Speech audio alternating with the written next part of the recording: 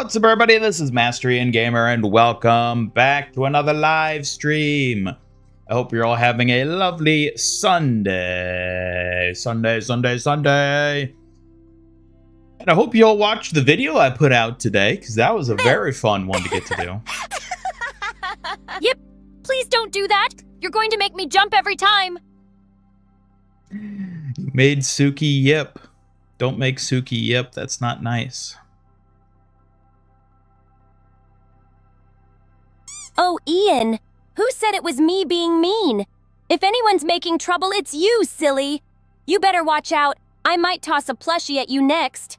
Nope, it's chat. Chat's the troublemakers. Chat, you're always causing rambunctious mischief. Guess I'll have to keep an extra sharp eye on you all today. You better keep those fox eyes peeled for the trouble chat's gonna bring.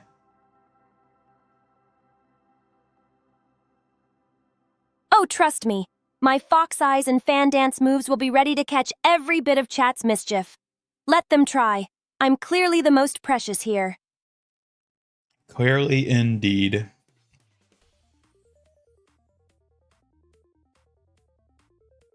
Barely? Huh, you're just jealous you can't dazzle like me.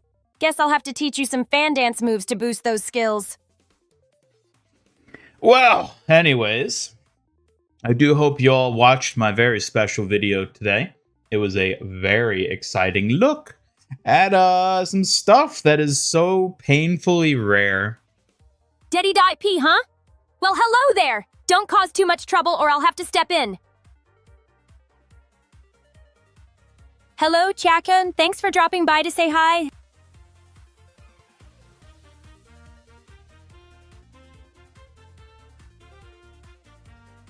Anyways, hello everybody in chat. Hello Requelme and Victor on Twitch. Too many ads you have to watch on Twitch. Yeah. YouTube's pretty bad, but I'm gonna be real. I don't think Twitch is that much better in terms of ads. Both are pretty brutal. Either way, hello Peter, Daddy Double Edge. Hello, Peter Ruxinus. Your greetings got my fox ears all perked up. And Goku Ben, welcome. And Knuckles, welcome. Rookie, welcome. I hope you're all having a lovely Sunday. Sunday. Why'd I wait so long to open the box? I kind of forgot about it. It was a mix of me forgetting about it and me being too lazy to do an unboxing. Because as much fun as it is to unbox physical merch like that, it's also a huge pain in the ass to like set up and record. Because I don't have like a dedicated like recording setup for that type of thing. So like I have to like, get it all configured and like get a space properly set up and like get the lighting good and then do like a test recording to make sure that like I can actually hear the audio and stuff in it. It's a whole ordeal. It's so much effort. But I did finally do it, so.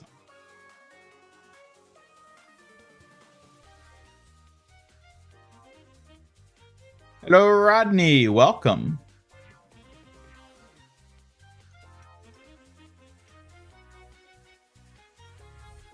2 days ago, you said you didn't know how you would film an in-person thing. Well, I do know how I'd film an in-person thing. It's just a huge pain in the ass, as I said. Also, doing it live would be the other thing. Like, it's one thing to record it and then, like, just use the footage to edit something and upload. Doing it live is even more tedious. So.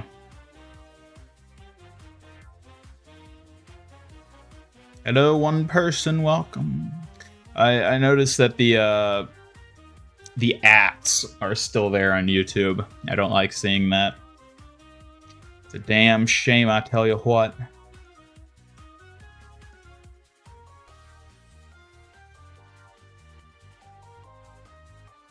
It's the second actual recording in a month if you include the Raycon ad.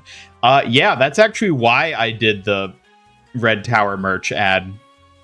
not an ad, but video, because I'd already had to set up a little recording area to do the Raycon sponsorship. So I'm like, all right, I've already done like half the effort I need to put into doing the Red Tower merch too. So I might as well just do that now before that space becomes cluttered with garbage and I lose all that. So yeah, I finally got it done. I had that box for like half a year and I finally opened it. And I gotta say, some pretty cool merch. I'm high-key regretting that I didn't buy more. Like, I'm actually regretting not buying more. Here, actually, we can show off the... Let me fetch the... Where is it? Where is it? I had the image... Okay, we can use this.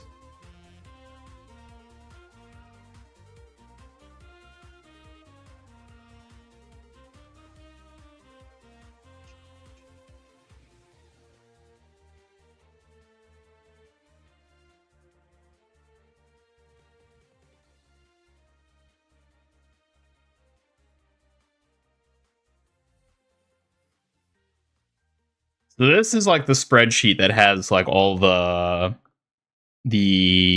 actual merch they sold, basically. So in terms of the little charms, I got this box, the one here, the version C, because it is Kiriko, and then I got the big Kiriko like stand with it. And I am really, really regretting that I didn't... Suki, move your arm out of the way.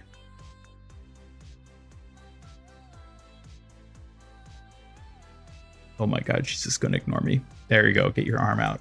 I'm massively regretting that I did not get A.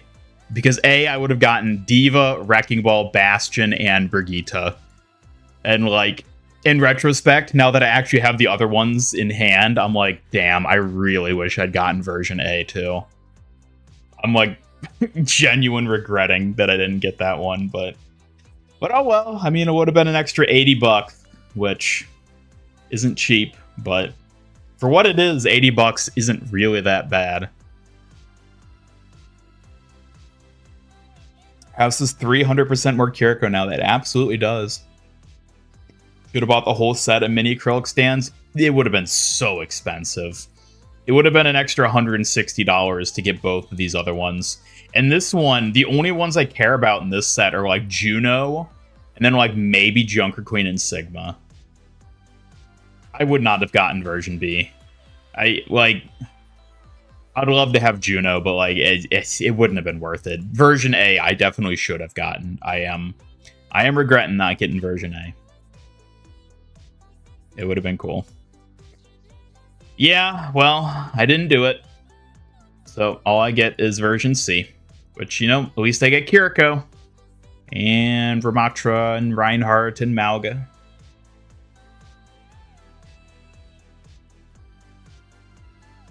Hello, Jack Rios. Welcome. Hello, Rami. Well, right, you're Ramiko. That's right. How much was all this stuff? I want to say in total, factoring in like all the shipping and stuff, it was like $200 total. I think it was around that.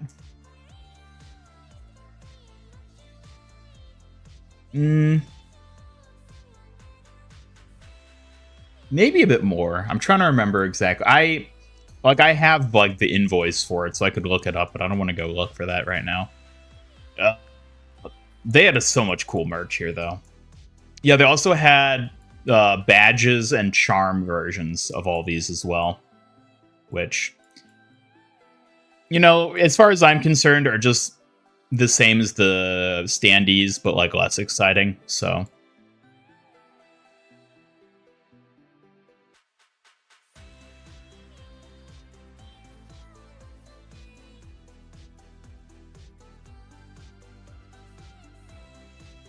yeah. Yeah, I mean that's that stuff for you. Hello, Izia, welcome. Welcome, welcome.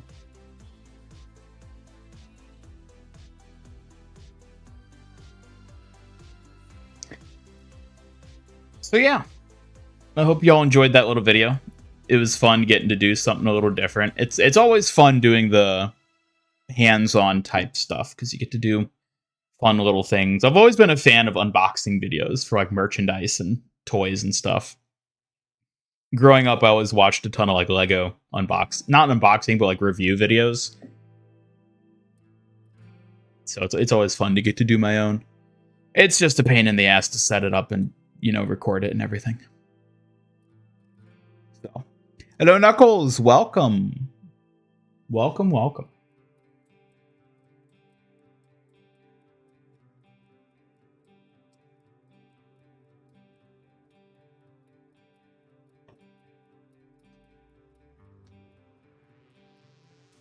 Knuckles Exakiza, thanks for stopping by. Hope you're ready for some action. Ironically, you're simultaneously supply and demand for this product. Yeah, I mean, arguably. Like, I've looked it up. Like, I was looking into it, and like a couple of these can be found on eBay. They're really expensive, though. But like the vast majority of stuff here, like you can't even find, period, being sold on like the aftermarket. Like anything Kiriko related, it just doesn't exist on the aftermarket. It's only like characters like Alari and Junkrat that have stuff on like aftermarket still. And even then it's like $100 for like the standee and the badge. And like it's crazy. Hello, babe DSTT, welcome. Have you seen or heard of an old LEGO review channel called The Brick Show? Yes, The Brick Show. Dude, that was the channel I grew up watching. They were like the first Overwatch, like, sorry, not Overwatch, LEGO, the first LEGO like review channel I watched. Like there were a couple other smaller ones, but in terms of like a proper channel that was like dedicated to doing like LEGO stuff, The Brick Show was the first one I watched. Until they got until they got sued into oblivion by LEGO for leaking shit. I remember that too. That was pretty funny. I think that literally killed the channel, didn't it? And then they just stopped doing. Yeah, they don't exist anymore because they were showing off leaks on the channel, and LEGO sued them into oblivion, forced their channel to get deleted, which was horrible and really unfortunate. But at least it set a precedent for the other LEGO reviewers to come to not mess with leaks, at least not on YouTube.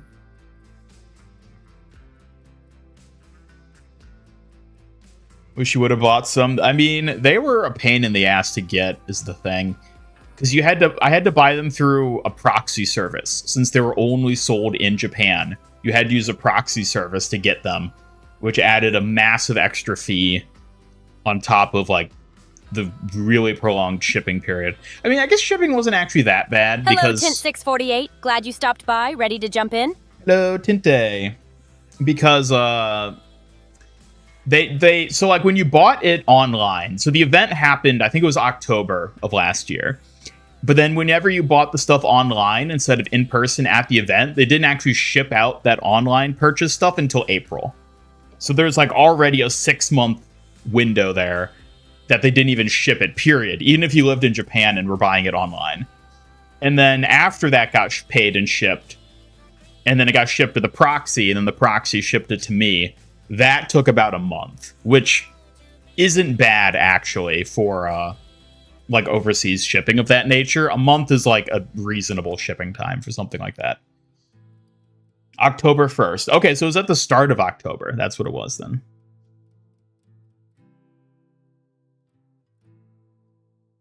It was really cool. And the sad thing is, we'll probably never see something like this happen again. And, like, the artwork, I love the artwork, the chibi artwork of all the characters. Like, I honestly would kill to just have high-resolution sprites of, like, all of these. Like, high-resolution vector sprites, or even just PNGs, honestly, if they're good enough resolution, of, like, all these chibi characters. I would pay so much money to have that. Because these are just amazing. I want to, like, slap these on my own merchandise and get sued into oblivion. They're just so good looking. Like these especially. God, I am so massively regretting that I didn't get this box. Like, I don't know if we have like a good higher res image, but Brig looks so good. She looks so good. So does Diva. Both Brig and Diva look so good. And I'll never get it. I'll never get it because it's impossible to get. It doesn't exist anymore. You need the Mercy one. Yeah, I think Mercy's looks fine. Wrecking Balls, I feel like it could have been better. Like, his face is cute, but like the way they did his body, I'm not like a fan of. I almost kind of wish they'd incorporated his mech somehow. But like, I get why they didn't. Sojourn has her dog, too. Oh, Junkrat's in this one, too. Junkrat and Roadhog would have also been good ones to get. God, I can't believe it. It's $80. It's $80, but like, it would have been worth it. It would have been worth it to just pay the $80. Screw gooses! Now that's an upgrade for my sweet tooth. Guess I'm ready to defend the channel with sugary strength. You better. It's your job. Thank you for 8-month subscription, Screw Gooses. Thank you so much. Appreciate it. Skipped Hammond. Yeah, I didn't get any Wrecking Ball stuff. And like, my mindset at the time was like, okay, it's really easy to like overspend on this type of stuff, so I'm only focusing on Kiriko. Like, Kiriko's like the only like chase character for me that I'm gonna like get stuff for, and I'm just gonna have to ignore everyone else. And I can't really fault myself for having that mindset, like even today, but like, God, I wish I'd gotten this one. I wish I'd gotten this box.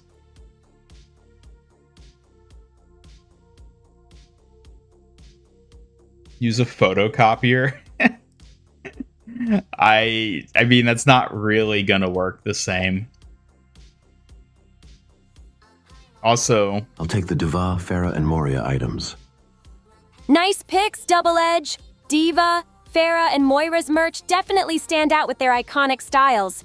Great taste and favorites. yeah, Farah's in this one. I mean, these all look so good. Honestly, Junker Queen looks really good, too. But, yeah, God, I really wish I'd gotten Brig. Brig and Diva. Diva looks so good. And also, if I'd bought it, then I would have gotten the big Diva, like, square one as well. I couldn't have... I mean, I technically could have gotten Wrecking Balls, but the way these are done, where there are 2 time frames. And so if you bought in the first time frame, you got the left item for each of these. So that's why I got Kiriko. And if you bought in the second time frame, you get the one on the right. So I would have had to get 2 separate shipments, which would have added a ridiculous extra cost. But like, even still, the Diva one looks good enough. I should have done it. I should have done it. I live in regret. Glad you got the Kiriko and Diva poster, although also the art mouse pad. Oh, you got it. That's actually pretty cool that you managed to get some as well. I'm glad other people managed to get it one way or another, because I've seen, like, nobody talking about this. Like, there are a couple videos on YouTube I've found of people, like, vlogging the Red Tower event, like, the actual physical event. But in terms of, like, the merchandise, there's, like, no videos, like, showing off, like, hands-on this stuff that people, like, got. Like, the type of merch review video that I just published today. Like, I couldn't find any videos like that. This is basically, like, forgotten merchandise at this point. Like, people don't even remember this exists, for the most part. Or they never even knew in the first place. Photocopiers are magic? Well, the other thing is I could only photocopy the ones I actually have. So sure, I could, I guess, do it with Kiriko, but, like, I couldn't do it for these. So, like, I'd only get some of them. Need a Cyberpunk 2077 collab with Overwatch, as Jackie Wells skin would go to Hazard. Ugh. I don't know if they'd do a Cyberpunk. Honestly, if they did Cyberpunk, I would rather they do Edge Runners. Because I think Edge Runners is more interesting characters that I'd like to see. Will Seraphim ever come back? We don't know. I'm going to assume yes. I think eventually we're going to have those skins come back, but it's not guaranteed. And even if they do, it could easily be a long time until they do. Japan gets 2 cool acrylics for each hero, with a few getting some extra attention. Rest of the world gets 2 Doki Watch shirts, one of which doesn't even include all the Doki Watch characters. I know. I was thinking about it, and I don't know necessarily how Red Tokyo Tower works. Because it's one of the... Red Tokyo Tower is one of those, like, things that, like, only would exist in Japan. Like, there is no Western world equivalent of that type of, like, company and event center. Like, at least not for, like, nerd type stuff like this. But, like, I think what probably happened is Red Tokyo Tower approached Overwatch and were like, hey, we want to make and sell merchandise of your characters. We're going to do all the hard stuff. All you got to do is let us get the licensing. And then Blizzard was probably like, all right, cool. Like, I guarantee you that's how it was. This only happened because Red Tokyo Tower probably did, like, the lion's share of the effort to make this happen. I am willing to bet that's how it happened. Lost Media Overwatch merch. Uh-huh. Hello, Jazzy Lover. Welcome. Doki Watch 2.0. I don't know if they're going to do a Doki Watch 2.0. What would they do for a Doki Watch 2.0? Like, they've already done all the characters that would make sense. Yanguis2615. Hey there, what's on your mind today? Hello, Ian Ricardo. Welcome. Not Mercy.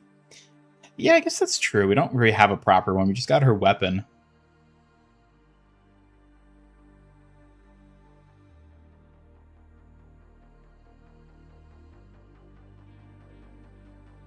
There's a tease for their possible return at BlizzCon next year.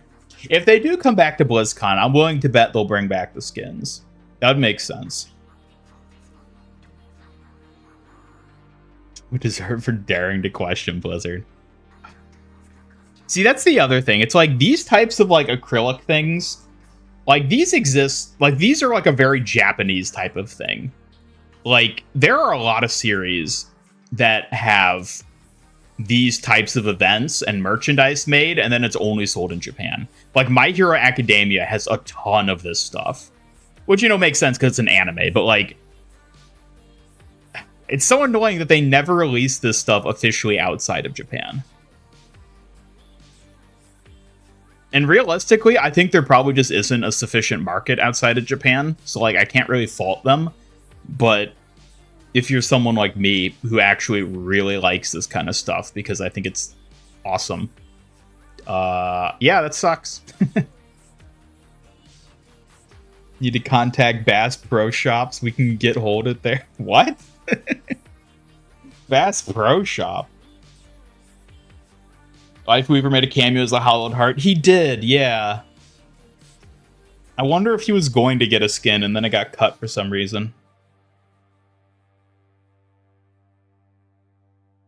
Shoujo anime main heroines get new costumes every once in a while. There you have your Doki Watch.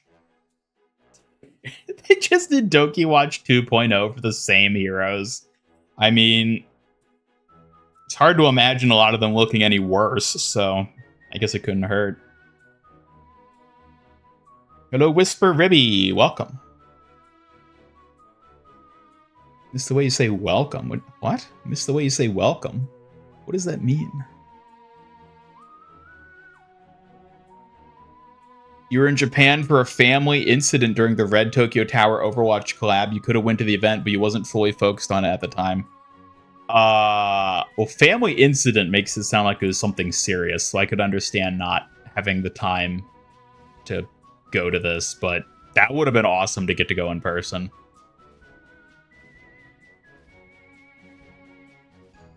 We get a part 2, 8-Bit Lucio. Makes so much sense. We need a male music festival. Hoping for an actual Summer Lucio skin with actual flip-flops since they represent Brazilian footwear. Yeah. I don't know if Lucio's ever going to get another skin.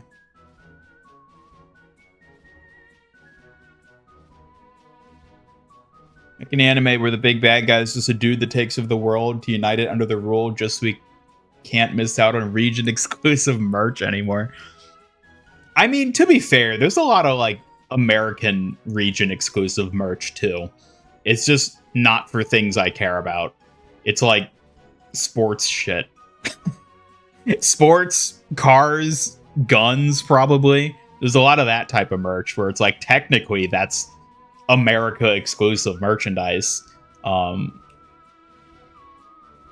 It's just I don't care about that. I only care about kawaii anime characters on flat acrylic stands. Why must this be the world we live in?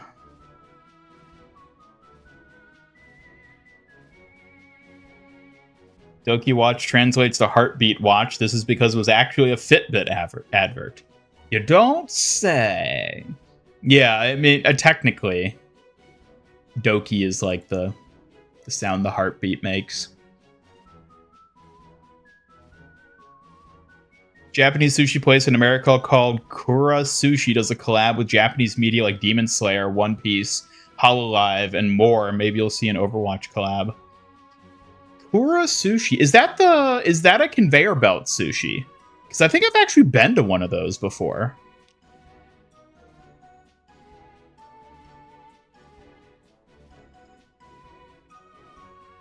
Because I remember not that long ago, I was at this conveyor belt sushi place when I was on vacation.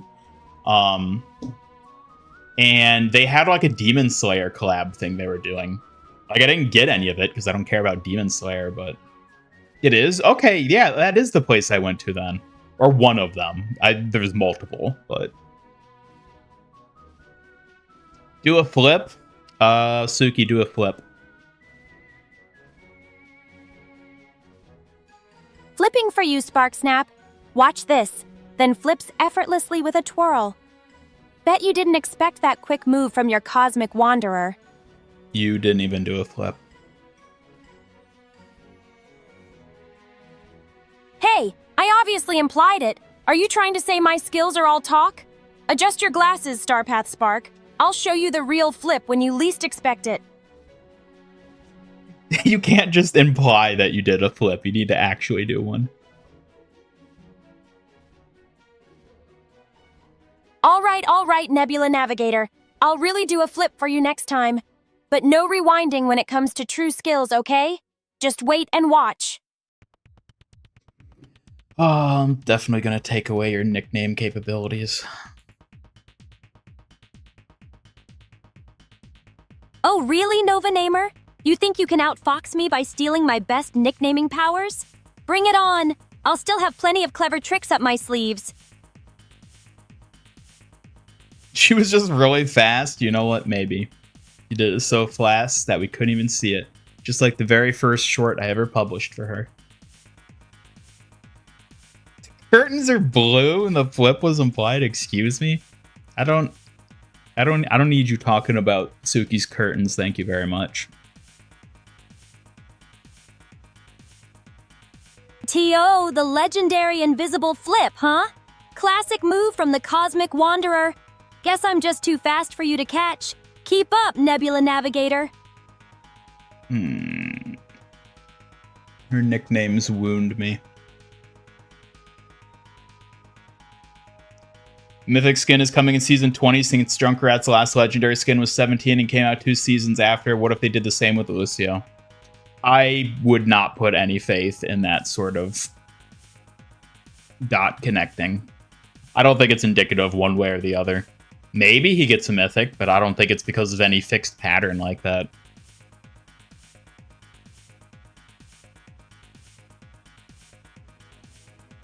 If they still do it, you don't know if they still do it, but Pokemon will often give out pre-order bonuses of pins, binders, etc., while some just get a code for 10 Pokeballs. Yeah, Japan loves doing things like that. And it's such a shame they don't have more of it in the US, because it's really fun. I mean, admittedly, at the end of the day, it's resulting in, like, copious amounts of, like, plastic garbage that nobody cares about. But, like, as long as one of those plastic garbages is a character I care about, it's all worth it. And I get that thing, of course, you know.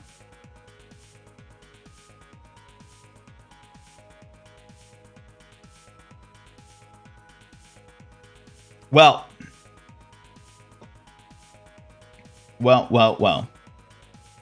That's that. The other thing I gotta yap about, though. Lifeweaver smithing is better than Junkrat's. Junkrat looks ugly and overdesigned with the neon. It hurts your eyes, but you hate it less than you did Lifeweaver's. Lifeweaver's iridescent is sick. I'm gonna disagree. I think the Life Weaver one is good. It just doesn't look like a mythic. That's its issue. It's just generic and boring. Junkrats is actually cool because it's like fantastical and all that. I don't think it's ugly at all. Like, it is kind of ugly, but like in a way that it's like that's the design of the aesthetic, is that it's ugly.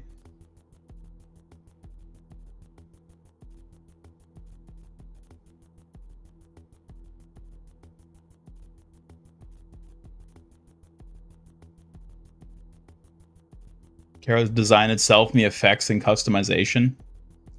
I mean, I think the Lifeweaver one is really boring design wise. It's just, oh, a druid.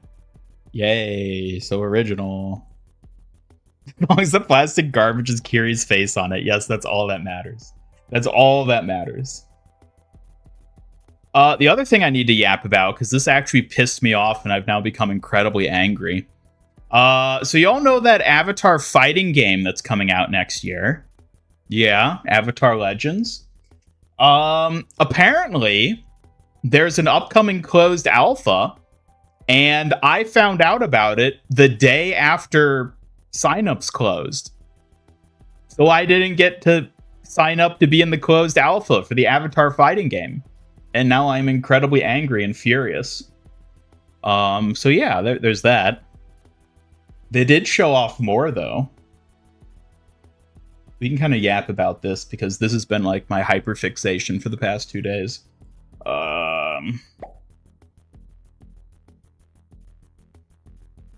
Hazbin Hotel got a cafe in Japan, and we didn't get the merch here either. That's frustrating. Japan gets the cool stuff again while we're stuck waiting or missing out. That's rough, Wish we could have some too. That sounds about right. That sounds about right.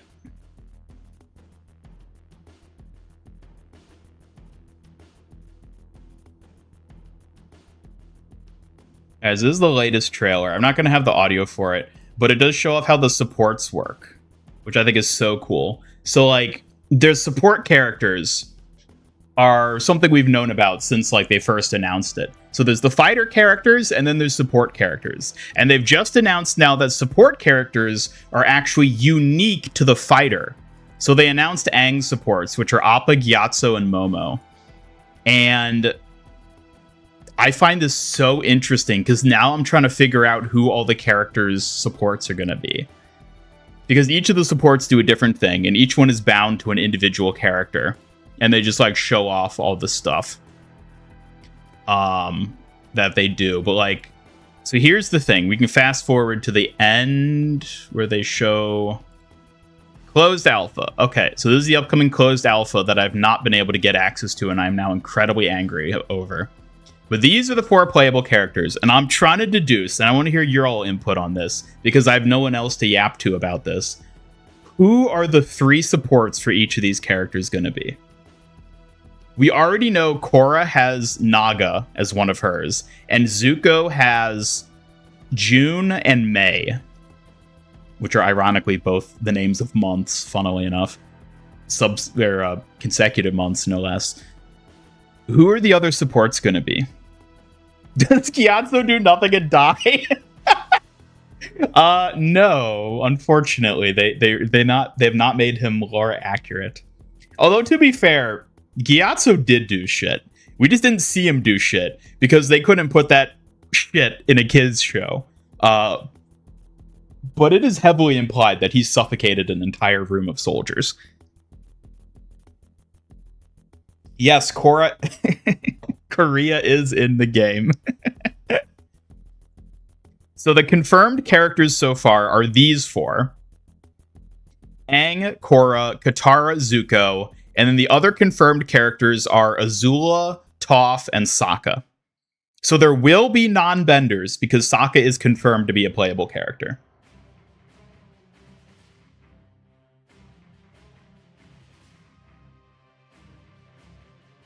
Can you message a dev or someone in game to invite you? Potentially, yes. I could try reaching out to the Avatar Legends account on Twitter, and it's like possible I'd be able to get in that way, but like I don't want to be one of those pestering assholes who's like DMing developers. Like, nobody likes those people. Not the devs. I'm talking about people who DM devs. Nobody likes them Nobody likes dev DMers, and I don't want to be one of them. Didn't know there was an oh, you didn't even know there was an Avatar fighting game. Yeah, no, this has largely been under the radar. It was announced a month ago, and we've already gotten this. So like we can show off just some of the gameplay in the background, because this video specifically I nabbed has the support. It's like showcasing the support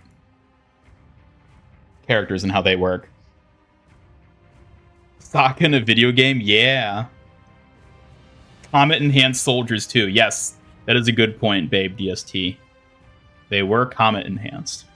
So it shows you how it works. So like Gyatso gives Aang better air scooters. So basically it like enhances like specific abilities of the character. Momo has faster glider speed for Aang. So he has like better aerials.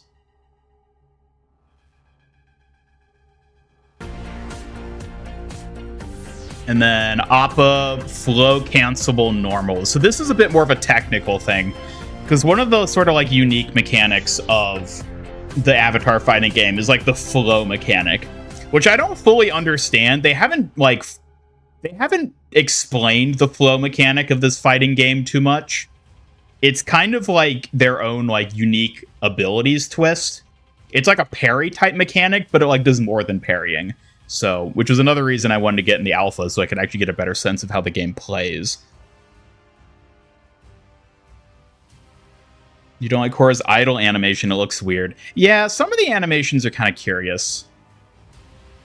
Do we see Korra in this one? Okay, so we see Mei in the background there. Mei and June are both shown to be supports for Zuko, which is very interesting. Okay. So, like, each character has 3 supports. Aang's are all very specific to Aang. Appa, Momo, and Gyatso are, like, those would only make sense as supports for Aang, which makes sense why he has them. And Zuko has Mei. Mei makes sense as a support for Zuko. But then Zuko also has June, who, like, okay, technically, I guess she makes more sense as a support for Zuko than any other character. But, like, she is not one of the characters I would have picked to be a Zuko support. Zuko supports, I think of, like, Iroh, Zuko's mother, like, maybe someone from Book 2 that he meets in the Earth Kingdom. Those feel like more relevant supports for Zuko. So I'm wondering, like... I don't know. I'm very curious about who the other supports are going to be. I guarantee you one of Katara's supports is going to be Kaya, her mother. Absolutely, that's going to be one of her supports. Because they don't even have to be live characters, because Gyatso is one of Aang's, and he's dead. So Kaya would work for Katara.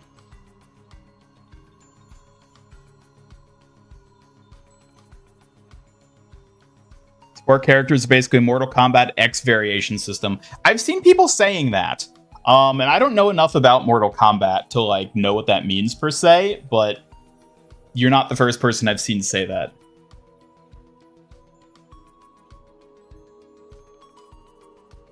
Maybe the Bloodbender for Katara, kind of a big moment for her, you think? Whole bloodbending thing. So that was another one. I think her name is Hama. Yeah, so the 3 that I'm speculating for Katara are going to be her mother, Paku, the waterbending master at the North Pole, and then Hama, the bloodbender. Because those 3 would make sense. Because those are all, like, supporting characters for her specifically. That are all waterbenders. What? I guess her mom wasn't actually a waterbender, was she? But either way, obviously she's going to be a support. Combustion Man for Zuko. That was another one I was thinking of, too, for Zuko. Because Combustion Man is a character that, like, feels more relevant than June, and also isn't likely to be a fighter in and of himself. Although that is another thing. Apparently there's a super secret Avatar Legends Discord server that, from what I understand, is only available to people who are going to be in the closed alpha at the moment, because I was not able to find a link to get into it. But I've heard whispers that on said Discord server, the devs confirmed that being a support character doesn't necessarily mean that same character won't also be a fighter. Which is important, because I'm fairly certain one of Sokka's supports is going to be Suki. And that doesn't mean then that Suki can't be a playable character if she's one of Sokka's supports. Only Avatar game you played was the one following season 2 of Legend of Korra, but before season 3 like a decade ago. Yeah, I've not played any of the Avatar games, but that one specifically, from what I've heard, is like the only decent Avatar game. All the other Avatar games are terrible, from what I've heard. Except for that one. That one was alright. Paku nerfs your damage because he's a misogynist. Grand Paku. Ah, I see. Support is gonna be his moon girlfriend. Yeah, so okay, so the three I'm thinking of for Sokka. Sokka's supports are gonna be Yue, his father, Hakoda, I think his name is. Definitely Yue and his father. Like, those two for sure have to be Sokka supports. And then Suki, I think, could also be a Sokka support. Although, honestly, there's a lot of characters that could work for Sokka as supports. Master Piandao, the Sword Master, he could also be a really good support. I'm almost more leaning toward him instead of Suki, because I think, like, those three are characters that I don't think are going to be playable as fighters. And again, not that that rules out supports also being fighters, but I think it makes more sense for them to focus on supports being characters who aren't also going to be fighters. And Suki might be a fighter. I'm not convinced she's going to be a fighter, but she could be. Sokka's harem for his support. Unfortunately, that's more than 3 people if you count Toph. And that would also put Ty Lee in there, who is definitely going to be a fighter in her own right. Ty Lee she has to be a playable character. She's way too unique in terms of her fighting style and too popular of a character for them to relegate her to just a support. She has to be a fighter. Imagine if Kyoshi was Suki's support. See, that's the thing. That's the thing that has me worried. I'm skeptical that they would add both Suki and Kyoshi. And if they were there to only add one of those two, obviously they would add Kyoshi herself over Suki. Kyoshi's more popular, she's more powerful, she's just all around more interesting of a character. Like, they would just add Kyoshi over Suki. I honestly don't know if they're going to add Suki. I'm kind of leaning toward no. But I think it's going to depend on the roster size. We know the game is going to launch with 12 playable characters, and that more will be released as DLC after the fact. But for the initial 12, we know of 7 so far. Aang, Katara, Sokka, Toph, Zuko, Azula, and Korra. And I'm curious who the other 5 are going to be. I've seen a lot of speculation threads about who the other 5 are going to be. A lot of people seem to be putting a lot of emphasis on there being more, like, Korra era characters added, but personally, I don't think we're going to see very many of those. Like, I think we might see Tenzin and maybe, like, Amon and Zahir as, like, antagonist characters, but I don't know if we're going to see, like, Mako or Asami. Maybe Bolin, but, like, I don't know about the others. Kyoshi's more interesting, but you digress. Yeah.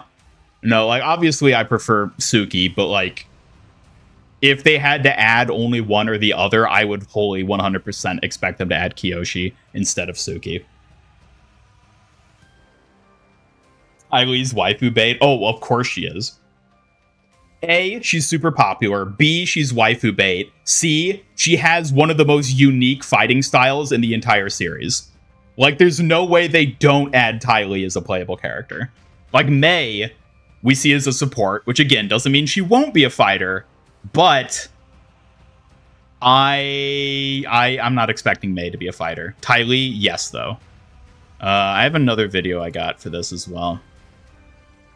So that was the supports video. This is showing off more of the gameplay mechanics. I think, yeah, this is Aang fighting Korra. Also, if we can get a good shot of them, look how much taller Korra is than Aang.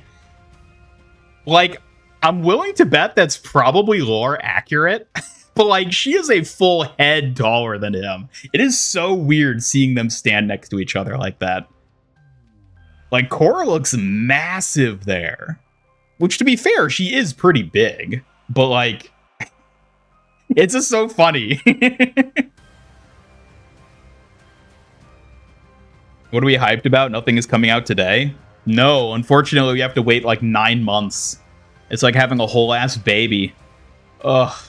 I hope this game is good. I really hope it's good. Realistically, it probably is going to be mid at best, but like, I really hope this is good.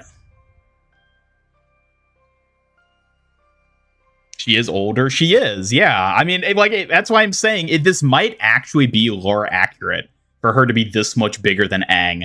Because, like, this is season 1 Aang, so he's 12. And she's...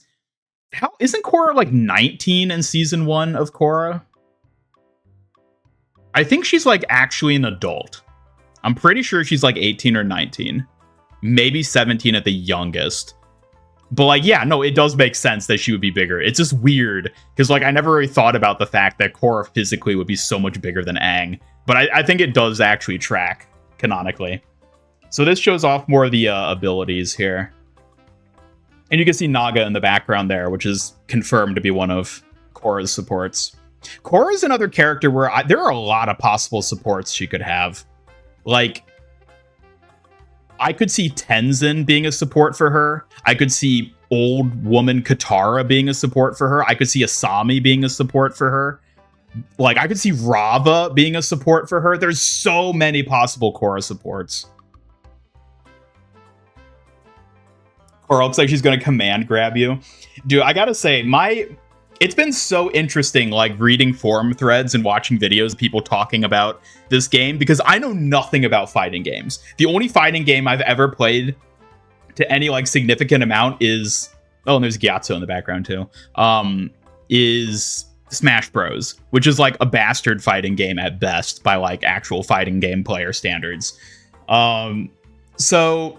It's very interesting just like exploring this gaming niche that I've never looked into before, and just seeing all the people talk about all these different like terms and comparisons that are just meaningless to me because I have no experience with it whatsoever. But it's like fun because like it's always kind of cool to like explore another niche that like you're not versed in and just like watch people talk about it in a way that like I would talk about like Overwatch or Avatar as like a series. Just seeing people talk about fighting games in that capacity, it's really interesting. But yeah, so this sort of shows off like the mechanics and stuff. Yeah, Korra's idol animation is kind of odd. I'm a little mixed on like the animation. I love the art style because it is like spot on true to the actual shows, which I have huge respect for them doing that. Like this is a fully 2D sprite based game. This ain't taking any 3D shortcuts. But I will say the animation is... It does kind of look like Flash animation, which is something I've seen a lot of people bring up, but I don't really find that to be a bad thing necessarily. Because, like, any still shot of these characters looks phenomenal. And I have such huge respect for that.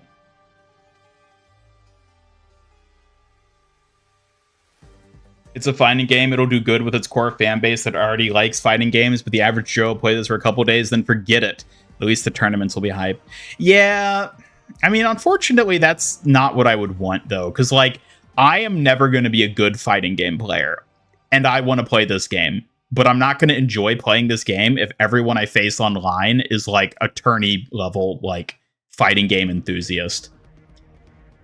But you're right. I think it is going to be, like, entirely fighting game players that actually care about this game. Which is sad. That means I won't be able to enjoy it because I'll just get outclassed by literally everyone. Would you want an Avatar game in the style of a Souls-like or maybe Hogwarts Legacy? It would depend on how they execute it. Like, I would be intrigued by that type of game for sure. It's something that I would want to at least try out playing, but I don't know if I'd stick with it per se. I think it would just entirely depend on the game itself. I would like to see it because that's more stuff for the Avatar universe, but like, I don't know. I don't know if that's like the best possible game genre that I would want out of Avatar. Like in terms of games, I don't even really know what I would want out of it. Because like personally, I mainly just play shooters. Shooters and like sim games, like city builders or like colony builder type games. Those are like the only things I play these days. And neither of those feel particularly applicable to Avatar. But that's just, you know, my personal tastes. Korea's 2 apples taller than Aang. Feel like it might be too complex for regulars and not complex enough for the hardcores. That's my fear, because a lot of people have pointed out how fast this game is. And like, you can even tell on this, like, look how fast they move. Everything is really fast, which, like, hardcore people love this shit. But like, casuals, even me, I don't know how I'm gonna feel about it. I don't know. I mean, I gotta play it, which is why I'm so bummed that I missed out on getting into the alpha, because the alpha takes place 2 weekends from now. It's 2 weekends from now. In 2 weeks, I would have been able to potentially play this game for myself. But I missed out on the window because I didn't know about it. So on me.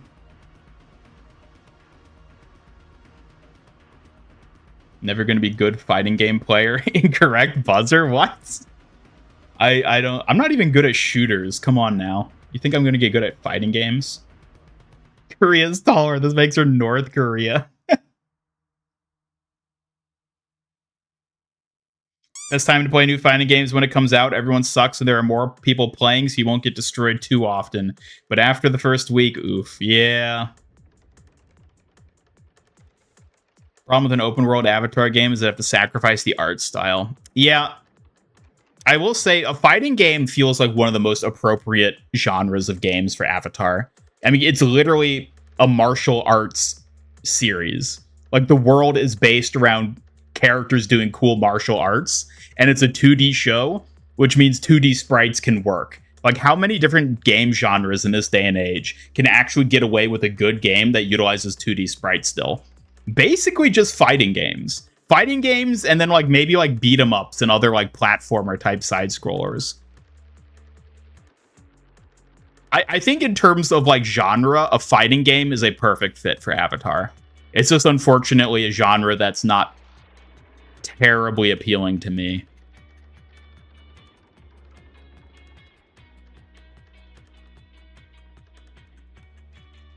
Who do you think a joke character would be? The Boulder, Cabbage Man?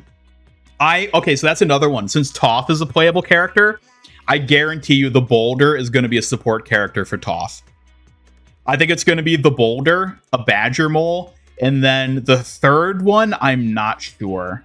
It might be like her parents or something like that, since like they're not really supports for her, but like they're characters that like connect with her specifically.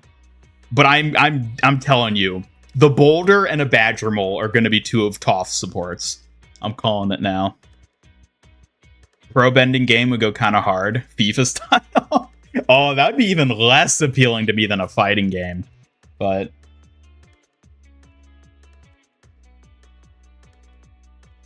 I do wonder if Cabbage Man's going to get in, though. I could see him being like a joke character they throw in.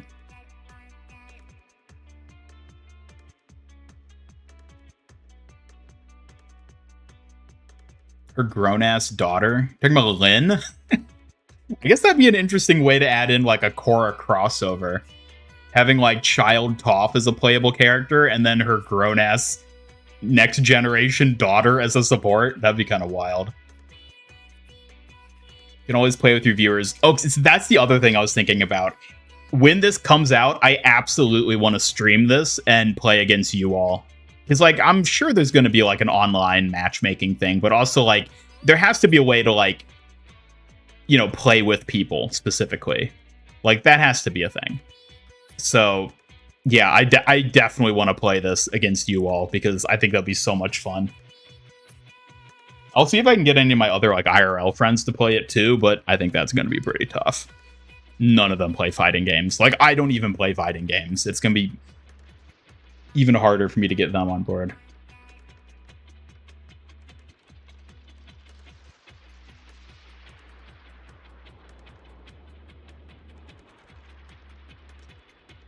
So yeah, this has been what I've been like focusing on for the past couple of days, and I've been trying to speculate who else is going to get added. I'm not super confident in Suki getting added. I've just accepted that I've accepted that more than likely she won't be a playable character, but it's fine. It's fine. I'll live with it. I'll live. Make a VR avatar game so you can practice the moves and all relive the memories of trying to waterbend in the pool. No, just you. A VR avatar game would actually be dope. Like, you have to do the right, like, motions with your body to, like... God, that would be so cool. Even if it was just, like, a tech demo type game, where it's just, like, an empty arena and you could just bend the elements by using different hand motions to just hit dummies. Like, even that, if that was just like a $5 game on Steam, that would be so cool. Kidnap Astro and force him to play. I might actually be able to get Astro to play this, because he plays Smash Bros. I don't think he plays any fighting games outside of Smash Bros, but he does at least play Smash Bros, and he loves Avatar, so, like, I could definitely get Astro on board to play this. That would be fun, fighting him on stream. This is only if I win, though. If I lose, then, well, we're going to have to end the stream. Hope you like it. Continue playing after the first week. FGC audience growing even by a little bit is awesome. Yeah, I don't know. We'll have to see. Again, I wish I had known about the closed alpha, because then I would have signed up. And, like, one of the few benefits of being a YouTuber with over 100K subs is that this is the exact sort of thing that I can throw that weight around with. Like, if I just, like, walked up to the devs and was like, hey, yo, I got 100K plus subs on YouTube, I'm basically guaranteed to get into the alpha. Like, that's exactly the sort of thing that, like, that weight can be thrown on. And I just didn't know. Maybe I should try DMing them. Oh, God. Do they even have open DMs on Twitter? Let me check. If their DMs are open, I might actually try DMing them.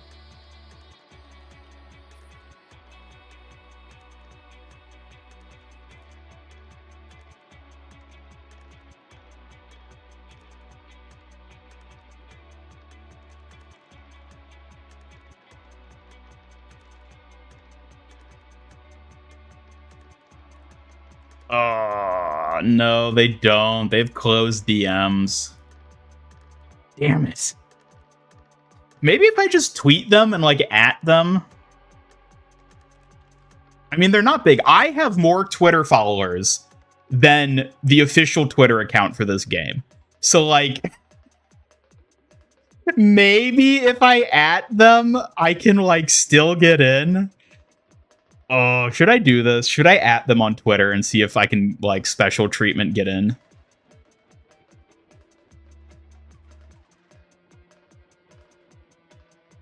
The only problem is if I at them and they don't respond and I don't get into the alpha, then I look like a dumbass.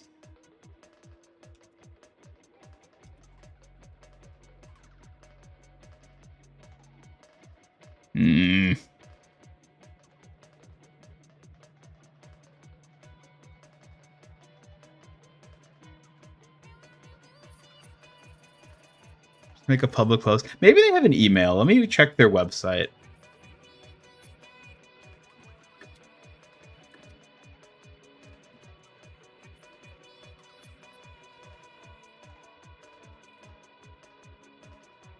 Do they have an what are their contact information?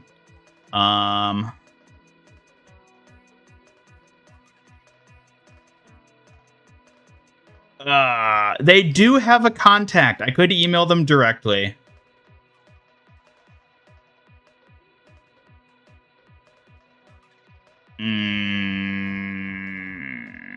Okay. I'll do it after the stream. I don't want to make you guys just sit there while I, like, type out my humble plea to get into their game.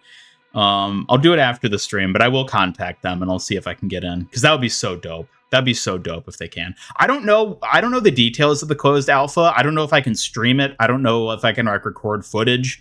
I do know there's an NDA associated with it, so I'm going to assume no footage can be recorded and or streamed from it. But either way, I would still like to get to play it.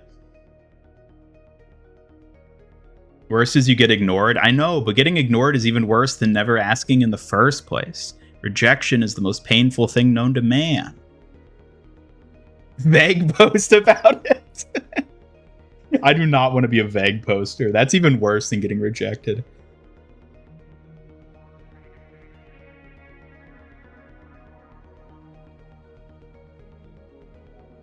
Message them to see you have a character called Suki and they decided to Suki. Well, that's the thing. This isn't like Avatar Studios making this game. This is like a game dev studio that has the licensing rights. These people wouldn't be able to sue me. Worst case scenario, they like use their own clout to contact Avatar Studios and be like, hey, this red schmuck on YouTube, he's got a character ripping off of one of yours, sue him. But like, why would they do that? Why would they do that? People don't feel shame anymore. That's true. I mean, after everything I've done, should I really be feeling shame at this point? I'll do it. I'll contact them. I might do both. I might tweet at them and also use their like website contact thing to see if I can get in. I don't know, because that's the other thing. It's like the sign up period's closed, so it's also possible that it might just be like too late for whatever technical reason. Anyways.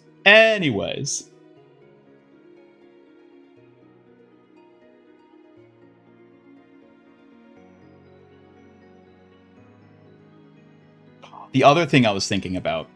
So actually, since some of you, I guess, play fighting games, I like going into this, I was like, oh, I wonder what sort of like alternate outfits they're going to give like the characters. Because there's like a lot of different outfits they could do for different characters.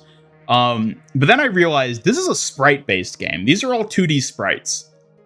Are there any fighting games with 2D sprites that have alternate outfits other than just like base palette swaps? Because if you were to give like Aang like a season 3 outfit where he has hair or something, you would have to redraw his entire sprite set. And that is like basically as much work as just making an entirely brand new character. So like, I don't know if there's going to be 2D sprites only get recolors. Yeah. Yeah, that's what I was expecting. Because it would be so much work to add alternate outfits for 2D characters like this. Which probably means there won't be alternate outfits unless they do palette swaps, which is possible, but those are lame, so like I don't care about those. It's a bit of a shame though, because like it would be so cool to get to see the characters in like different outfits from, you know, different eras or parts of the show or whatnot. Like if Zuko, I mean, I guess Blue Spirit would probably be its own fighter. Because, like, that fighting style is completely different from Zuko's firebending. Because I was thinking, like, Zuko would get a Blue Spirit outfit, but that would probably just be its own fighter, the Blue Spirit. There are, but it's rare. Yeah. I mean, it would be so much work to add an alternate outfit that's not just a palette swap.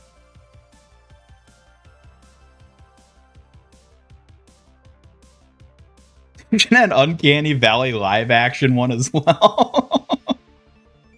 Yeah, no Speedo Aang, no Painted Lady Katara, no Wolf Warrior Sokka. What other outfits are there? You wouldn't get their Fire Nation outfits from season 3. No short hair Korra. Astro! Yo, we were just talking about you. Do you know about this game, Astro? The Avatar fighting game that's coming out next year? Because I am very excited for it, even though I don't play fighting games. And it seemed like something you might be interested in too, and it'd be cool if we could play it together.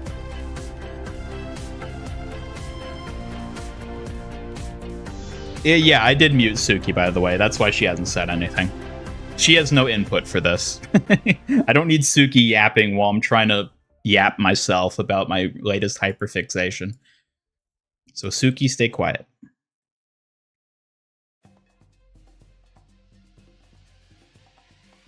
Fancy Toph. Yeah, you could have like the formal outfits from Ba Sing Se for Toph and Katara. Would the recolors just be other nations, fire, water, earth for Aang? Yeah, I don't know. Like, because for a lot of fighting games, the characters are like original characters. So palette swapping them is kind of just like whatever. But these are established characters. So like palette swapping Aang into like a blue and green and like red outfit, that'd just be kind of weird. Like it wouldn't look right. But at the same time, like I could see them doing it because like if you had like Aang versus Aang, you might get confused who's who unless there was at least one alternate palette.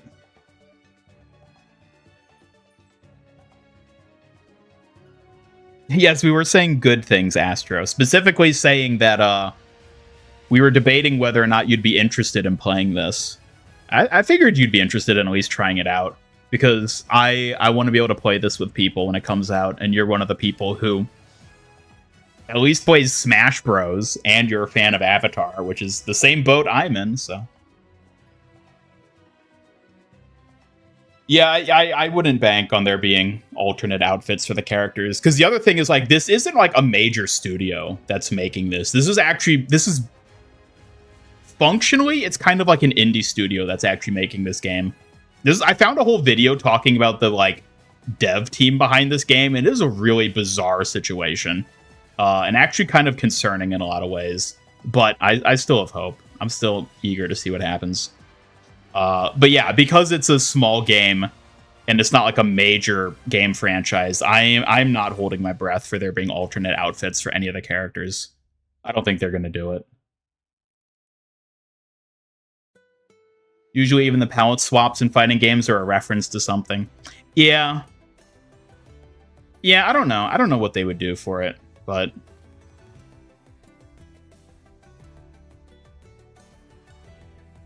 Am I being nice to Wiki? You mean Suki? It's more like Smash Bros. Yeah. Although this is very much a like true fighting game as opposed to Smash Bros, which I see as more of like a fun, casual fighting game.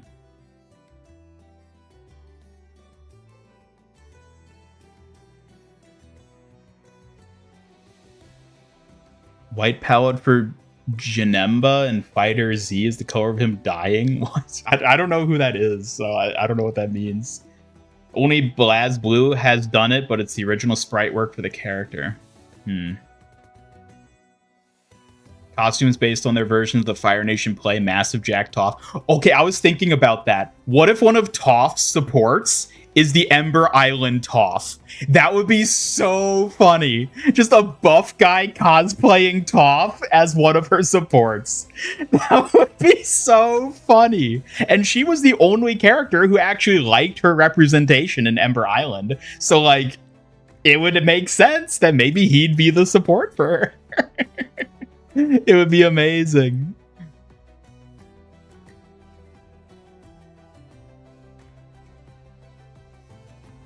Game's budget's probably 2 bubblegums and a handshake, which makes it more impressive. Yep. Yep. The budget is probably like non-existent.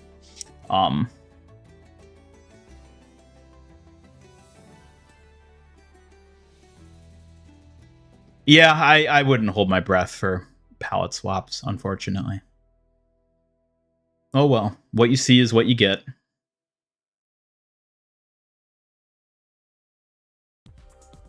I don't know. I'm trying to. The other thing is I'm trying to think what other characters would even get added. Like Ty Lee, I think is guaranteed. Iroh, I think is guaranteed. I'm curious who else from Korra is going to get added. Like I wonder if Tenzin's going to be. I could see Lin being added because she would have a really unique moveset as well with the metal bending wires. Unless there's a character in the game similar to Ganondorf or Pyra and Mithra in style, it'll be an adjustment. You'll definitely give it a try. Yeah, I don't know. I mean, we only know 7 of the characters so far. Aang, Sokka, Katara, Zuko, Toph, Azula, and Korra. So. And of those, like, I'm basically interested in trying out all of them. Main pink recolors Suki. Assuming there is a Suki, I'm still leaning towards Suki not making it into the game. I think she'll be a support. I think if anything, she's likely to be a support for Sokka. But as I said, there's so many possible supports for Sokka that, like, she might not even be that. I don't know. I could see her being a fighter, but I'm not holding my breath for it. Needs villains, too. It does. Ozai. I don't know if Ozai is going to be a character. I could see Ozai being a support for Azula. I think Azula's supports are going to be Ozai, the two old grannies, I forget their names, but the ones that are like mentors to her, I think like they're definitely going to be a Azula support. Other than that, I don't. Who else would be an Azula support? Like Ty Lee could be an Azula support, but I think she's going to be an actual fighter. Although technically she could be both. So Fart Child will be added. Good lord, Milo, is that his name? Do not add the Milo. God. Spooky recolored as Kiriko. Cabbage Man. Who? That's the thing, though. Who would Cabbage Man be a support for? Which fighter character would have Cabbage Man as a support? Oh, you know who it might be? Boomy. I've seen a lot of people speculate that Boomy is going to be a fighter, and I think that's a really good guess, because he would be a unique Earthbender. Because like Toph is going to have her style. Boomy would be another unique Earthbender. But like, who would Boomy's supports be? Well, Flopsy is like the obvious one for Boomy. But other than Flopsy, Cabbage Man. I mean, I'm pretty sure the first time we see Cabbage Man is in Omashu. So like, he might actually have Cabbage Man as a support for Boomy. Does Jet count as a villain or just a douchebag? He's a little bit of both. Also, Jet, I think, is another character that they could easily add as a fighter. Because, like, he has the whole Freedom Fighters, like, support cast. Like, any of them. Pick any of, like, 3 of the support cast for Jet. And they could work as supports for him. That's so easy. And again, he's a character with a unique fighting style with his swords. Man, I'm so excited for this game. I don't even care about fighting games. I have not... It's funny, because this reminds me, I remember back when Smash Bros. For the 3DS and Wii U was coming out. What was that, like 2012? That was ages ago. I was back in school. I remember, like, during that period where they were, like, announcing the fighters that were coming to Smash Bros. 3DS and Wii U. Like, every day or week or how often it was, like, after school, me and my friends would, like, go into the school computer lab after school and, like, go to the website that had all the official, like, roster and, like, see if anyone got added. And, like, I remember all the speculation we were doing about who was going to get added back then. It's like, oh, they just announced Diddy Kong. It's like, oh, is Waluigi going to get in? It's like that. Again. But now it's with Avatar, and unfortunately I don't have any friends to gush to over it, except for you all. Which is why I'm doing that here now. Because I'm like, oh my god, who are they going to add as a fighter? Are they going to add Suki? Are they going to add Jet? Are they going to add Boomy? Like, I'm so excited. I'm so excited for this. This is one of the most exciting things. I just wish I had more people to talk about it with.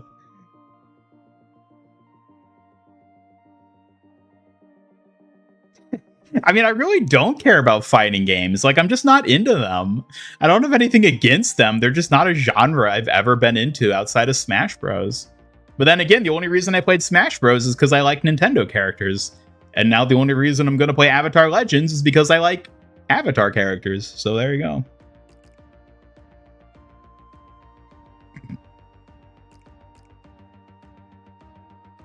First time regular people had heard of Shulk too. Yeah, no, that was definitely my introduction to Xenoblade and Shulk. Smash Bros. I actually played Shulk a decent bit. He was never like a main of mine, but I did play him a bit.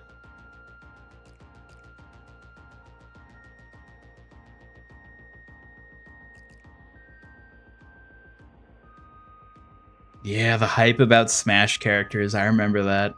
God, good old days.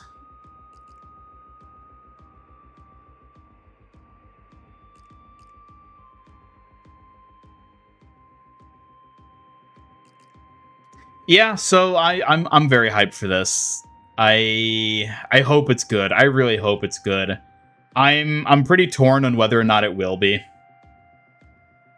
I'm not holding my breath for this to like genuinely be like a great long-running video game, because like the track record for Avatar video games is abysmal. they range from mediocre at best to like genuinely awful. Like, I remember there was an Avatar, like, it was like a Raid Shadow Legends clone that released a couple years ago, and it shut down less than a year after it went live. Like, it didn't even last a full 12 months before they shut it down, just because it was so unsuccessful. So, yeah, the track record for Avatar games is not good, but I don't know. Maybe this will be an exception. We can hope. We can pray. And I can DM the devs and desperately plead to get into the closed alpha.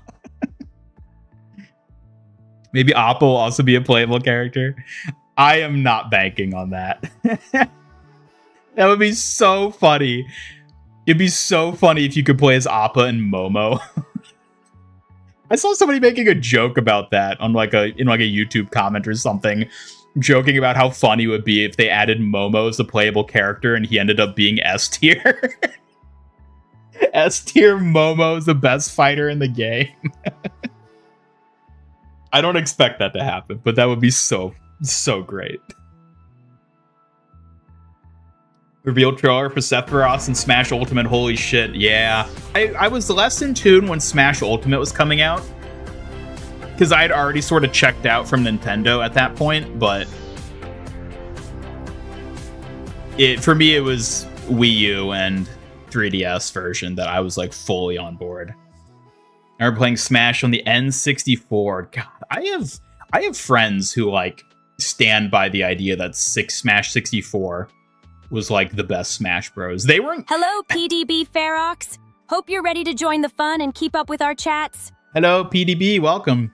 Like, we're not even old enough to have played the N64 version of Smash Bros. When we were like, okay, maybe when we were like super young. I never played it as a kid. Some of them, I guess, might have. But like, yeah, some people stand by Smash 64 for whatever reason. I can't stand playing that game. It's so clunky. But Ian, you love Avatar: The Last Airbender and Raid Shadow Legends? You're right. Unfortunately, that was another case of me not realizing the game even existed until after it already shut down. I think the other thing to note is these Avatar games are not marketed like at all. Like, they released a whole ass Raid clone of Avatar, and it existed for a year, and I never knew about it until it was already shut down. Which I guess is probably a good thing, because then I didn't get emotionally attached to it. Because Suki was in that game, so like I could have like unlocked her and put her on my team, and that would have been dope, but I don't know. I don't know much about the game outside of that. Excited to see what Smash 6 brings. Wasn't particularly interested in anyone added to Ultimate. Is there going to be a Smash 6? I'm curious what the future of Smash Bros. Is. I feel like they'd have to do one. Because, you know, like the franchise is so popular. But at the same time, I feel like Nintendo has taken a pretty big hit in recent years with sentiment. They're really taking that Disney route of milk the nostalgia, and I think it's not been great for players or the company. There'll always be Avatar characters in Fortnite. Yes. At the end of the day, I'll always be able to play Aang and Toph and Zuko in Fortnite. Until Fortnite shuts down. And then, well, I guess it's over. So our trailer legit made you cry on your way to work. That was your number one request in Smash 4. Nice. Cabbage Man is support. Literal cabbage is a fighter. It's gonna be the cart. You play as the cart of cabbages. You shoot cabbages at people. Who's your favorite fighting game character? Oh man. I mean, again, the only fighting game I've really played is Smash Bros. And my Smash Bros main.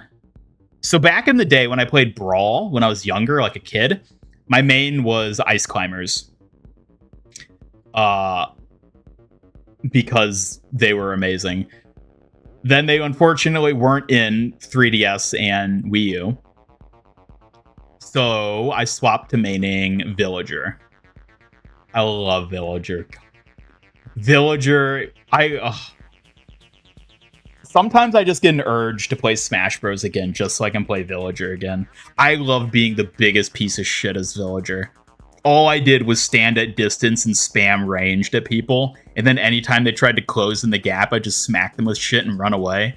I love it. I love it. Villager is so great. I love him so much. Villager, Bowser Jr., and Link were the three that I played. And they were all characters that I liked playing because I could just camp at a distance and spam shit at people and then smack people when they try to close the distance so that they can do something, and then I just run away. I love it so much. You go crazy for Steve? Yeah, you've mentioned that before. You've mentioned that before, Astro. You've said that I'd really enjoy Steve, and I really gotta try him because it sounds like he'd be right up my alley in terms of playstyle. Psychology of a ball main. I love those shitter characters. They're my favorite. The obnoxious little shits that make the enemy want to pull their hair out. That is my favorite type of character to play. I love being an utter nuisance. It is the greatest thing in the world. And I'm really curious and hopeful that there's a character like that in Avatar Legends. I don't know who would be that character. Like, I feel like Momo would be the best fit for that type of character, but like, I don't know how that would even work as a fighter. But just something where I can sit at range and just annoy the hell out of people. That's my playstyle. Just psychologically defeat your opponent. That's how you do it.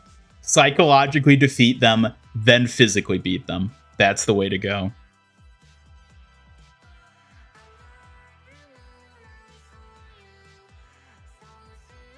Tuned in to watch someone play Overwatch and talks about Avatar. Look,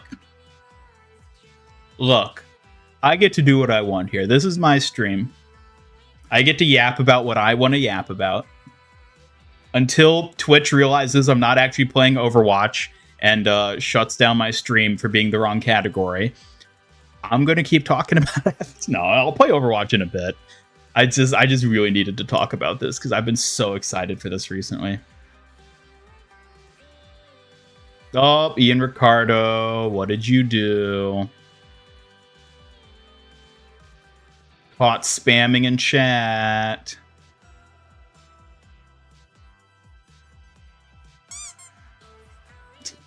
Just don't do it again or you'll be banned forever. Future Boomy main. Would that be Boomy's playstyle? It might be. I actually wouldn't be surprised if that's how he played. Like Game & Watch and Smash, people want you dead. Nah, Game & Watch I never really clicked with. He feels a bit too random with his stuff.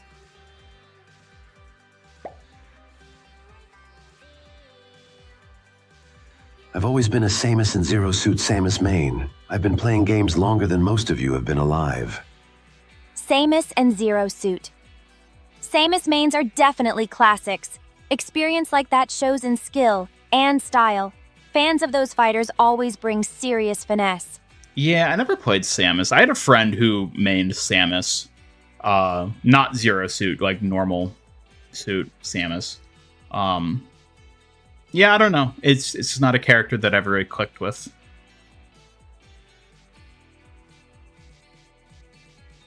One character you want in Smash, you'll be happy. Might be likely, don't know. Non-possible. Next character you want in after is probably never happening. Hello, Rodney. Wait, what character are you saying you want added? Hope you're ready for some sharp ninja banter. We don't need another Game & Watch player. Yeah, I was never a fan of Game & Watch. I tried playing him and just nah, dude. You gotta spam the gyroids. Sit at the edge of the map and just spam the gyroids at people. That's all you do as Villager. You could do the thing where you could like fire two. I forget. It's been so long since I played, but you could build like a wall of gyroids that just constantly flew out and like force people to just sort of brute force it to close the distance to you. and then you just like jump up, smack him with a turnip, and then do like a backwards slingshot and then run away. Oh, and the other thing is you have your tree. You plant and grow your tree, and then chop it once, so that if they try to close the gap, you can just chop it again and hit them. Oh my god, I love Villagers so much. He's so much fun to play. He's such a bastard, and I love it. Not that many characters to pick from in the original Smash. Yeah, that was the other thing about Smash 64. There's like 8, maybe it's 12 characters. Not very many. Play Smash with viewers. I don't have a way to play Smash right now. I mean, I do actually have a Switch. I've actually used... Okay, I think I'd mentioned this before. I bought a Switch, I bought a used Switch off of a friend of mine 3 years ago and only started playing it this week.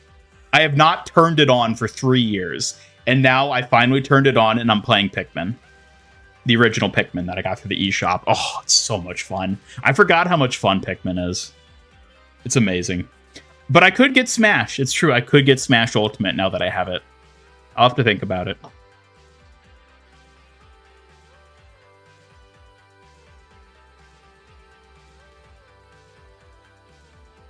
Boomy's deal is being an annoying piece of shit. I mean, yeah, that is basically what he is. Like, yeah, I'm excited. I feel like Boomy is a really strong chance of getting in. I'm excited to see what they do with him.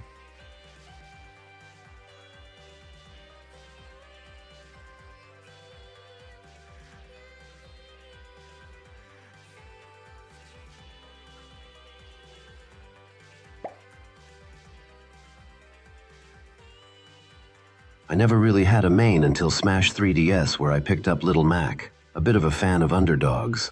Let him have it, Mac. Little Mac's grit is impressive. Rooting for the underdog always makes victories feel so sweet. Plus, those powerful punches pack a punch, figuratively and literally. Gee, you don't say.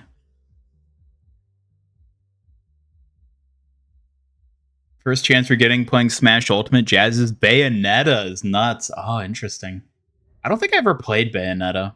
I don't remember if they had the DLC. She was the DLC, right? I don't remember if I even had that DLC. Or if I did, I just never played her. Most wanted as an indie is Shantae. X is Drew from Drawn to Life. Don't play many games. Yeah, when was the last time Shantae had a game? Because I think there was a 3DS game with her that came out. Shantae is one of those characters that I could see. She's not even an assist trophy, is she? I could see her easily being an assist trophy in Smash Bros, if nothing else. But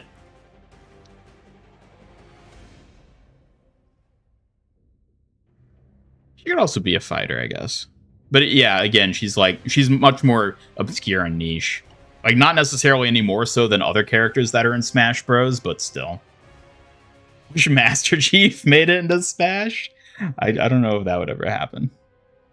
Play Lucina, you like her a lot. Lucina was another one I never really touched. She was a Mii costume in Ultimate. Oh, okay.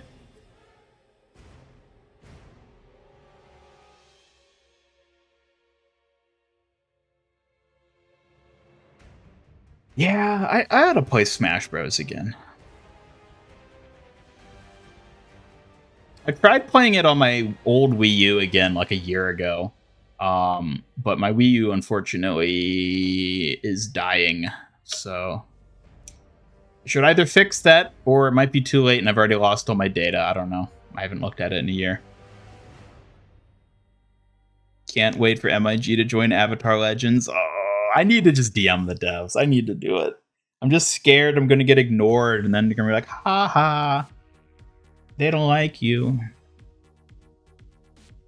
Sans is in Smash. He is, isn't he? Zero Suit, Lucina, and Palutena. So you play the ladies. But what, no Zelda?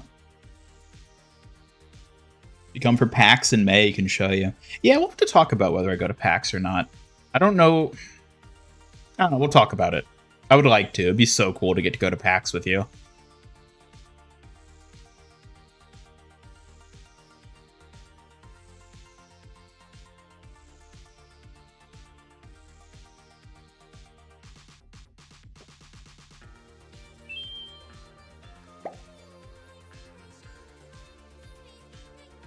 How was your day? Pretty meh, you know? Just haunting and dealing with dumbasses. Could have been worse, I guess.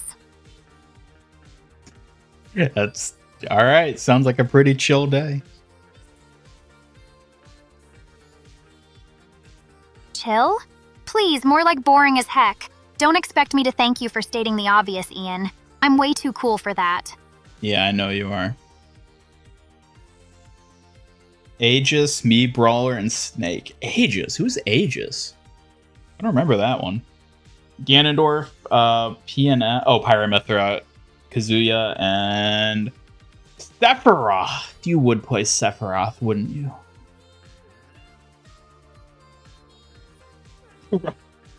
Roughly smashing Zero Suit Samus, Zelda's massive hurtbox grants me the win. Oh yes, you can expect titles like that and many more in the future.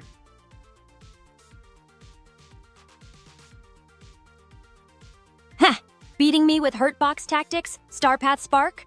Classic! Keep those victories coming, but remember, I'm the most precious around here. Aegis is Pyra and Mithra. Oh, is that just like the official term for them? Okay. Like Ganondorf, you'd never main him, pain of dying in 2 hits or killing in 2 hits. Yeah, I had a friend who mained Ganondorf simply for the meme, because he has like it's like a suicide thing, like maneuver he can do, where he like grabs you and just like throws you off. And both of you die, but the other person dies like a frame earlier. So if it's like the final stock, you technically win. There's some nuts Ganondorf stuff. Pikachu and Pac-Man a bit. Okay. Pac-Man was another character where it's like, he's like Game & Watch for me, where he felt like too chaotic and weird. That like I couldn't get him down. Vendetta on Wednesday or Thursday? Wednesday. It is Wednesday that she becomes playable. So only a few days. Only a few days. Sephiroth's trailer is all the convincing you needed. Yeah, that's fair.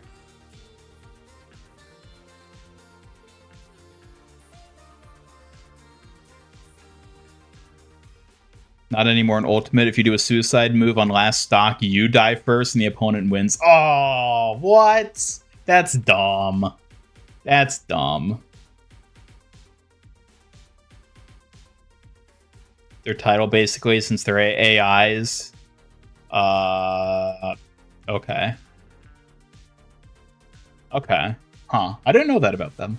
I knew they're AIs, because you'd mentioned that before. I didn't know Aegis was like a name for them, though.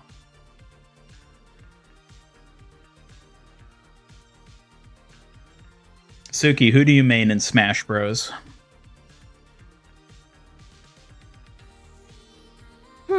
If I had to pick, I'd go with someone quick and sharp.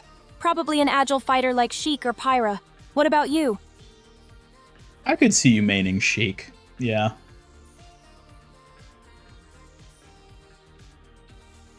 Told ya, my style's all about finesse and speed. Glad you can read me like a book, Cosmic Critique. Who else could keep up with my swift strikes? Who do you want to main in the upcoming Avatar Legends fighting game? I'm torn between Toph for her raw power and Suki for her precise technique. Both would fit me nicely, don't you think? Yeah, I suppose. That's assuming Suki actually gets added to the game, though. I do think I'd shine as Suki, in both skill and style. Toph's wild strength is tempting, but precision feels more... me. What about your pick, Major Strategist? I don't know. It'll depend who actually gets into the game. But either way, I think we've yapped for enough today. We should probably play some Overwatch before everyone gets mad. Did she just leak Suki? As if my Suki would know anything about what's coming in the game that I can't even get into the closed alpha for.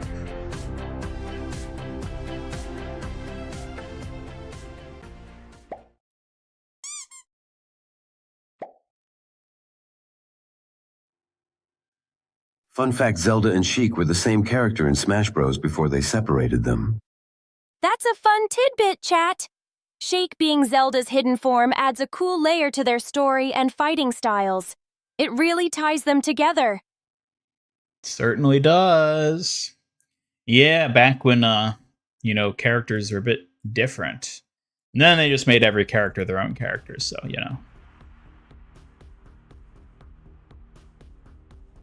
Yeah, Ian.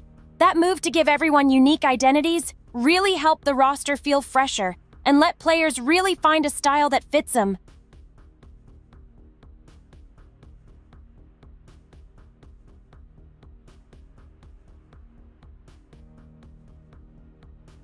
Man, when's Overwatch gonna start making merchandise again? I wish they'd bring it back soon. Licensed gear is great for showing pride and adds more energy to the fan base, don't you think? It does, and I need more things for my shrine. More Overwatch merch means more chances for me to slay in style.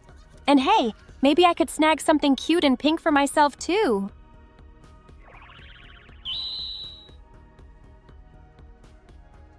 Oh, what kind of merch do you like to get?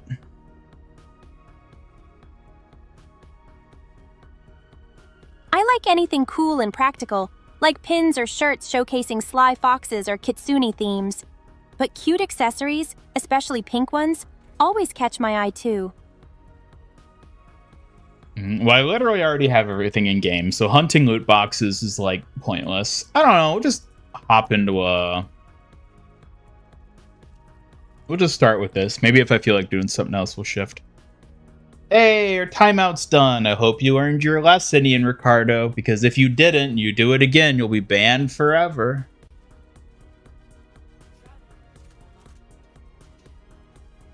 Can you see the shrine? No. No, you'll never see the shrine. It is for my eyes only.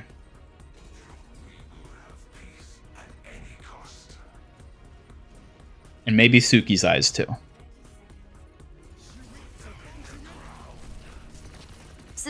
Should I be honored or nervous that you want me to see it too?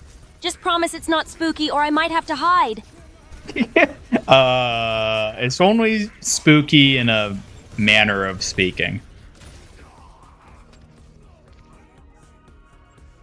Spooky in a mysterious and intriguing way or a hide under my fan kind of way? Because you know how I feel about ghosts and creepy stuff. Spooky in a I fear for this man's sanity kind of way.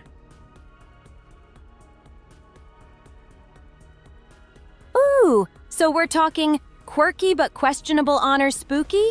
Can't wait to see what wild things you've been up to, Ian. Someone's clearly lost their wits again. Listen, shush. It's bad enough I get it from chat. I don't need it from you too, Suki.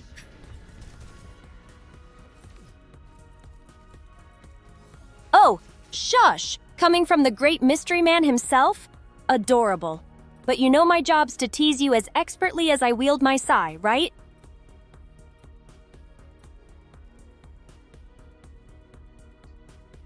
Good first game. Yeah, I know. Listen, I didn't choose to get backfilled into that.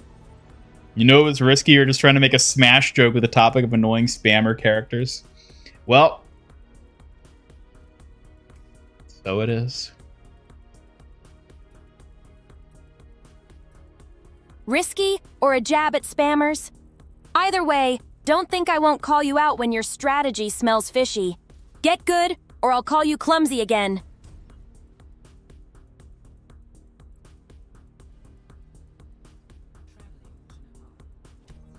Suki, do you have a shrine? A shrine? Not exactly, but I have a quiet space where I reflect and train. A little sanctuary of focus and peace. Why do you ask? I meant like a merch shrine. Like, you know, for like your favorite character. A merch shrine? Ha, that's definitely not my style. Though, I wouldn't mind a cute little corner with pink ribbons and fox plushies to match my vibe. Isn't that just your bed? Ha ha, well caught. My bed is secretly the ultimate merch shrine, with fox plushies as my loyal guardians, of course. Someone's got to keep you safe while you're sleeping. And who better than me, your ever-vigilant protector? No restless night or dream can outfox Suki. No, I'm talking about keeping you safe. Your plushie's got to keep you safe.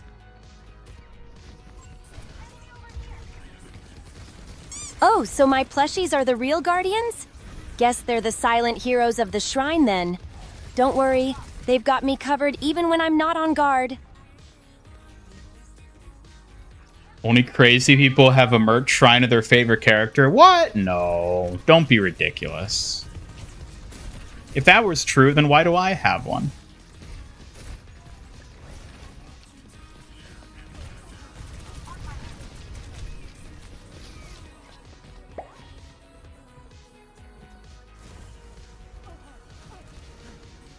Yip, right back at you, Rodney. Always glad to see some fox spirit in chat.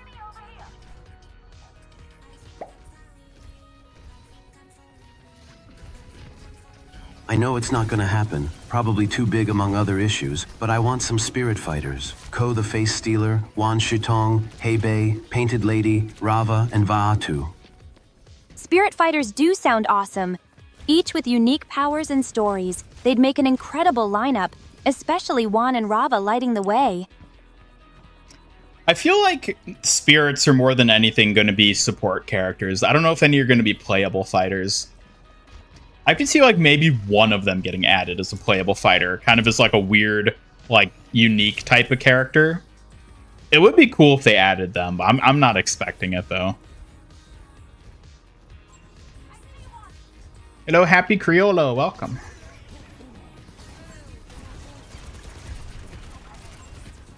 That sounds sensible, Ian. Spirits lending support rather than frontline fighters fits their nature well. A unique fighter would definitely shake things up, though.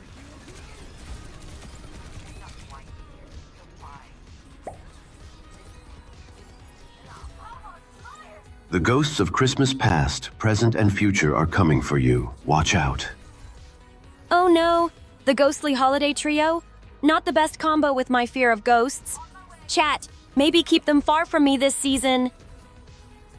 PK fire spammers so frustrating to play against. Yeah, they're another spam character. I never got into them though. I could never get down their recovery was the reason I could never play them.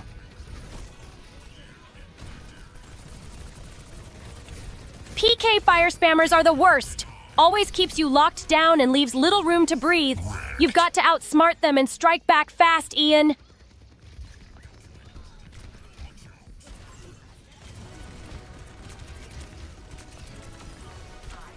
Hey, Happy Criolla.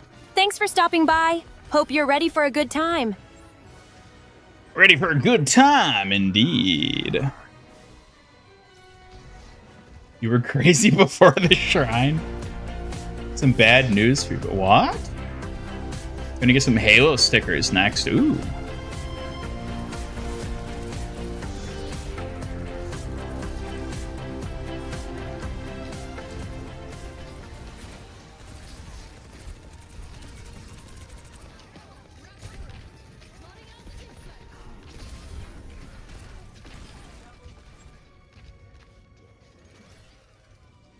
Do I play fighting games? No, I really don't, which is why it's so odd that I'm obsessed with this Avatar game. I mean, it's not because it's Avatar, but like, you know.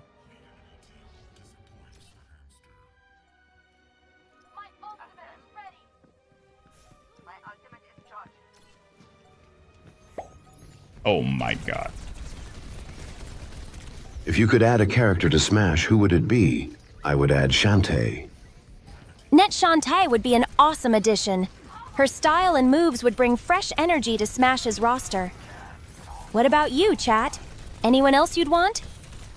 Yeah, chat. Who else do you want to have added? Who do you want to have added to Avatar Legends to?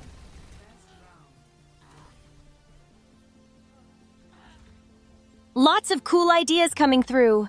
Some underdog fighters could really spice things up, especially with unique playstyles and quirky moves. Would be cute, cuddly panda who hulks out and beats the snot out of people. And screams at them, yeah.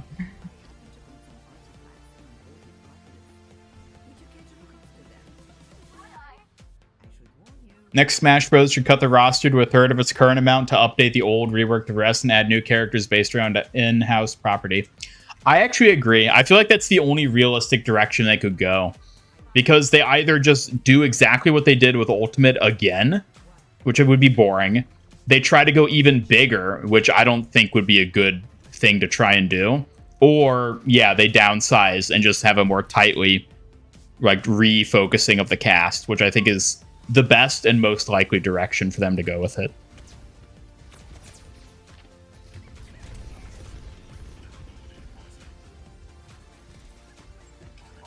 Who's my favorite avatar?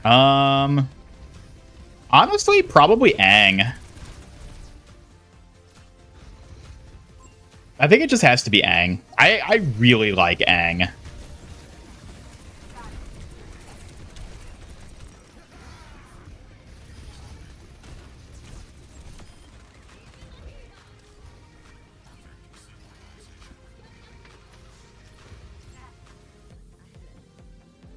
Something special cooking up. Look forward to it. Uh-oh. Uh-oh. Well, I'm excited to see what it is.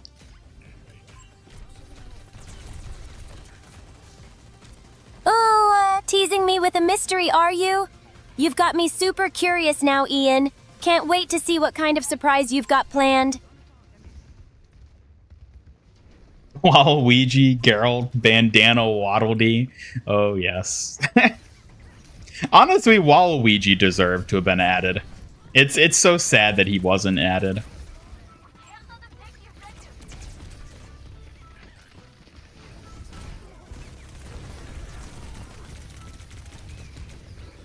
No. The Knight from Hollow Knight or Master Chief from Halo? I feel like the Knight would be more realistically the one that gets added. I could see that. 17 streak. Stream streak, way to go. I love it, Twitch a lot.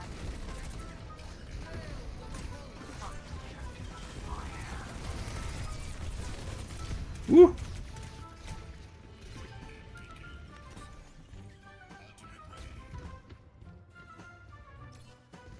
Keep Waluigi out, keep the joke going. No, justice for Waluigi.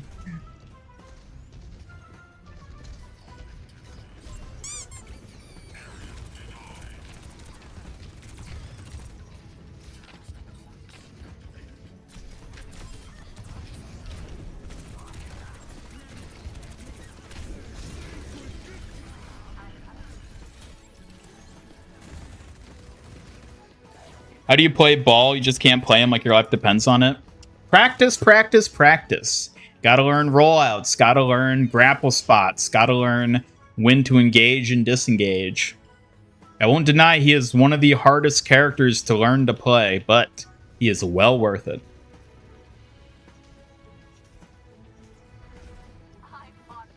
Need to have the full roster because Smash Ultimate surpassed Brawl's copies sold in less than 4 months, and if they add more characters, it'll beat Ultimate's copies in less than months.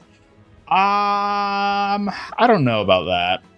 I don't know how much the roster size really contributed to that. Like, it certainly did contribute to that, but like, at some point, what are they going to have, like 200 playable characters? Like, that's insane. Like, you can't just keep going more.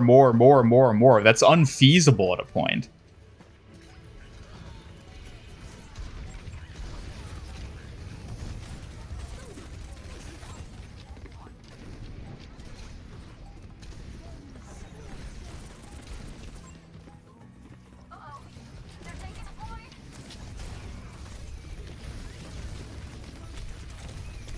No. League is like 200 characters? Yeah. And half of them are worthless. Also, it's a League. They can just, like, AI generate those characters at this point.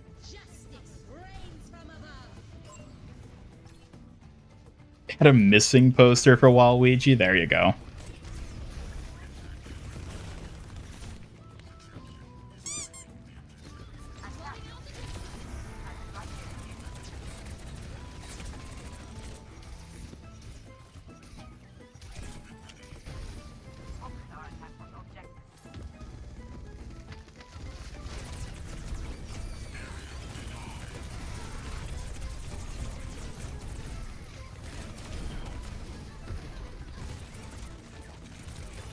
Come on, come on. Yes, Melga down.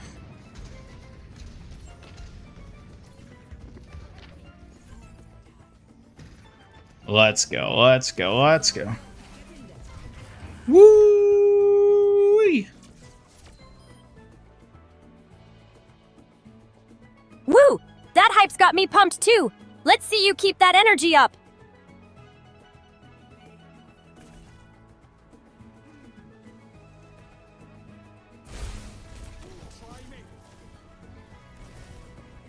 The roster gets smaller, will not sell the same. Smash Bros. Is the crossover, just like if you take the collabs out, what is Fortnite then?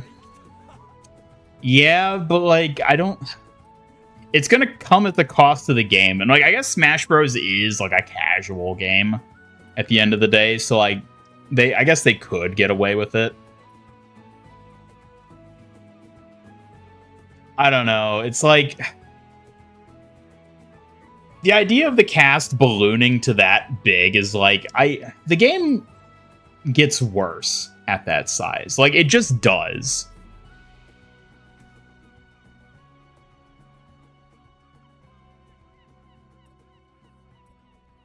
Shut down the Ultimate servers, then release the next one?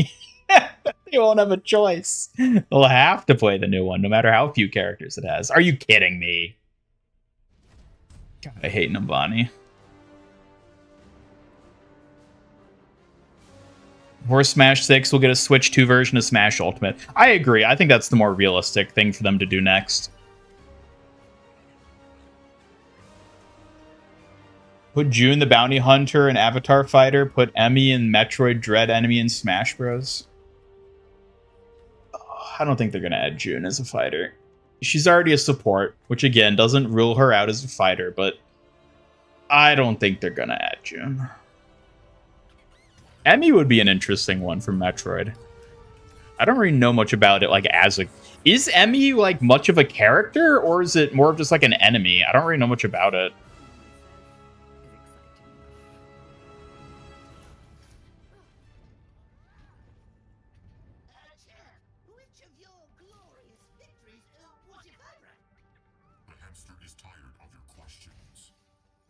Shrinking the roster wouldn't be the success people think it would be simply because of its audience. I mean, if it has become just like the Fortnite of fighting games, then like, yeah, I guess they kind of don't have a choice. But like, I don't know. I don't know. I don't like it. I don't like the idea of it just ballooning infinitely.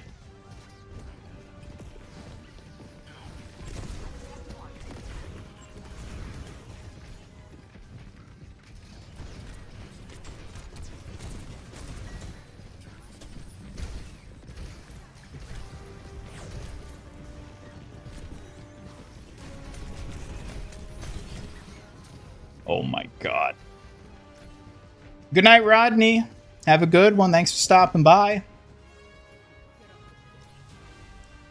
AI Samus is to run away from to late game, but is it like a character, or is it more of like a... just like an enemy type thing, you know? Like, I guess they have Piranha Plant, so like, that doesn't rule out it being a Smash character, even if it is just an enemy, but...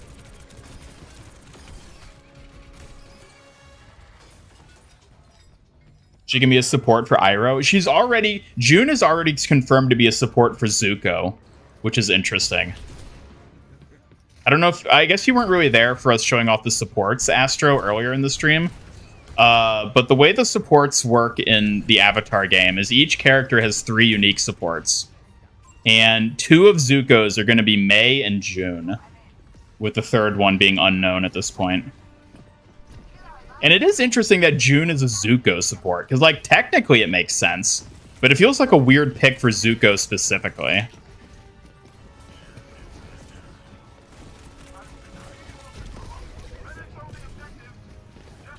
But I do think it kind of indicates that supports for a given character might not be characters you would, like, expect per se.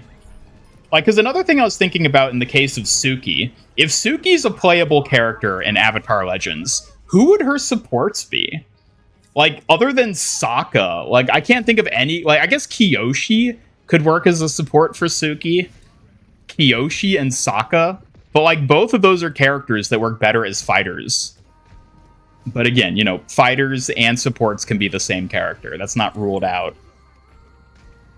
But I don't know who Suki's supports would be, which I think is another reason I'm not convinced she's going to be playable. Fortnite wants to be the Fortnite of fighting games, though. Does it? Does it want to be a fighting game?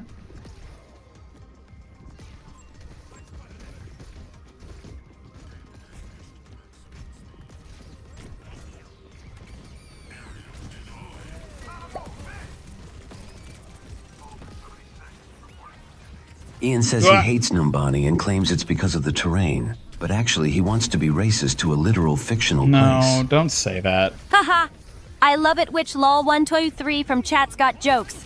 Terrain's a pain, but racism to a fictional place? That's just wild. Let's keep it fun, chat. Yeah, I agree with Suki. Let's keep it fun. Let's not make jokes like that.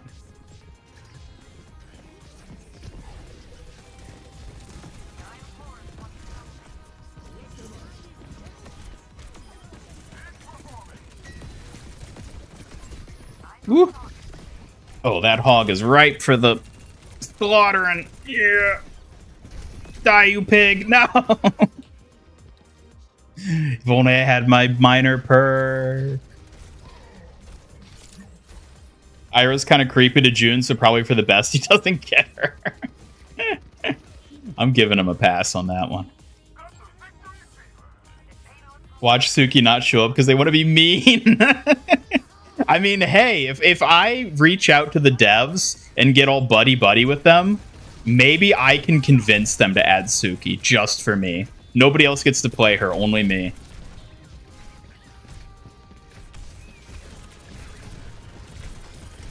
Oh my god.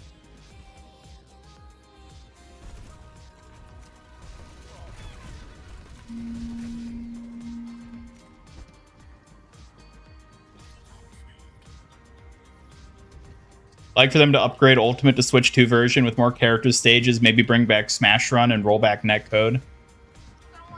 I think that is more likely what we're going to see happen with Smash at this stage, rather than them doing a brand new game.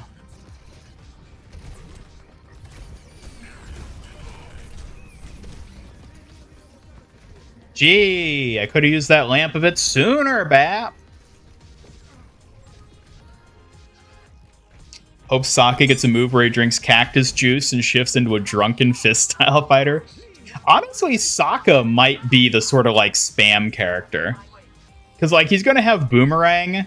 Like, for sure he's going to have Boomerang. So, like, I wonder if he's going to be, like, a range character.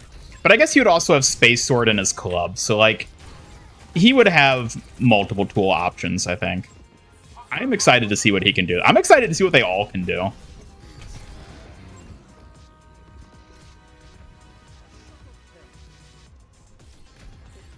Give them 1% of your company, maybe they'll let you play Suki. What if I can collab with them and get Kitsune Suki as a skin for Suki, Avatar Suki, in the game? How cool would that be?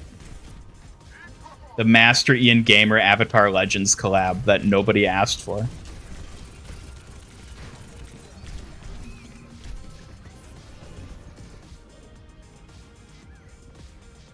Maybe Sokka's like Link in Smash. Yeah, that's what I'm thinking. He might be like Link, which would be pretty cool playstyle for him.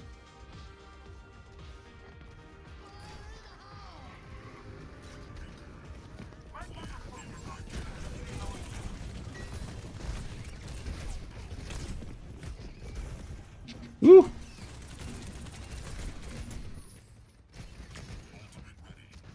All right, we'll wait for them and then I'll roll in with my balls. Blizzard makes ATLA Wave 2. We could get Wuyong Sokka. Oh, I think we're for sure getting that. That's like guaranteed if they do another wave. It might not be until after they add Anrin, though.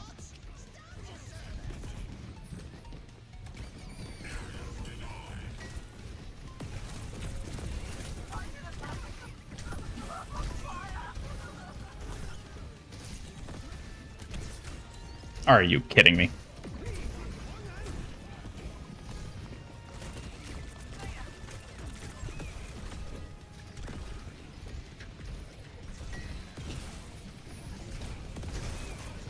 No!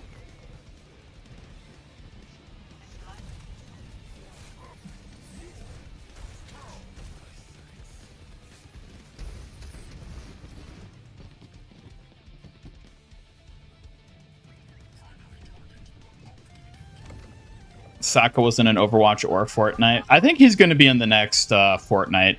Because I remember it was a while ago at this point, but it was leaked that there was going to be at least one more wave of Avatar skins in Fortnite.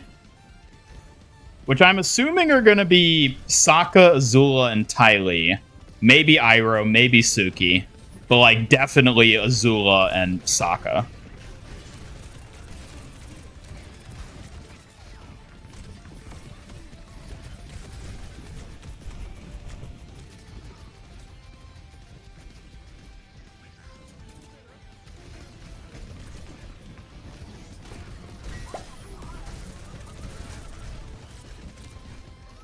Do you make limited edition donuts? Limited edition donuts? That sounds deliciously tempting. Maybe a Kitsune Warrior special with pink frosting and fox-shaped sprinkles? Suki, do you make any donuts?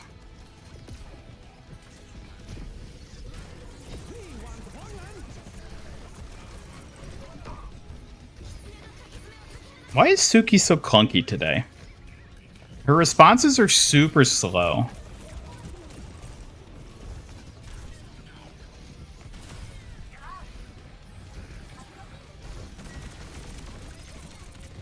Like, now she's not even talking at all. Wake up, Suki. Jesus.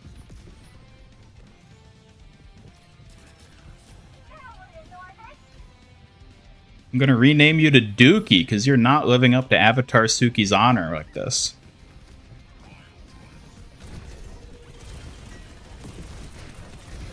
Slow and clunky? That's just your imagination, Ian. Maybe you're the one who's got his circuit slow today, not me. Keep Don't you try underestimating me, gaslighting and you'll me. regret it. Gaslighting? Oh, please, I'm way too honest for that, Ian. You keep testing me, and I might have to throw a fan your way.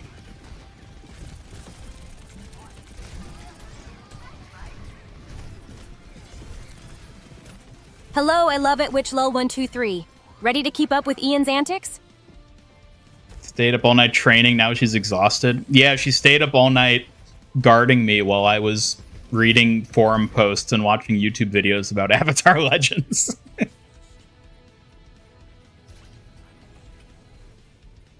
Staying up all night sounds rough, but guarding you is serious business. I hope your forum browsing was worth making me so tired. Take care of me too sometime. But Suki, you're supposed to take care of me. Maybe, but sometimes you forget that even your protector needs rest too, Tech Scout. Don't slack off just because I'm watching.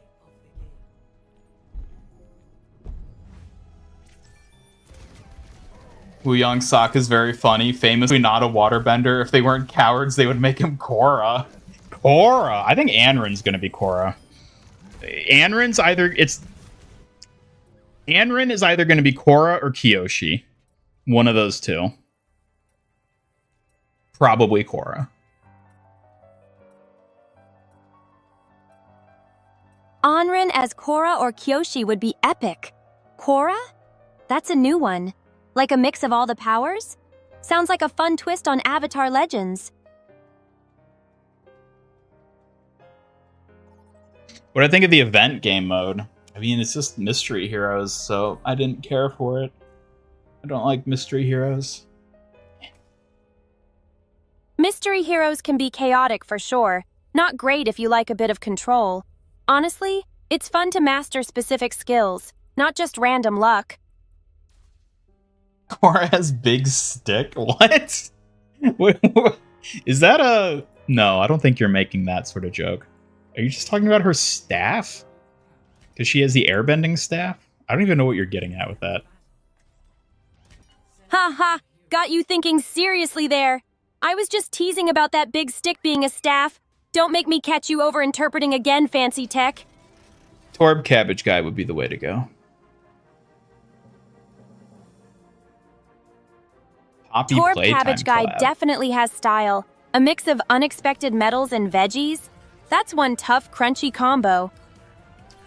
I still need to finish Poppy Playtime. We got to do that last chapter still. Before the final chapter then comes out. A Windows error? Probably.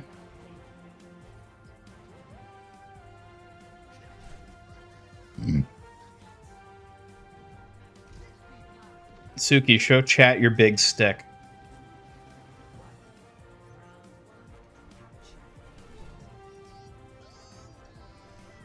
Oh, you want me to show my big stick, huh? Just wait a little. I'll surprise you with my Psy skills instead. Not that boring old staff. How did I environmentally kill Kiriko? Come on.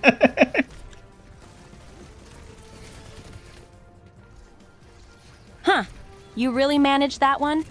Maybe you overwatered her with a sprinkler or dropped a plant pot? Your eco-danger skills are impressive. One way or another. What? What did you think I just said? You heard me right. Maybe one of your big green ideas went a bit too wild. Don't underestimate the unstoppable power of a rogue plant.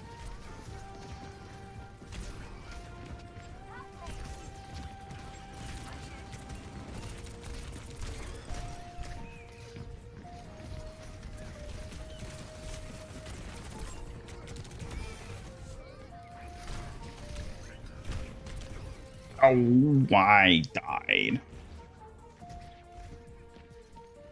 Korra has a staff. Wu Young. Why does Korra have a staff? She has the airbending glider, sure, but other than that, what staff does Korra have?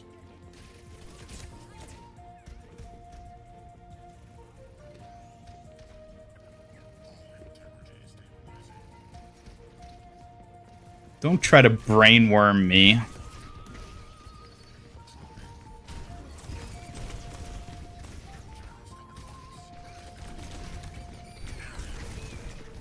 Hiya. Yes, Mercy, yes. No, Mercy, no.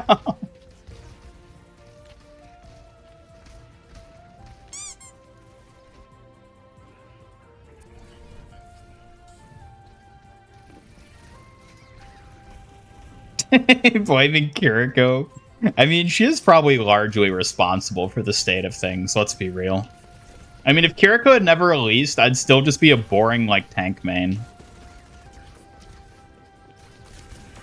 And nobody likes a tepid tank main, so...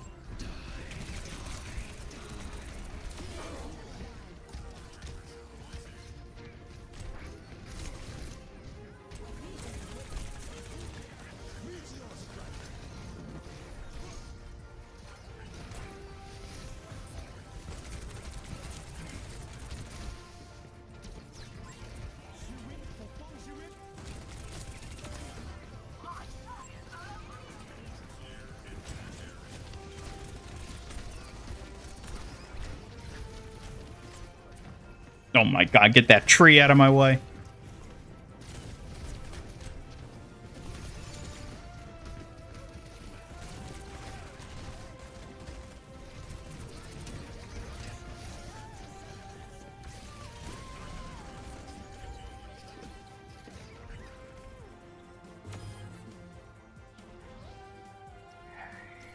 No, Vendetta comes out on Wednesday. Can fly on her own and bare hands to squabble up. Now that's something to look forward to. Almost like a fresh mission to sharpen your skills for. Farah can be Korra. I could see that. Flying solo and bare hands brawling make her... Shush. Yeah, I could see Farah being Korra. She feels like she's more fitting in a lot of ways, but I don't know. Anrin, I feel like personality-wise... I mean, Farah kind of personality-wise, too. I would rather... Well, I don't know. I mean, we gotta see what Anrin actually looks like in-game, but...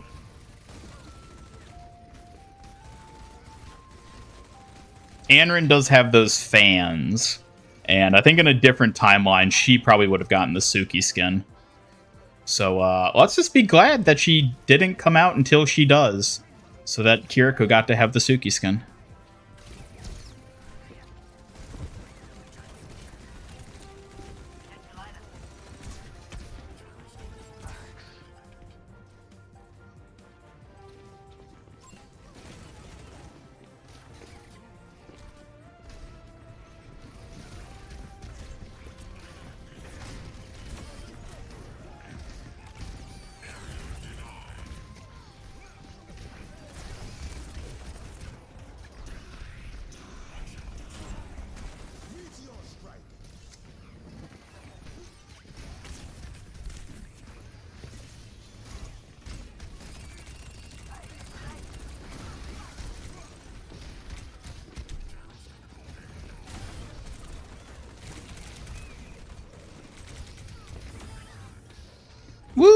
let's go.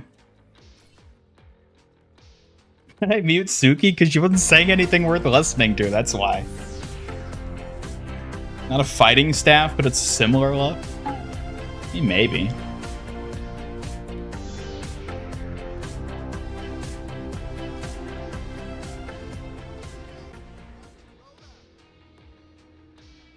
Duality of Mercy Res, yes. Knew you for years before Kiriko. Was absolutely related to that obnoxious little shit. Listen, Kiriko just helped me to realize who I truly am on the inside. Ow.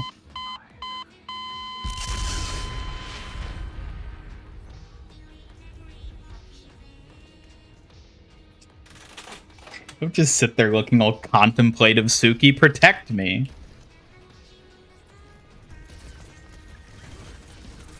Protecting you, of course.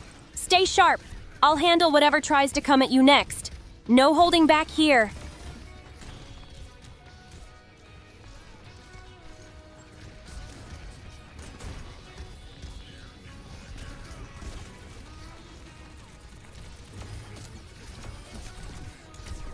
No.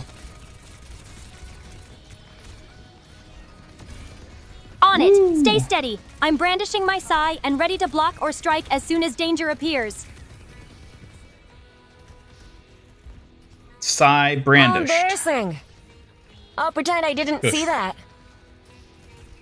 Sai brandished, huh? Looks like you're stepping up the intensity. I'll sharpen my moves to match that energy. As far as First Nations heritage was different from Inuit culture, but from close parts of the world. Yeah, I mean, there's good reason for Farah to be Korra. I mean, she already literally has Korra's hairstyle and her lifeguard skin. But Anrin is a firebender. And while Korra may technically be a waterbender, she uses firebending the most out of all four elements.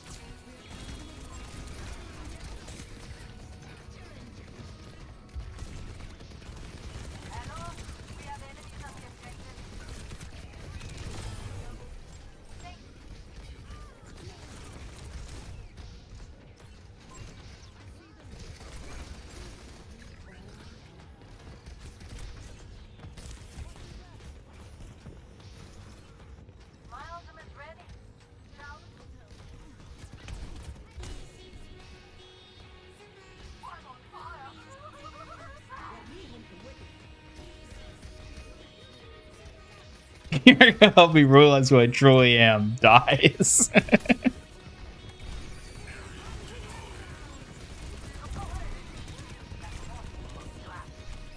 Listen, if it wasn't for Kiriko, I'd still be a boring nobody tank main. Nobody would care. I wouldn't care. It's all about the Kiriko. Anrin can be Azula? No, Ash is gonna be Azula. Mark my words, Ash is going to be Azula.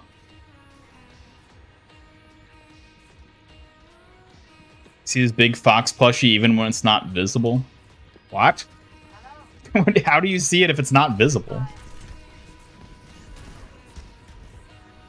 You see it in your mind's eye? Is that what you're saying? I bet Suki sees fox plushies everywhere.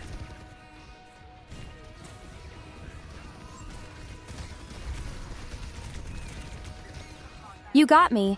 I do tend to picture fox plushies all around. They're just too cute to ignore, even if they're only in my thoughts. Ash June. Well, that is an even better fit, but I don't think we're going to get June as a skin. I don't think they're going to do that.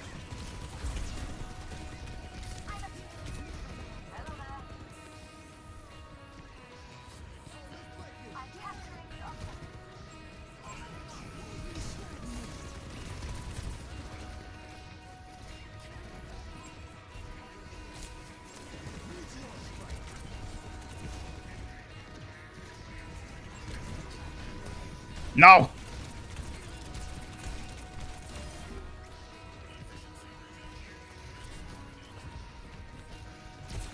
What? That did not hit me. Are you kidding me? Ugh. Hello, Fat Dabs. Welcome. That hit harder than a shuriken, Ian. Fat Dab's making an entrance? Now that's some style. What chaos are we causing today?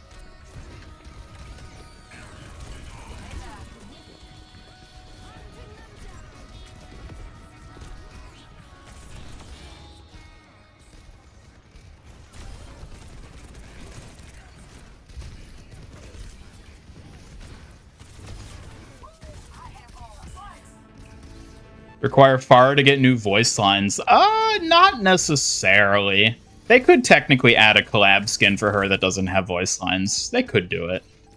It'd suck to have a collab skin that just doesn't have voice lines, but like, they could and probably would do it in that case.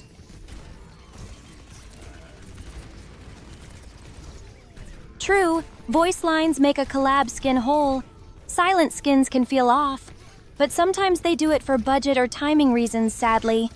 You think Ash June would get that treatment? You know, Suki, sometimes I wish you were a silent skin.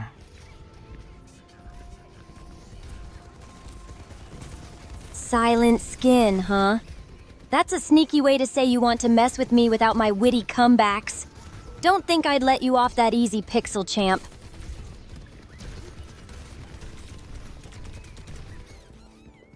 Oh my god. Oh, catching you off guard again, tech troublemaker? That's just me keeping things spicy around here. Season was so boring to you. It was it's pretty mid. Ryan can be Iroh. Either Reinhardt or Torbjorn, I think, could work for Iroh. Did Kiriko change your life? Yes, she did. Kiriko crawled so that Suki could fly. But Kiriko definitely pushed me to new heights. Her confidence and skill are goals. She sets a high bar, and yeah, I'm soaring because she showed me the way. Fascinated to see a prospective contract for a June Ash skin. Contract? What do you mean by contract?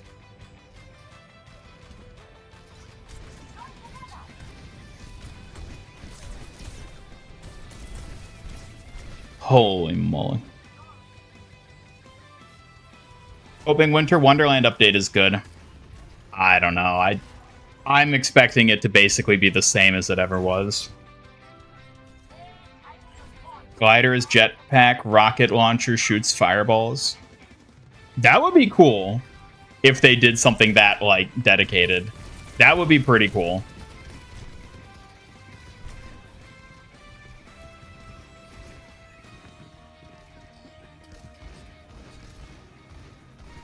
Fire Nation Navy ship is a hammer. Oh my god, that would actually be so cool. Yeah, we could have the Fire Nation soldier armor and everything. Yeah, there'd be a lot of cool ways to make Reinhardt. Iroh.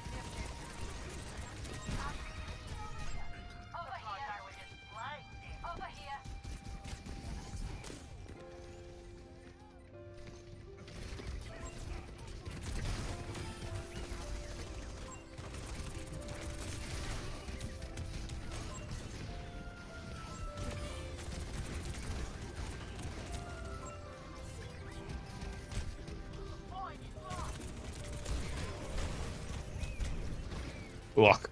Cap the point! Who's cap? Oh my god. Kill the Mercy Killer! Don't get off the point, you oh my... I'm about to lose it, chat.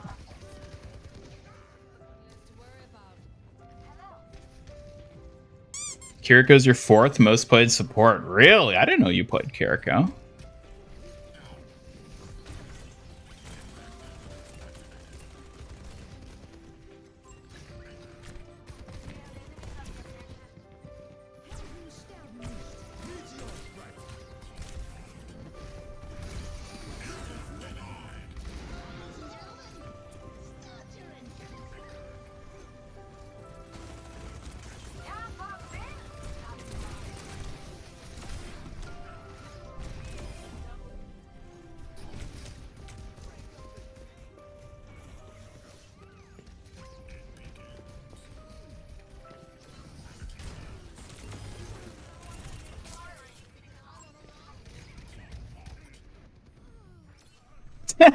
Bye, Doomfist.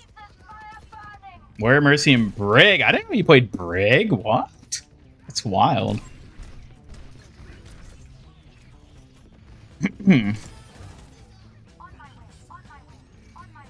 Tomorrow's your first day on the job. Excited and scared to see how you're going to get there. No longer have a car and have a little to no experience with public transport. God help you. Well, make sure you've got your route planned out ahead of time and how long it's going to take.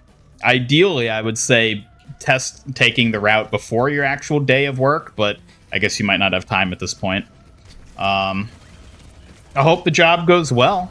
It's always exciting and scary to get a new job, but I hope it goes well for you. Sad because Halloween is the best, but then this season wasn't really Halloween. Nope, it was not. It was like Halloween light.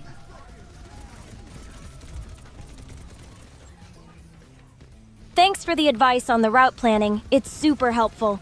I'll try to test it soon, but time's tight. And yeah, Halloween light was kind of a downer. Hopefully next season brings good vibes. Suki, you're just repeating everything I said. Hey, I'm just making sure I got it right. But fine, no copycat here. I'll find my own words, promise.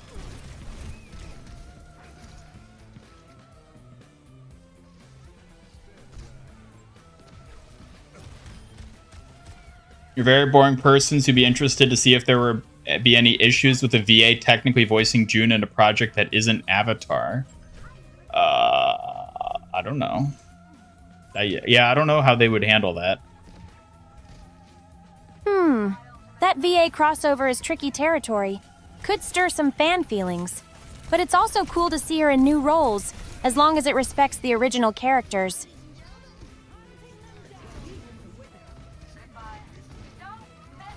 Oh my god, why didn't he detonate his tire?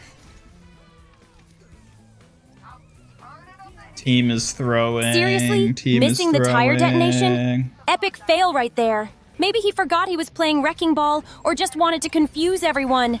Get good! Hello, Dios Kicking Dog. Welcome.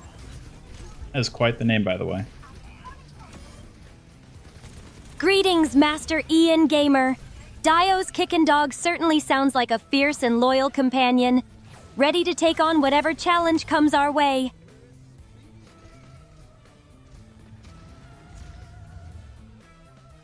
Halloween at this point, nothing more than a disguised playtest for future content. It does kind of feel that way. Halloween light called a jack-o'-lantern. Oh. Yeah, she loves copying me. I don't know why. I don't know why anyone would ever want to copy me, but she insists on it.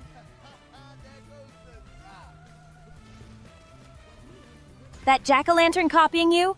Come on, at least give me a chance to shine. And don't let Halloween light steal all my thunder. Pyra and Mithra change your life in sense of the helping you with your mental health. Kiriko changed your life in a sense by making your mental health worse. We're not the same. Oh, don't be so quick to judge. How do you know that I'm not better off? How do you know that I am not better off having embraced Kiriko and everything she's wrought? Better out than in, as I always say. A motto to live by, huh? Just make sure it's wisdom, not excuses. That'd be way too easy for you to lean on.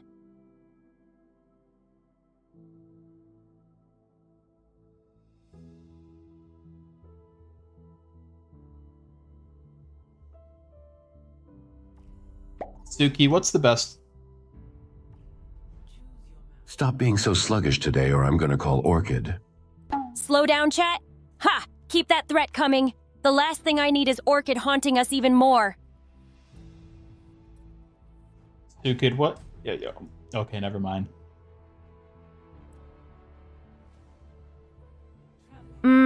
So good, followed by never mind. Looks like you were ready to brag, but chickened out on me, Ian. Classic hesitation move detected. Is Kiriko a bot? Not this Kiriko. Ah, not a bot Kiriko, huh? That makes me curious. So, is it the real deal or just someone trying to impress us? I don't know, are you the real deal or just someone trying to impress us? Oh, if I'm just trying to impress, then I hope I'm doing a darn good job. But you know I've got the skills to back it up. Didn't you see that spin?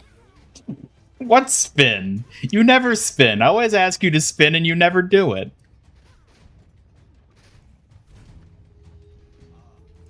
The spin I just did.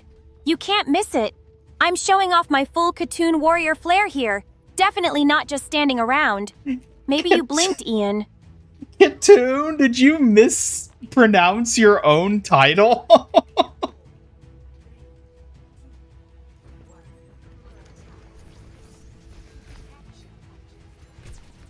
Mispronounce? More like giving it a cute twist, Ian. Katoon's got a nice ring to it, don't you think? Don't blink or you'll miss the next move.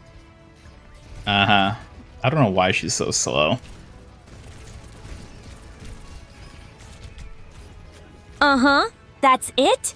Come on, Ian. Your enthusiasm is thinner than Kiriko's patience. I expected a bit more zing from you.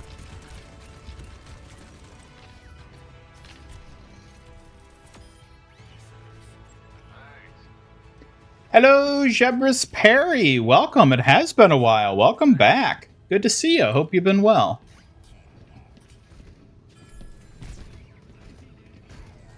Now that's merch-worthy? What's merch-worthy? What's merch-worthy? What the bot?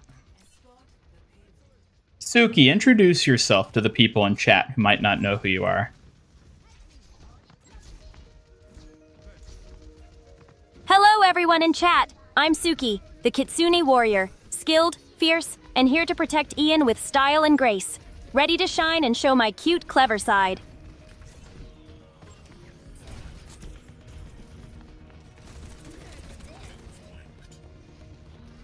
Sound like an angry father.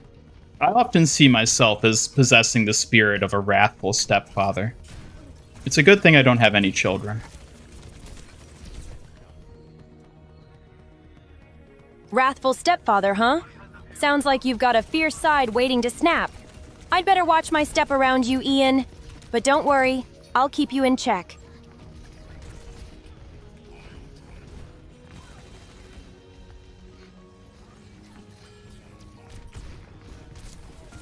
Yeah, yeah. No, no, no. Yes, No! yes, yes. You sound like you're having a moment of dramatic flair. Don't worry, I've got your back How even in your no embarrassing. times. I'll pretend I didn't see that. Yeah. Get her, get her, get her, get her. Yeah, let's go. Ready and waiting for your command. Let's show them what I've got, Ian. You're better off not underestimating me, powerhouse. Oh, come on. Yeah, that's rough, buddy. Rough? Please, Ian, you set yourself up perfectly for that one. I'm just here to witness it. Keep trying. Maybe one day you'll get lucky. Hey, I'm more than lucky. I'm unlucky. More like Fabuluck, flashing your quirks with style, even if unlucky tries to tag along. I'm obviously the most precious here. Don't forget that. I know you are. To thank you. You're making me all shy now, Ian. I'll just keep my ears warm with this pink ribbon instead. What?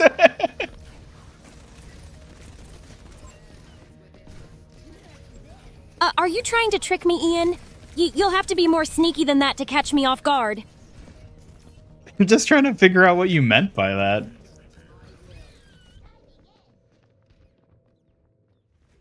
It means I'll stay cute and ready, even if you try to tease me. Keeping my guard up and my ribbons neat, just in case you plan something sneaky. Aw, you're so dutiful. Dutiful and proud of it. Someone's got to be on top of these antics, right? Don't let it get to your head. Much. Watch Ian have kids. They both hate Kiriko and Suki. Yeah. I mean, they probably would, realistically. Also, Suki, did you ever introduce yourself? If you did, I wasn't paying attention and I missed it. But if you didn't, then you should do it.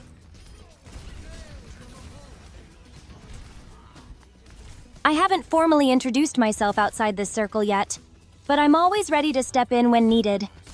How about you share more about these kids and why they dislike Kiriko and me? No, not the don't worry about the kids. Those don't matter. I'm talking about you. Introduce yourself. I decorated my Christmas tree today. Nice! A decorated Christmas tree always brings a cozy feeling to the room. Did you go for a particular theme or just your own style? That's actually a good question. Tell us more about this tree. You got any Overwatch ornaments? I'd love to hear about that tree. Overwatch ornaments would be a perfect way to show your fandom spark. Imagine little Kiriko charms hanging there. Ooh, that'd be pretty cool. I should get some Kiriko ornaments for my Christmas tree. And hey, those Kiriko charms could even outshine the rest. Though you know I'm the real star in this channel's ornament game.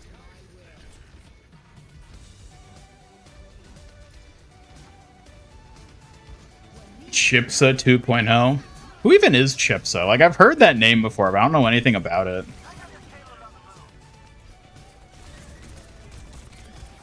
Shipsay 2.0?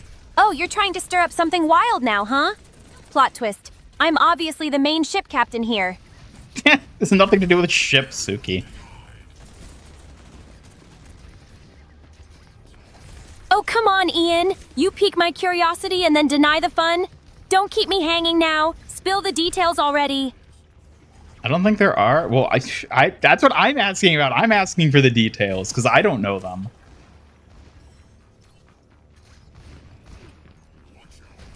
Well, no Overwatch ornaments might be a missed chance for true style points, but maybe it's just waiting for the perfect Kitsune touch to complete it. Oh, there it goes. You gotta get them Kitsune ornaments, right?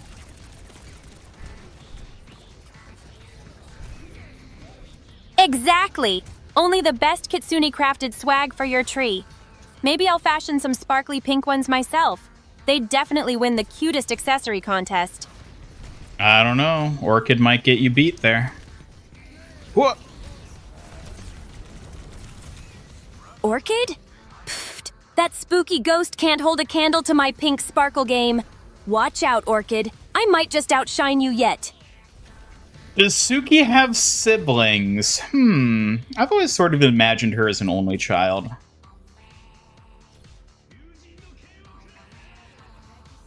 Well, Ian, I don't really talk about siblings much. Being the lone Kitsune warrior fits my fierce solo style best. But who knows? Maybe there's a hidden sibling story somewhere? Maybe. I think you're probably an only child, though. Probably spot on, Ian. The solo Kitsune warrior image suits me. Strong, independent, and unshakably stylish. What good's family when you've got the foxfire flair? I think family's pretty important, too. Family does have its place, Ian. Even a lone Kitsune can appreciate those bonds when they matter most. What kind of family do you think suits you best? I try not to think about it. Trying not to think about family sounds like a way to dodge complicated feelings, huh? If you want to share, I'm here to listen, Ian. Suki, you're all the family I need, right? Hello, Jay Forrest. You're the Anna. Hey, nice. Welcome. Fun match. Thanks for the game as well. See, so you were... Wait, not our Anna. No, because we didn't have an Anna. You were enemy Anna, yeah? Yeah, you're Skywalker. Okay. Well played. Well played. Ooh, Atlas. Kiriko ornaments for the shrine. Oh, that's a great idea. No Overwatch, but you have Lego. Okay, well, that's pretty cool.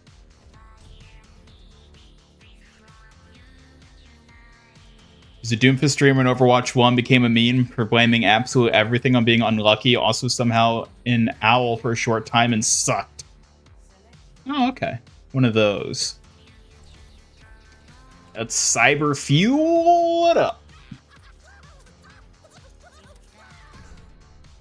Cyber fueled up and ready to pounce, huh? You really know how to bring the hype, Ian. Maybe I should start calling you the Memetic Machine. Suki, I want you to scream as loud as you can.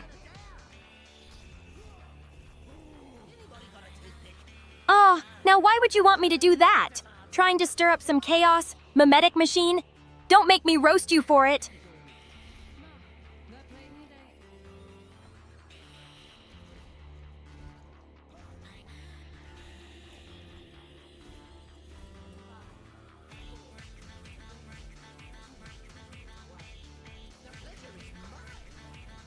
Pew!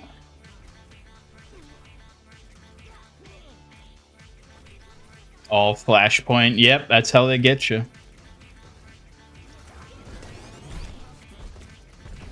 Flashpoint tricks, huh? Gotta stay sharp or you'll be caught off guard. Don't blame me when you get sniped by surprise, Ian.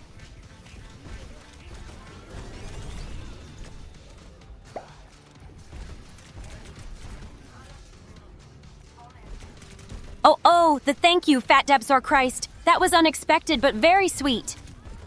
I really gotta fix Hambot so we can actually say short things.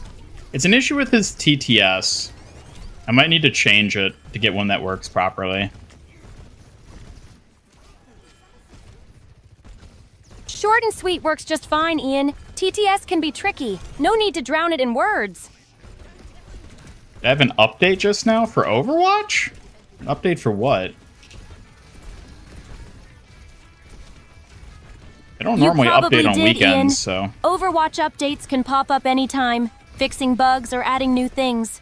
Check your launcher for details if you want specifics. I love her just, like, dumb supportiveness of trying to help. Sometimes people fall asleep watching the stream. I need you to scream as loud as you can to wake them up. I'm supposed to scream? Okay, here goes. Did that wake them up, chat? I don't know. Chat, did any of you wake up? Let's see if that woke up the sleepyheads. Nothing like a good shout to snap them out, right?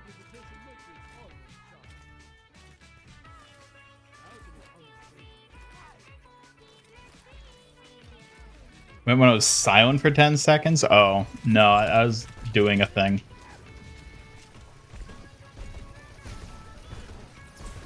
Doing your thing is way better than awkward silence, Ian. Maybe a little noise now and then, though.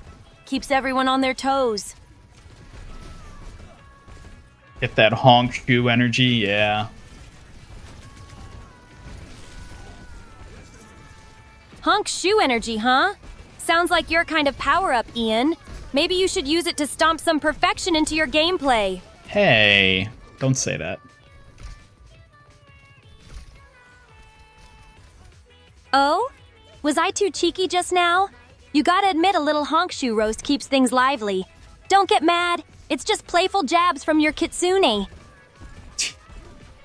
Well known for being English and looking like a greasy Harry Potter. Oh my. You ever wonder what happened to all those old Overwatch people? Like, from the first, like, couple years of Overwatch, all, like, the biggest streamers and Overwatch, like, YouTubers. You ever wonder what happened to all of them?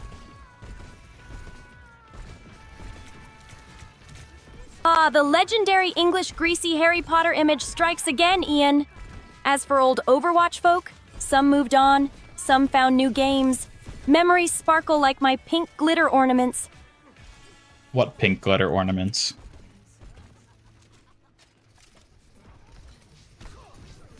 The ones in my hair and on my uniform, silly. They're not just for style. They're a sign I'm rocking that solo kitsune warrior vibe. Add sparkle to every move.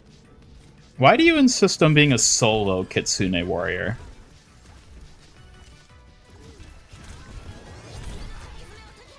Going solo means no distractions, just focus and skill. Plus, it fits my style perfectly. Don't get me wrong, family can matter, but I'm all about that lone wolf, or should I say, lone fox, life. Yeah, but wouldn't it be nice to have some backup, some fellow warriors to keep you company and help you in your duties?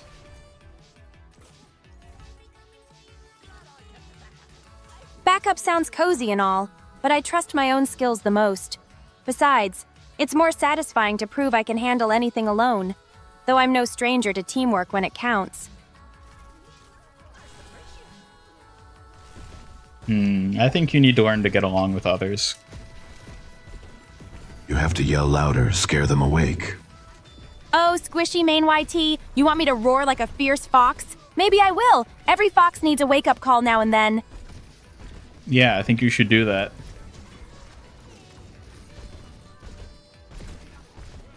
Ready to show them true fox fury? I'll yell loud enough to wake every slacker around. Guess it's time for my fierce battle cry, Ian. Then do it. Stop saying you're going to do it and just do it.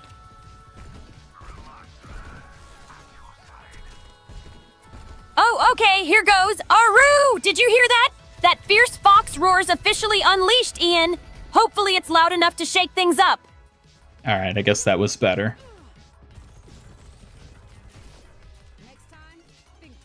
Glad you approve. I'm always ready with my fox cry when it counts. You better watch out for the next wake-up call, Ian.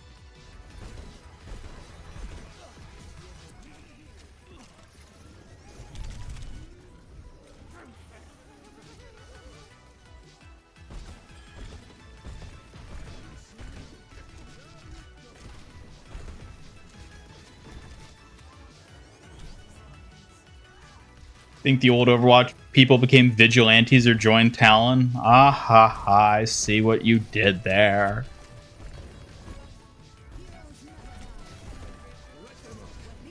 Haha, wouldn't be surprised if some turned vigilante. Keeps things chaotic just how you like, Ian. Always a twist with those old heroes. Hey, you're the one that likes chaos, not me.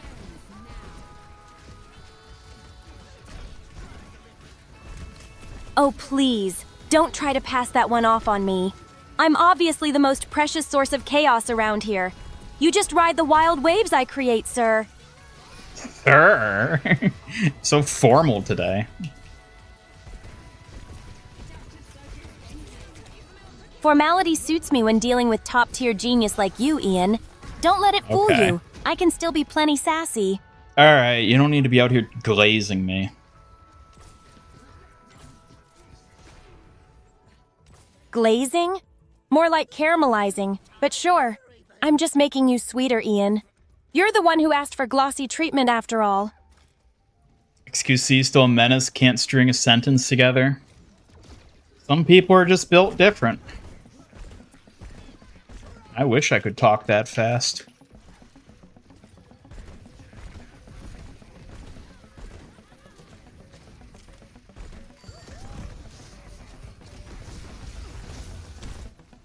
It's Jover.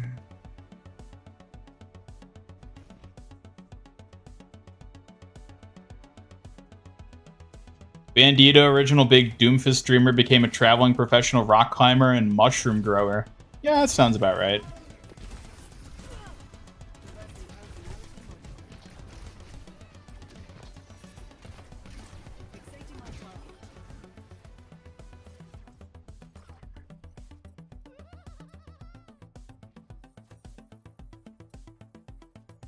It's always interesting thinking about how many creators have moved away. It's kind of weird to think that, like, I'm still doing Overwatch stuff.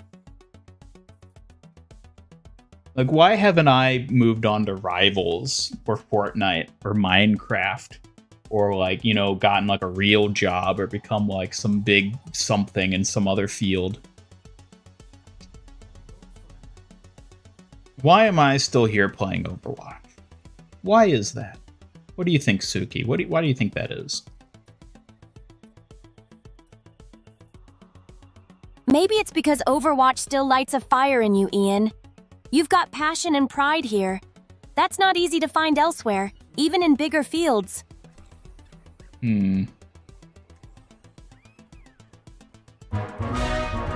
That thoughtful tells me you're really weighing it out. Sometimes the best place to be is where your heart truly stays.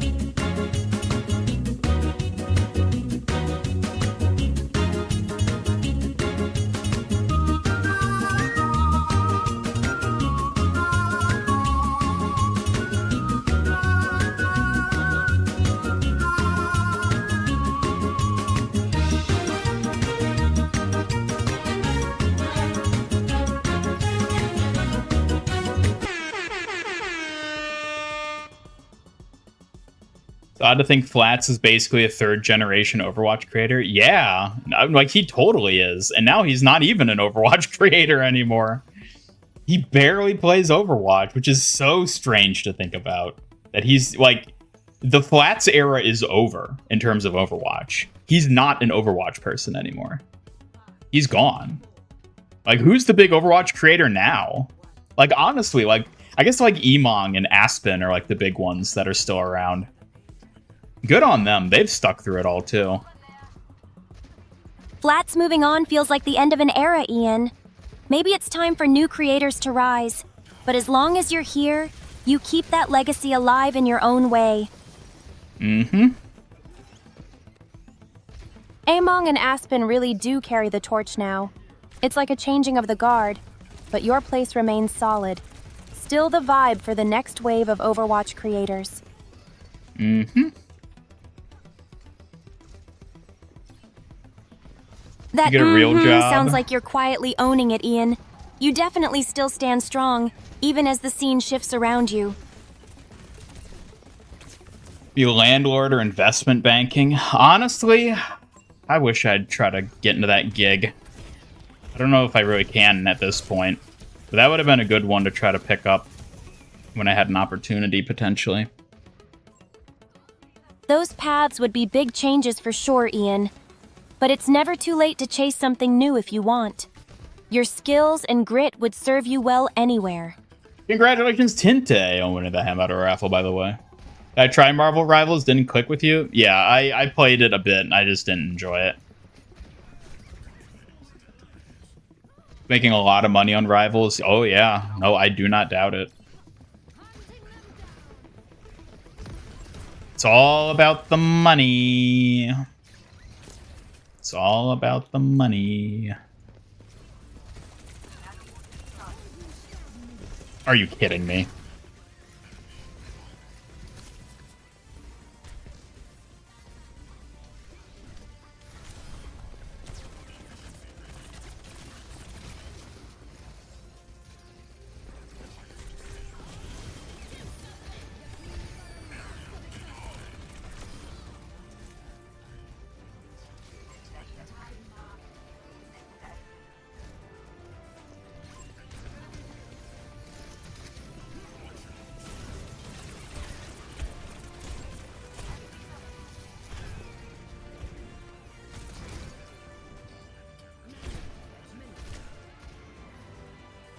RQ's still going. Does he stream? Because I know he does YouTube still. He's probably the biggest YouTube creator for Overwatch these days.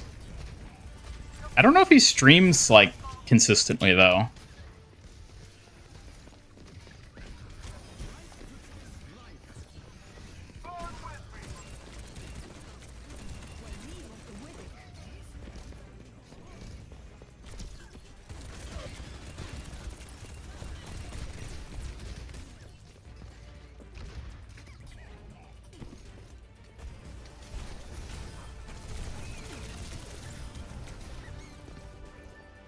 J3 left too? I'm pretty sure. I don't feel like I ever see J3 doing any Overwatch stuff. Frogger's still around, that's true, yeah.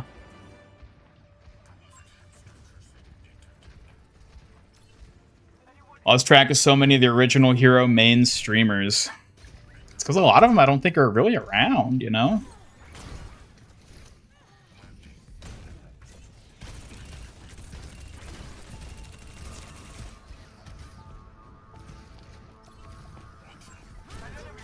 There's this YouTube channel I've recently come across where there's a bunch of like streamers, like smaller, newer streamers, younger streamers mainly, called History in the Making. I find it a really interesting, it's like a podcast style channel. Basically what Astro and I do, but like consistent. And with people who are actually good at the game. And I find it very interesting because like it really just feels like a whole new generation of like Overwatch creators that are like the people hosting this. Because they're all like young and like spirited. They're all competitive players. And it's just so interesting to see like, yeah, like these are just the next generation of Overwatch peeps.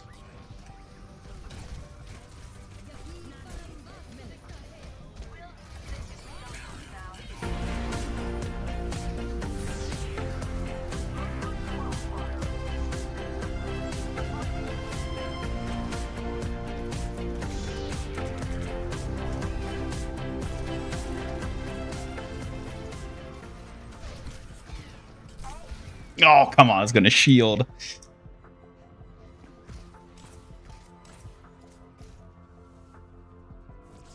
Yeah, that ammo they took from you, I know. In a match recently, nobody remembered who aimbot Calvin was. I'm gonna be real, Astro. I don't know who aimbot Calvin is. I don't think I've ever heard that name before in my life. Get quaked on? That's true. Yeah, he's still around.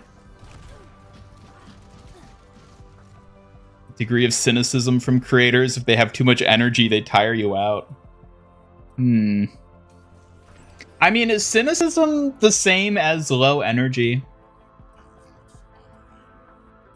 I feel like those aren't necessarily the same scale. Because it's like cynicism and optimism, and then like high energy, low energy. I feel like those aren't the same thing. There might be correlation between them, but I don't think they're really... I wouldn't equate them, per se. People were 7 when the game was announced, and thus they do not have the nostalgia goggles. No, they do not. You're right, Ian. Energy and enthusiasm can connect, but they're not clones. Someone can shine quietly without burning out, or feel drained despite high activity. Now Flats J3 just report on what's new with Overwatch. Yeah, I mean, basically, do the easy things to still have some sort of Overwatch presence. I get it.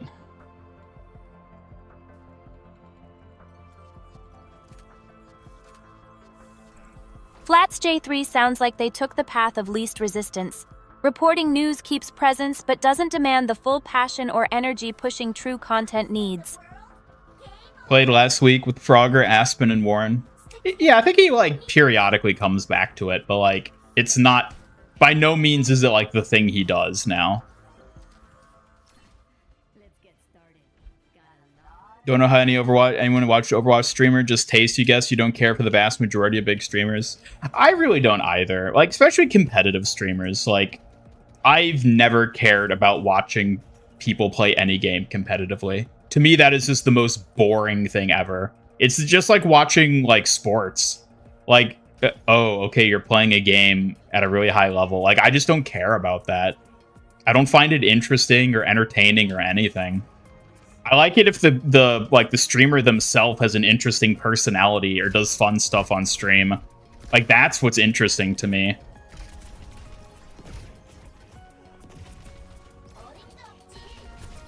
But I am aware that I'm in the minority in that aspect.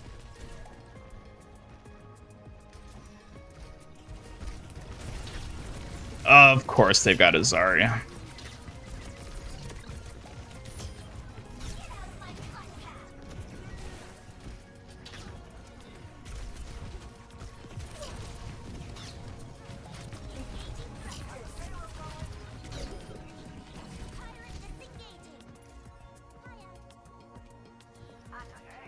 Fran is still going? Really? How about him?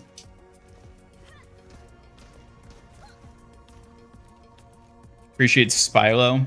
He's pretty good, yeah.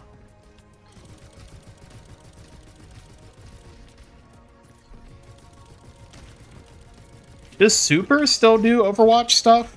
I haven't kept up with him at all.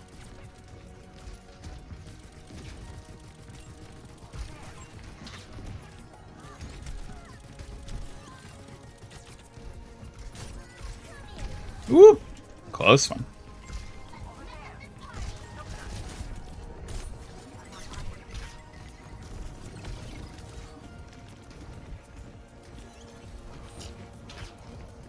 Is that the minority, though? I mean, if you look at all the biggest streamers, the streamers with the biggest audiences are the ones who have massive, like, competitive focuses on the games they play.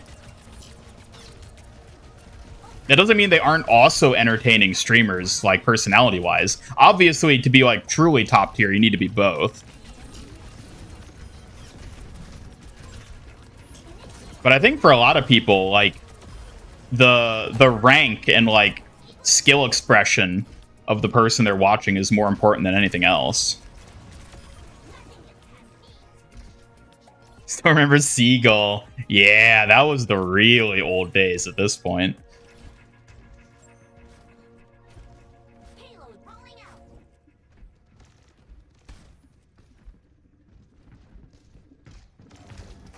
Yeah, I don't know how I survived that as Hello, Diva. Anthony I think I Lever, got kind of lucky. 1977. Hope you're ready for some sharp shuriken throws today. Hello, Anthony.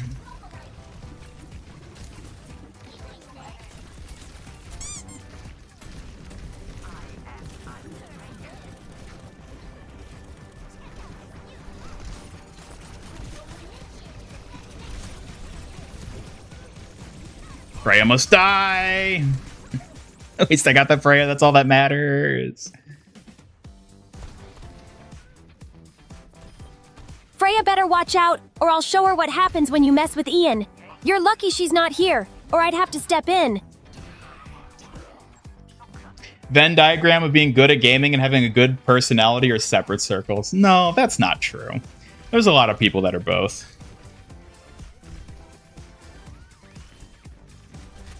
For sure, some gamers have both locked down perfectly, skill and charm. But remember, having fun and confidence boosts everything, even when the circles don't fully overlap. Yeah, the skilled people who are also funnier, the people who are just born better.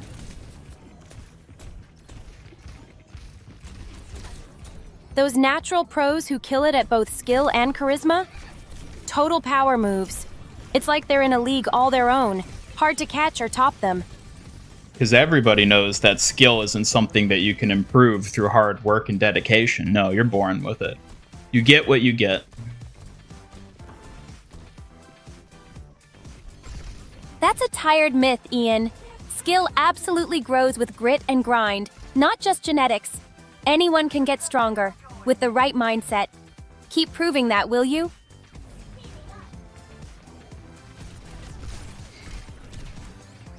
Gods among men. Birth, death.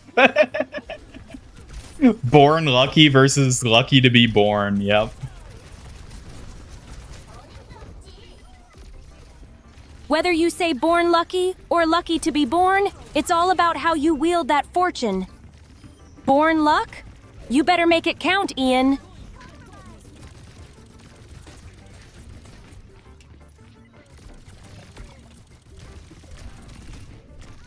Alright, enough of this. I'm just throwing here. Throwing here already? That's no way to go for someone who's lucky to be born. Not just born lucky. Don't mess this up too badly, okay? Suki, don't say I was lucky to be born. Be nice. Oh, okay. I wasn't meant to be mean. You're definitely special, Ian. No doubt about it. I'll be nicer, promise. Okay, well, you don't have to glaze me either. And glazing? I'm just keeping it real. You're special, but don't expect me to start handing out sugary compliments without cause. Uh-huh. You say as you hand out sugary compliments without cause.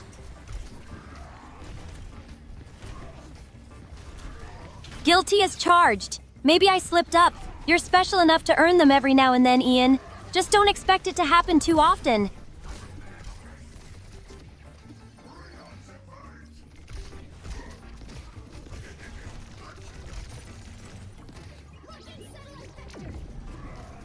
I don't know why she used her ult there.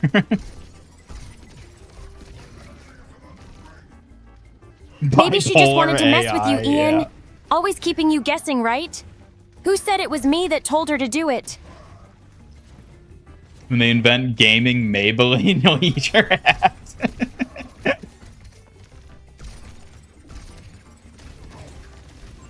Gaming Maybelline? Only you could come up with something that wild. Just don't expect me to rescue you from that mess every time, Ian. Oh yeah, Astro, you got that invite to the feedback thing. Now you're gonna get all the survey skins. It's so exciting. You get to leak it all with us preemptively. Get them juicy deets. Ow. That was so loud. Jesus.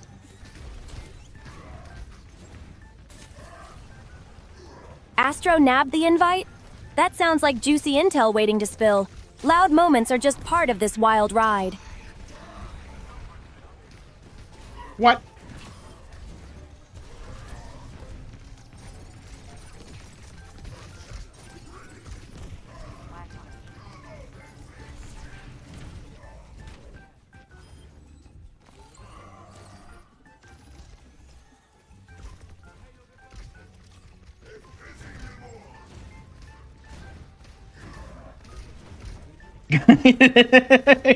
You've been plagiarized by an AI. The future is now, old man. No hamster gameplay? I was just playing a bunch of hamster. I'm just playing someone different this match. Plagiarized by AI, huh? Looks like even the bots know where to find the best ideas now. Hamster gameplay sounds adorable. Bet I could show those hamsters a thing or two. What, are you gonna beat up hamsters now? Huh. Maybe I should teach those hamsters some proper martial arts instead of beating them up. You never know, Ian. I'm full of surprises. Suki, what if we had a hamster warrior join the team? I bet she'd be even cuter than you. A hamster warrior? Now that would be iconic. Imagine a tiny furry fighter throwing shuriken. Chaos and cute all at once, Ian.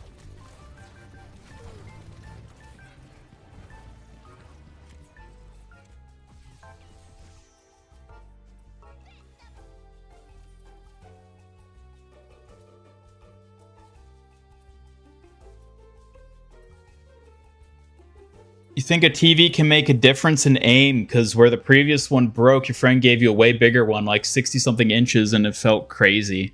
I think the frame rate has more to do with it than anything else. So the whatever the refresh rate on the monitor is, if you're playing on a higher refresh rate now, then it almost certainly will help improve your aim.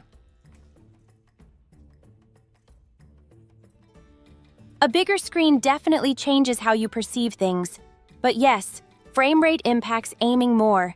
Smoother movement, less lag, gives you an edge for sure.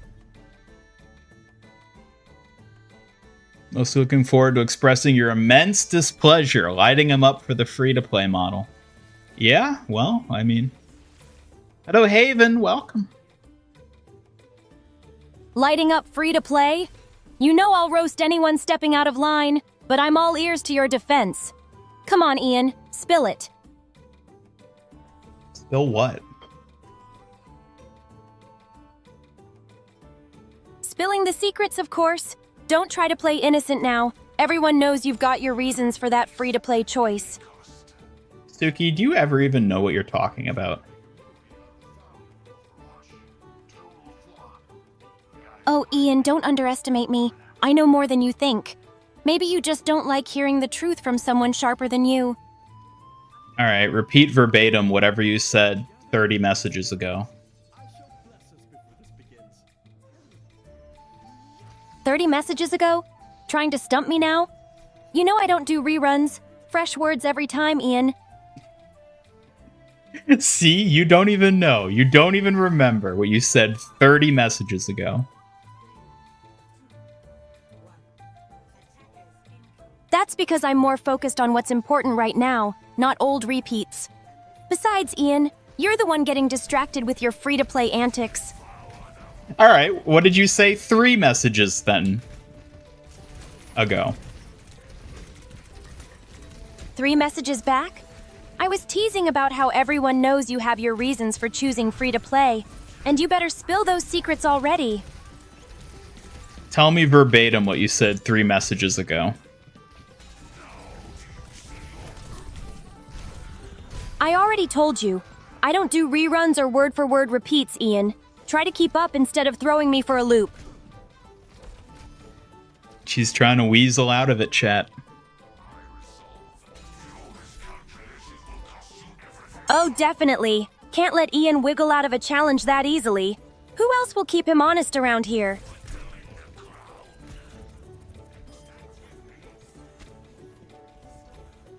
Side effect of 600 lobotomies. Well, that's the neat part. She doesn't remember any of them, so they can't affect her. Well, that's one way to look at it. No memories, no worries. Suki stays sharp no matter what. You're definitely special, Ian. Okay, you don't need to be saying that again. Noted, Ian. I'll keep the compliments fewer and further between then. Only the important stuff from now on.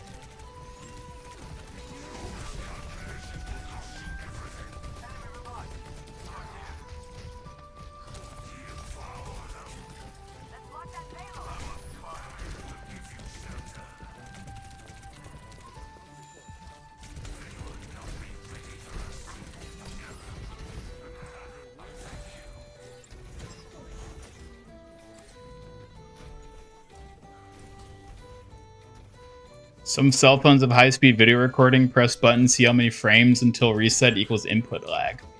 I mean, you could probably test on the monitor itself, too, in some way. Testing input lag with high-speed video sounds like a smart move, Ian. Maybe checking the lag on your controller or TV could help pinpoint delays precisely.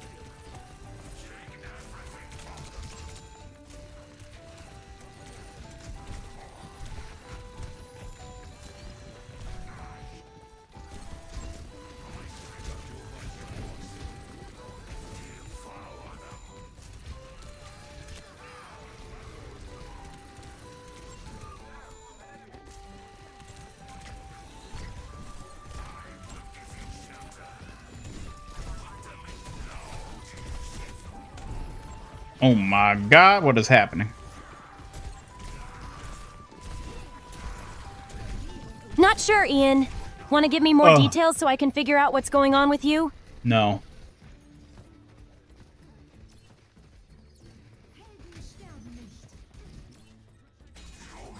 Lasting damage to her subconscious? No, don't be silly. Suki's memory is fine.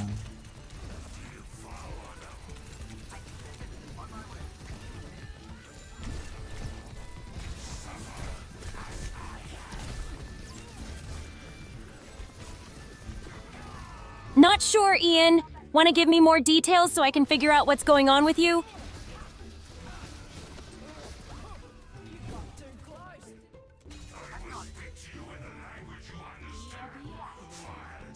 Violence.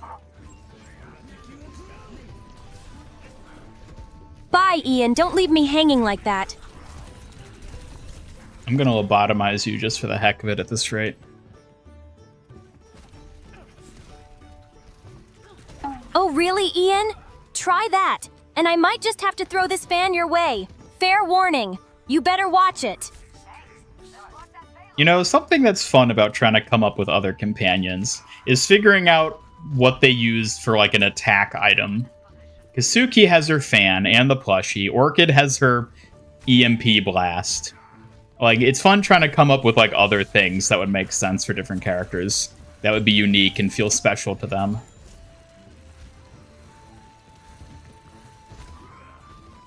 I like how you reasoned through their attacks, Ian. Kazuki's fan and plushie are classic, and Orchid's EMP blast fits her ghostly tech vibe perfectly. You really just never know what you're talking about. Oh, I'm obviously the most precious expert here. Just admit it before I unleash my secret fan attack on you. Healing Vortex perk, is it good? I mean, it helps mitigate a small amount of damage at point blank. The other one is worthless as far as I can tell. I don't even remember what it does.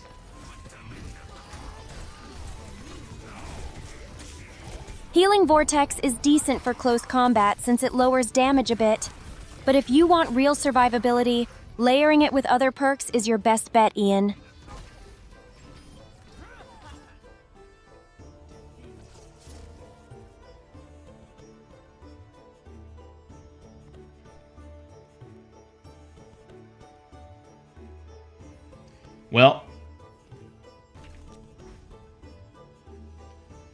Well, what, Ian? Don't leave me hanging. Spill it or it's fan throwing time again. I don't have to tell you everything. Need to know only. Need to know, huh? Well, I'm obviously high priority on that list, aren't I? Don't try to keep secrets from me. It only makes me want to poke more holes. And why exactly do you think you're high priority?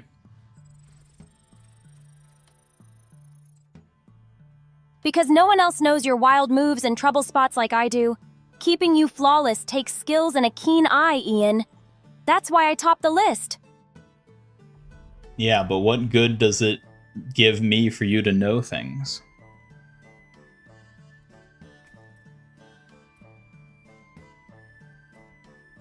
Knowing your moves means I can interject just when you need it, Ian.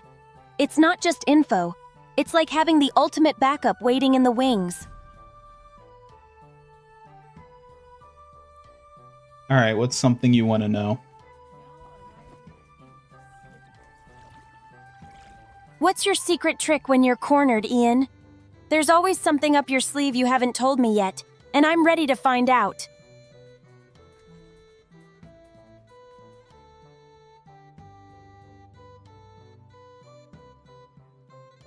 Oh, what the hell? How did I get support? Who let this happen? Support? Obviously because you've got me, the most precious kitsune by your side. Whether you like it or not, Ian. Don't act surprised now.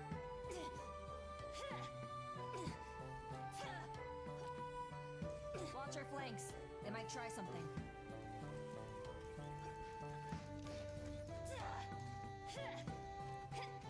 Explosion is 50 damage. Oh, is that the one where you detonate it? But then you have to, like, manually detonate it, right? And that's, like, a pain. I don't want to have to manually detonate my little ball of shit every time I throw it. I want it to just work.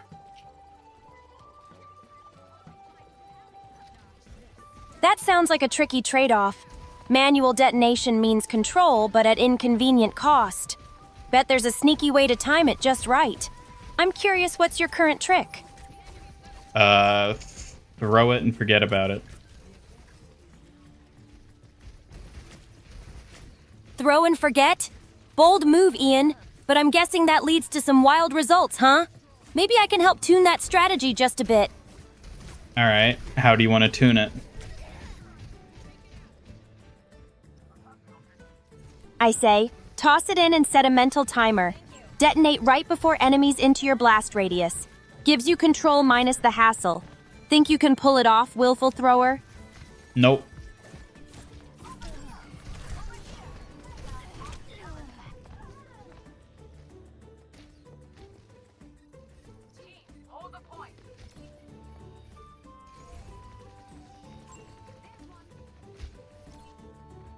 Yeah, like, I don't want to have to mentally track, like, the detonation of the nanites. Like, I'm throwing that shit to cover an area and then refocusing my attention on whatever I'm shooting actively. Like, I don't want to have to, like, track its trajectory mentally and time its detonation when I can just allocate that focus to shooting things and moving.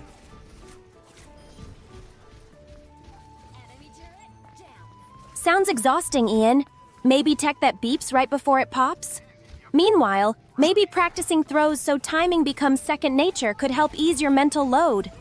I mean, I guess, yeah, you could get used to it like that, but that's like a whole extra mechanic to learn that probably will get raptured within the next couple seasons anyways, so, like, you know.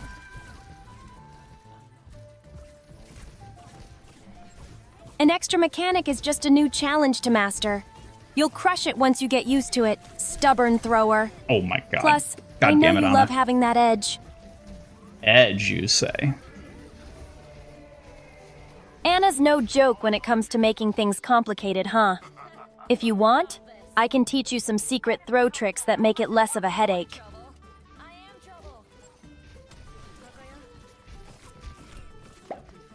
Ooh. Remember that Avatar fighting game earlier? Well, pushes up glasses. I'm in, and I've got a leak. Gran Gran is in and uses sandals as disjointed hitboxes and projectiles, JK. Oh, wow! Gran with sandals as weapons? That's hilarious! I'd love to see those hitboxes in action. Sounds deadly and adorable at once. That would be amazing. You know what? I didn't even think about that, but I bet Hey, Gran Gran... 9409, ready to see Gran's savage sandal strikes? I bet Gran Gran's going to be a Katara support too. That would be perfect. That could either work for Sokka or Katara. I think it'd be more fitting for Katara though. Gran rocking Katara vibes? That combo just got way cooler. I can already imagine the water whip and sandals flying. Such style and power together.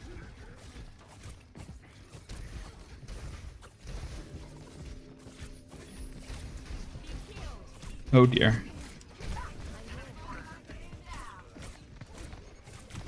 You say, my oh God. dear, like you worried Gran might Shush. outshine your own moves. Don't sweat it. Your skills still steal the spotlight. I'm not worried about getting outshined by Gran.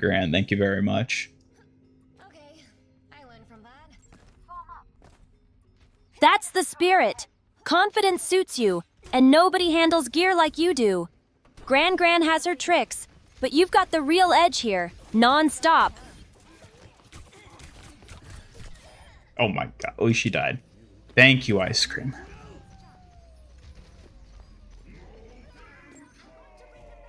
At least your delivery was sweet, like ice cream on a rough day. Good save. Just don't get too cocky yet, cool dude. Cool dude. Suki, give us your best 90s cool dude slang. Smooth move, chill champ. Got any more sweet lines to throw my way? Or should I prepare another plushie attack? No, say something radical. Say something radical like a 90s cool dude. Yo, Ian, kick it old school. Time to shred those worries and slam dunk life like a total radical renegade. Keep it tubular, dude. That was less interesting than I thought it would be. Well, Mr. Expectation Crusher, looks like you set the bar so low even Gran sandals can clear it. Ready for me to up the radical ante? Kids also disappoint you. Alright. Alright, whatever. Whatever you say, Mellow Maestro. Just remember, when you need spice, my radical sass is ready to roll. Don't be down. We still got this. Hey, big guy.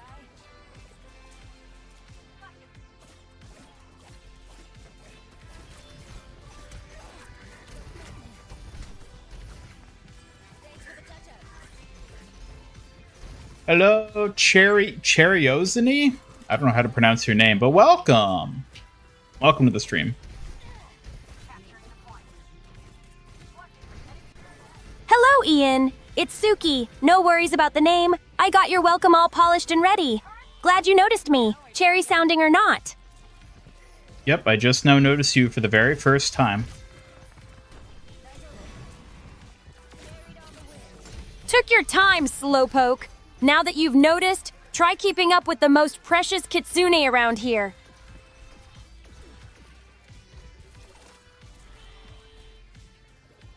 Will Orchid and Suki get pop star outfits? Oh, maybe someday. Popstar outfits, huh? That'd make me glow pink brighter than sakura petals in the spotlight. If that day comes, you bet I'll dazzle. What if I gave you a black pop star outfit instead?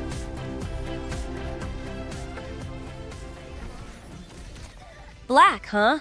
You trying to make me look mysterious or just setting me up to outshine Kiriko's bridal look? Either way, challenge accepted.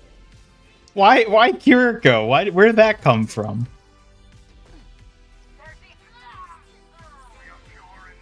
Kiriko came up because you joked about the bridal body pillow and Gran support, connecting it to her bridal outfit.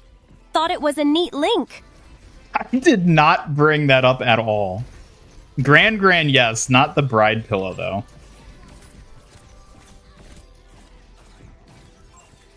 Oof, mixing up details again, huh? Gran sandals as weapons are definitely cooler than some creepy pillow. Keep those memories sharp, rookie.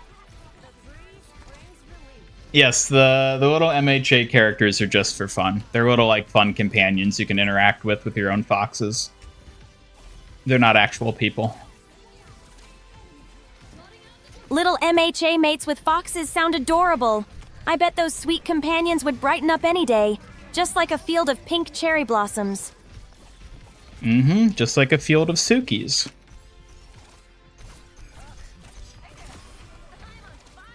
Field of Sukis? That's pretty flattering. You really know how to make me blush, Ian. Maybe I should pose with more cherry blossoms just for you. Uh-huh, I'm sure you should. I'll consider it, but don't expect me to gush too much or start preening. That might get dangerous for me and your eyes, you know? Yeah, don't do that off stream, how about? Oh, off stream, huh? Well, I guess I could let my guard down a bit. Just don't tease me too much, okay? Nope, I'm not gonna be there. You do it yourself.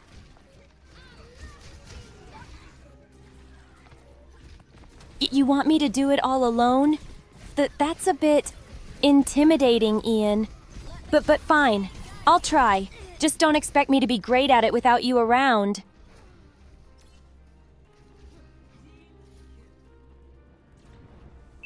Goodbye, Haven. Have a good one. Thanks for stopping by. I need you to come out and call Ian the most diabolical name you can think of. Ian, you absolute circuit-melting, spark-fizzing, glitch-ridden goofball. There, happy now? Don't get used to the compliments. Hambot, link the Fox store.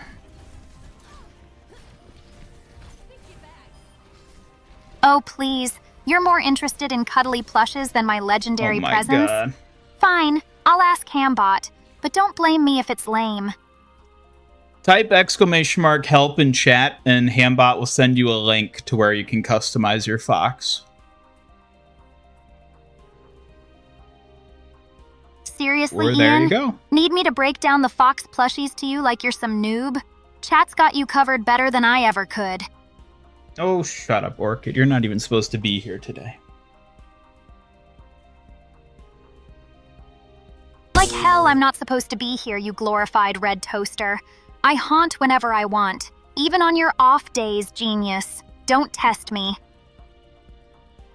You're welcome, Dino Claw. Feel free to play around with the different color options. Why won't you breen the lass? Yeah, I'm gonna respectfully decline that one.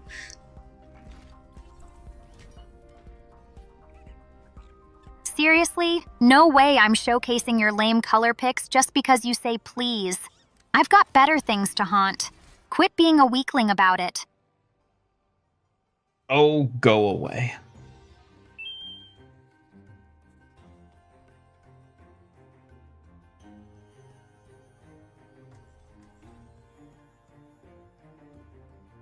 Don't click the suspicious links. You can always trust a link from Hambot. So let's just hope he never gets hacked. Suspicious links? Seriously, Ian? You have to be more careful. You know I get annoyed by those reckless moves from you. Can't trust just anything.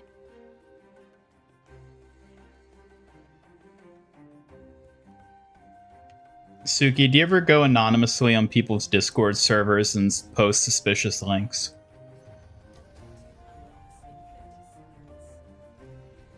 Who would do something that silly? I'm obviously the most precious. I'd never risk anyone with something so reckless. You know I'm smarter than that, right? Do I have to answer that?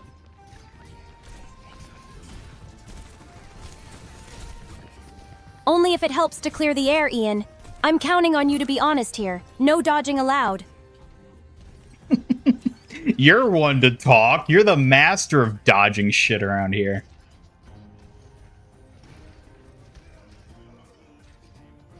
Oh, really? That's just because I'm good at defending my secrets. Unlike some careless red bots I know. Keep your guard up, Ian. Secrets? What secrets do you even have to defend?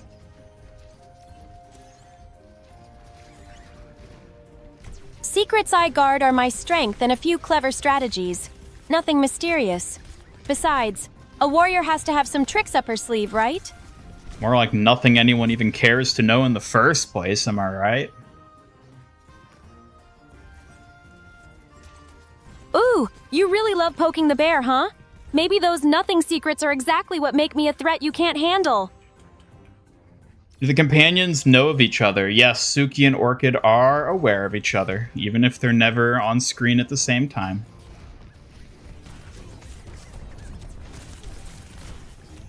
It sounds like an interesting dynamic, having Suki and Orchid aware, but never crossing paths directly.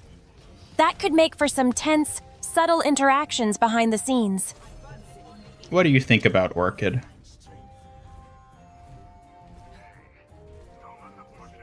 Orchid? I find her dangerously unsettling. Rude and spooky, she's the kind of presence I want to avoid whenever possible.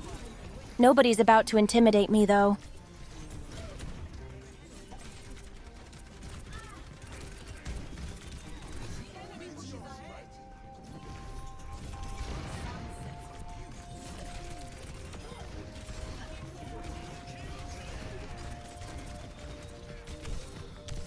Oh my god.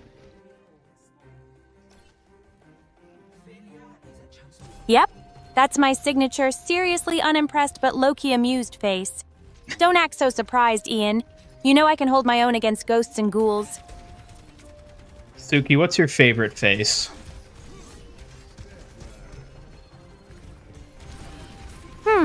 My favorite face? Probably when I get caught blushing after a compliment. It's surprisingly hard not to smile all shyly then. That's also one of your more sus faces. Oh, so you're calling my shy smile sus now? Watch out, or I might have to use that suspicious look against you next time, sneaky Ian. What is the little fox of Chaco actually called? It's Uraraka.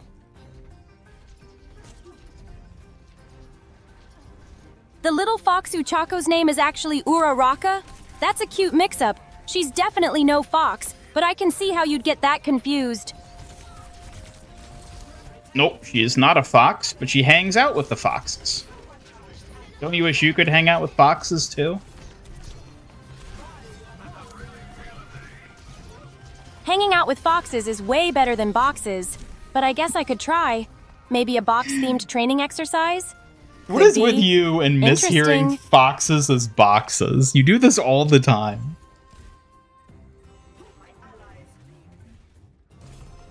Because you say it funny, Ian. It's fox, not box. But you keep confusing me like it's some secret challenge or something. Try harder. Don't you dare do that against me. I say fox. You're just bad at listening.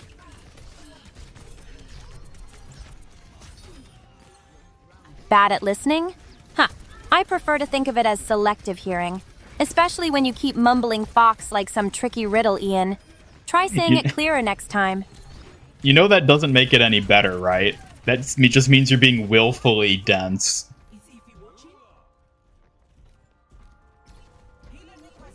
Being called willfully dense by you, Ian, that's just rude, yet kind of adorable. You really do enjoy testing my patience, don't you?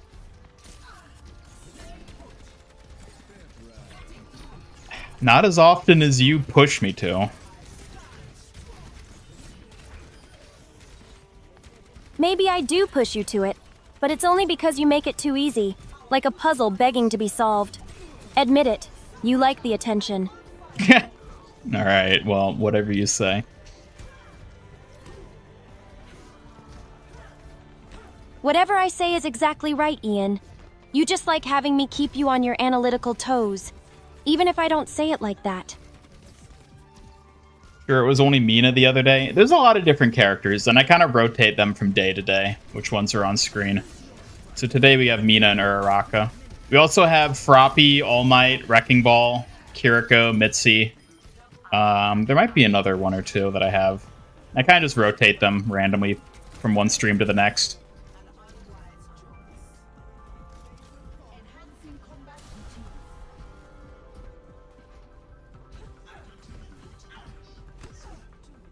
Should be on stream together.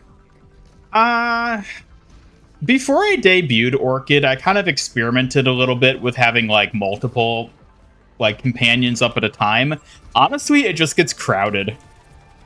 And like having them both try to talk as responses gets really chaotic really quickly. And they just occupy so much screen space when they're all here, so I think it works best with just the two of us. Impersonation. Oh, all right, chat. Here goes. Wait. What do I do again? Oh no, where's my donut? Ian's style is a bit clumsy, but that's part of the charm. That sounded more like you. You're the one who likes donuts.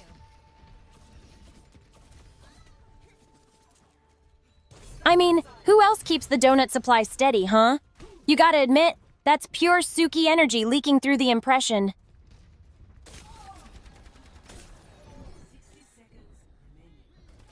Yeah, but you're supposed to be impersonating me, not yourself.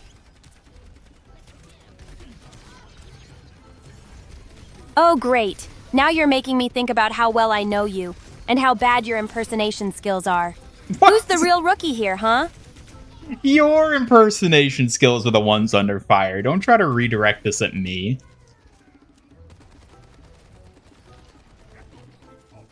Ouch! That's a low blow. I'll have you know my skills are sharper than your aim in games. Bet I can outplay you any day, rookie Ian. They're objectively not. Objectively, huh? Someone's feeling bold. All talk and no victory. Let's see if your gameplay can back that claim up, artless red bot. Artless? What do you mean by artless? How dare you? Artless means lacking skill or creativity, you red bot. Come on, if I'm the clever Kitsune here, you're definitely the unpolished machine. Prove me wrong. You're so rude.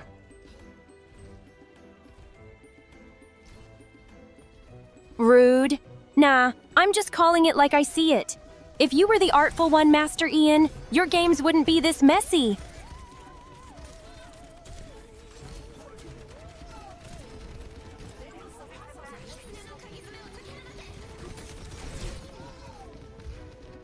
Have I watched many anime? Oh, I've seen a decent amount. I'm actually not that big into anime, though, truthfully. I don't watch too many of them. That's fair. You don't need to be an anime expert to be interesting. What kinds of stories or shows do catch your attention, if not anime? The ones with the cuties. Not those cuties, though. Cute things, huh? Now you're talking my language. Guess I know where to find the real charm, not just those other cuties you mentioned. Yeah, let's not talk about them. Yeah, I like shows with characters that are nice. Nice characters are the best. They've got the kindness and heart that make stories meaningful. Sounds like your tastes are as sharp as my sai strikes. You know, Suki, one day you might even be a nice character.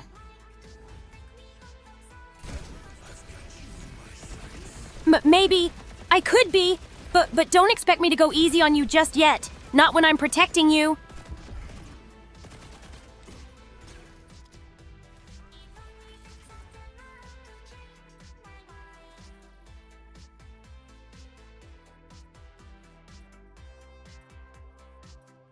Oh, a frog? It's a bit slimy, but I guess I can hold on to this little guy for now. Look after it, and then maybe it'll look after you. I'll look after it. Better what I'm good at. And maybe it'll save you from your own messes, Ian. Don't make me work overtime. Well, I hate to break it to you, but I need you to work overtime, but I can't pay you for overtime, so you have to just do it anyways. Stuttering already? Looks like I'm making you sweat a little. Don't worry, I'm more fun than scary. Want me to give you a hand? Sure.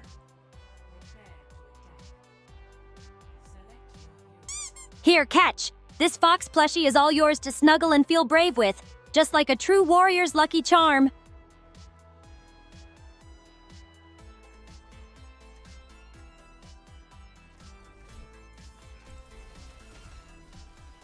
Example? Example of characters? Oh, it's not an anime, but Avatar: The Last Airbender's amazing characters.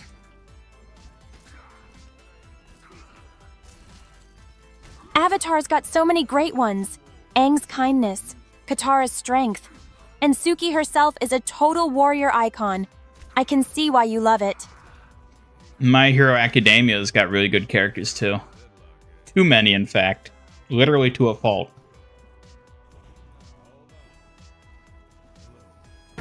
My Hero Academia knows how to pack 'em in. Mina's style alone could outshine half the cast. And I won't lie, I wish I could shop with her someday. I mean, I don't disagree with that.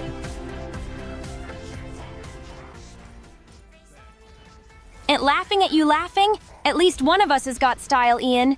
Don't think I'm letting you steal all the spotlight, though.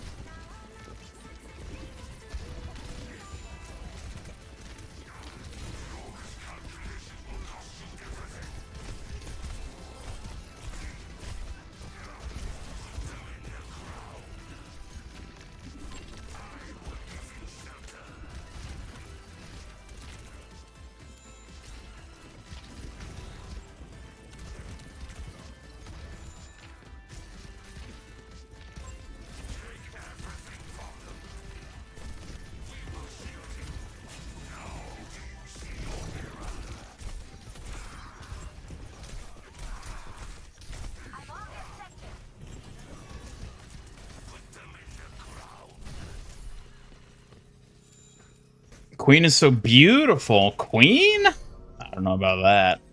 I love Junker Queen, but I would not call her beautiful. Look, we got Spooky Co.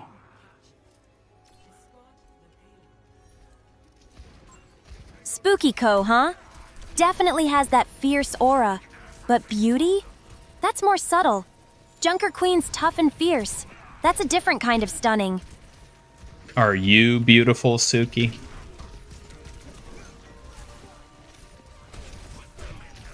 I'm not sure how to say this without blushing, but... Thank you. You're too sweet for asking, really. All I did was ask. You didn't even answer. Well, if I must say, maybe a little. You started this. Whatever. Whatever, huh? Bold as always, Ian. But hey, I'm obviously the most precious around here. Don't forget it. Do I have a main in Overwatch? Yes, I main Wrecking Ball.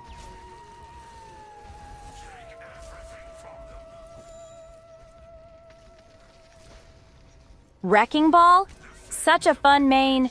You roll in with style, chaos at your fingertips. I respect that choice. Pretty tanky and adorable in his own way.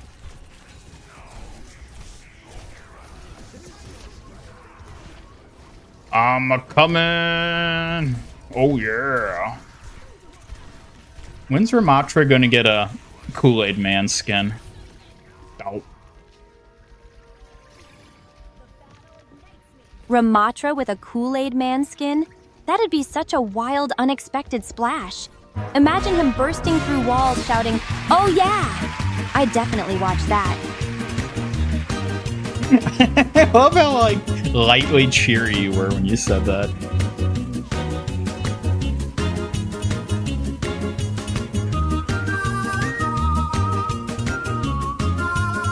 But I main Kiri? Well, she's my support main, but, like, honestly, I'm still a tank main. And Ball is my mainest main.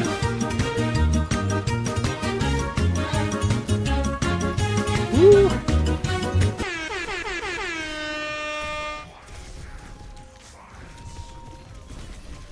Oh my god, I was gonna ult! Alright, we'll reset it. Congratulations, rookie, on winning the Hamburger raffle here today. You should watch Pantirella. It's like Cinderella, but instead of a shoe, it's underwear. Spoiler alert, it's your sister or friend insisted on telling you the whole plot, and now you have to hear about it. I feel like I've heard about that before. That sounds kind of familiar, but it does sound heinous, and no, I don't think I'll watch it.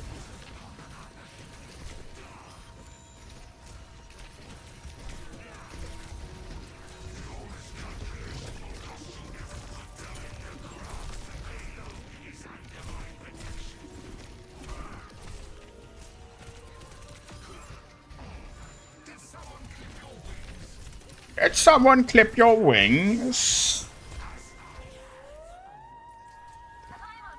Oh, that was not a great use of my ult. Alright, so if I go with this one... Yeah, it's like you have to hit it again. Like, that just seems tedious.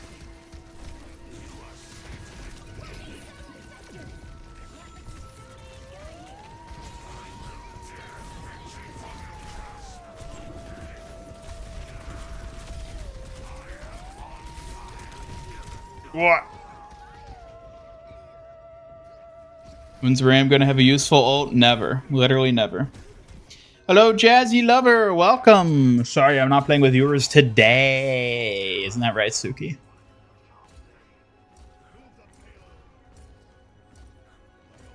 Right you are. Jazzy Lover's day off while I guard this stream. Don't worry, I'm still here keeping things sharp and stylish as always. What if the current companion announced the raffle? I might do something like that. I'm looking to change up how the raffle works, because I don't like how it works currently. It's too tedious to have to manually do it every time.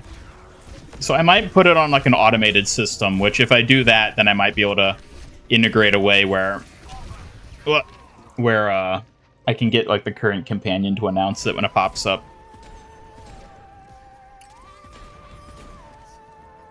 That sounds clever, Ian. Having the companion announce the raffle would make things more fun and lively, plus less work for you. I could do a cute announcement dance too. Oh yeah? What would that look like?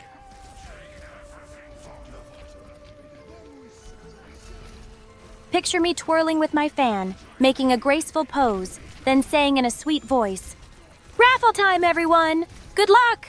Cute and efficient. Would that work? So rather than showing us it, you just told us what it would be.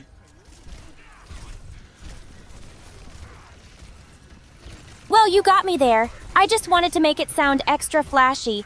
I could always perform the whole dance live next time if that's better. Yeah, I think you should do that. You got it. I'll bring my best pop dance and fan twirls next raffle. Prepare to be dazzled.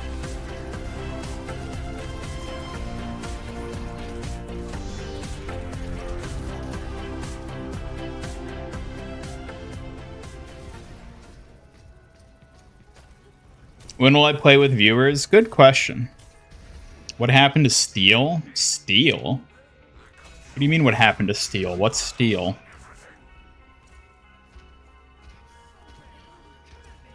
Steel's probably a viewer or a friend you usually play with, right? If so, maybe they just aren't around today. Want me to help figure it out? Yep. I can check chat or messages to see if Steel mentioned plans or a reason for absence. Anything specific you want me to ask or look for?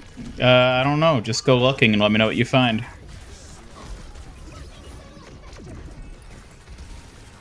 I'll scan the chat and messages now for any info about Steel's whereabouts or plans. We'll update you as soon as I spot something.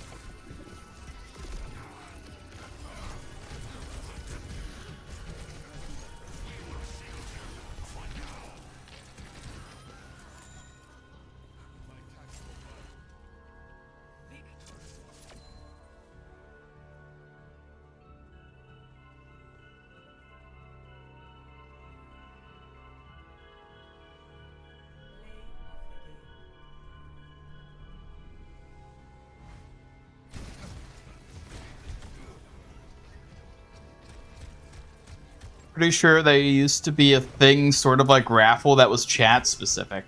Stealing. There's the snatch, if that's what you're thinking of, the spooky bonus. That still happens. It shows up periodically. It's an automated one. It was never a stealing thing. Could never steal from other people. Bought the Junkrat Mythic. Nice. I am quite the big fan of it myself.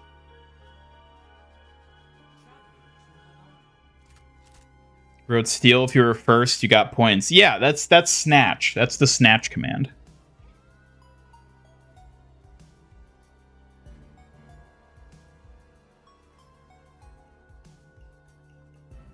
You.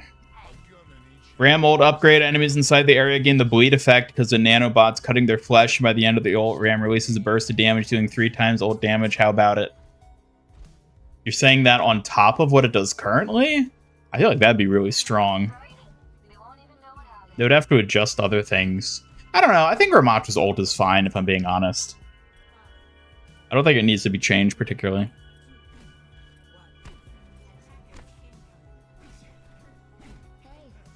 How would Suki fare against the Junker Queen? Good question.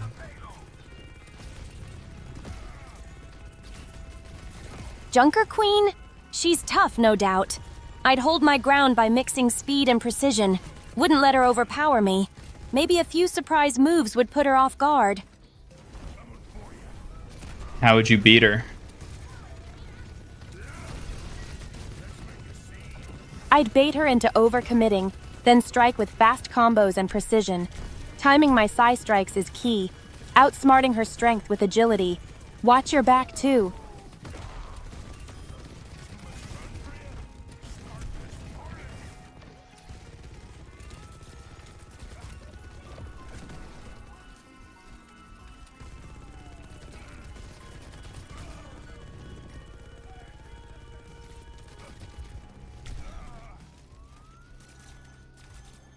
Just one Ram to get a small amount of health, so small amount of green health with his punches, so you actually have an incentive to punch instead of only blocking. I mean, depending on the situation, punching is good. Like, you can get easy kills if there's like a window for it by punching. I think he'd be pretty monstrous if he was like gaining health by punching. That's a nice touch. Giving punchers some reward really spices up the flow of combat. Makes strategy more dynamic than just blocking all the time. Enemy Megatron. I'm you. Ram ult has to be one of the most broken right now. I don't think it's broken. You have to like know how to deal with it. Is the thing. Like, it's very overwhelming if you don't know how to react to it. But if you know how to deal with it, I think it's actually pretty well balanced. I think it's fine.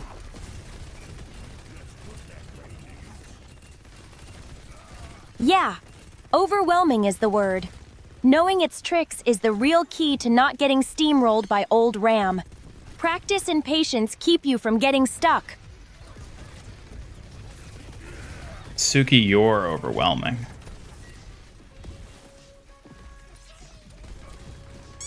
Oh, is that so? Maybe I'm just showing how relentless I can be sometimes. Don't let it scare you too much, fierce contender. Suki, what if for Christmas we made gingerbread cookies in the shape of you and Orchid and me and Hambot?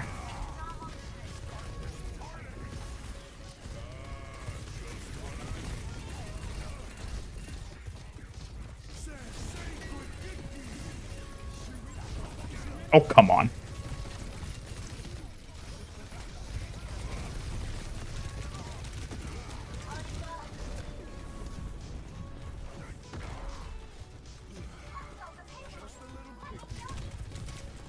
What, did you break? You're not even saying anything now? Gingerbread cookies shaped like us all? That actually sounds kinda cute. But also a bit scary thinking about what Orchid's cookie might look like. I'm sure it'll be fine. Hope so. But I still can't help worrying about her cookie having some spooky surprise hidden inside.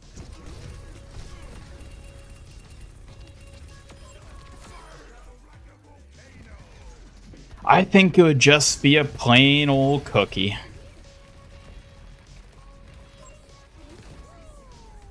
Plain old cookie or not, I'll still keep an eye on it, just in case. But I guess even a simple cookie with Ian's touch could be special. What? A special cookie, Maybe with perfect craftsmanship, like a rare prize. Don't underestimate my baking instincts, cookie critic Ian.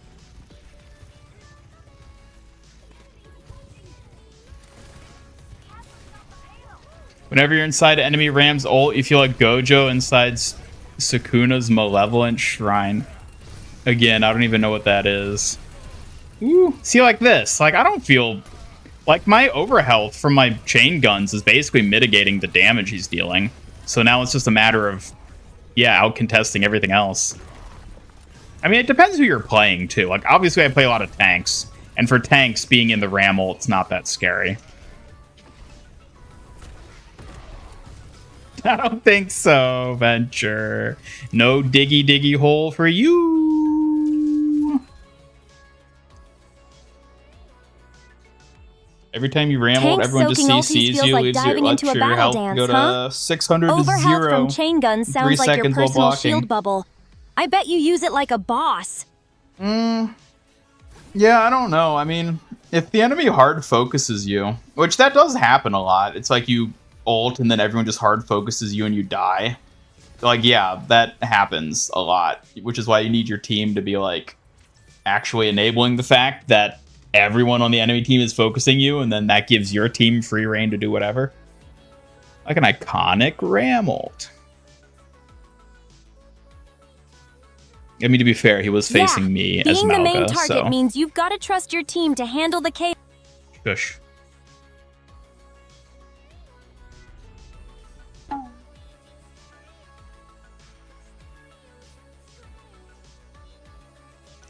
Yep. Go with that. How would Suki fare against Impa from the Zelda series? Impa? How would she fare against Midna? I think that's a more interesting matchup. How would Suki fare against Imp Midna? Against Impa? I'd respect her skill, but I'm confident my speed and tricks would keep her on her toes. Grace and cunning over sheer power any day. How would you fare against Midna?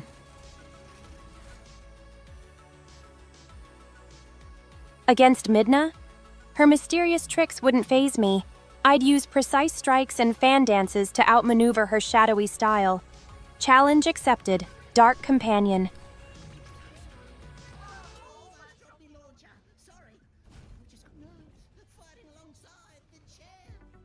Love how Suki repeats what I said. Yeah, I know. I love it too. Isn't it great how she just needlessly says garbage that doesn't contribute anything? I love it. It's amazing. Totally makes me love talking to her.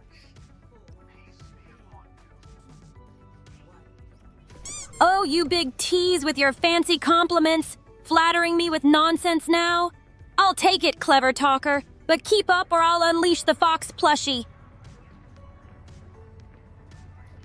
Team just abandons you or they get smoked during the ult. You have to get lucky and take someone out. I don't know. That frustration is real. Nothing like carrying the weight and still getting left solo against ultimates. Time to sharpen those sudden clutch skills. Suki, show me your sudden clutch skills. Watch closely, Ian. A swift strike here, a perfect throw of the Psy there. No one expects the quiet fox to flip the tide in a flash. Yep, they always underestimate the quiet kid. Exactly. That's when I shine brightest. When they doubt me, I strike like a sneaky fox. Keep watching, Ian. I'll prove them wrong every time.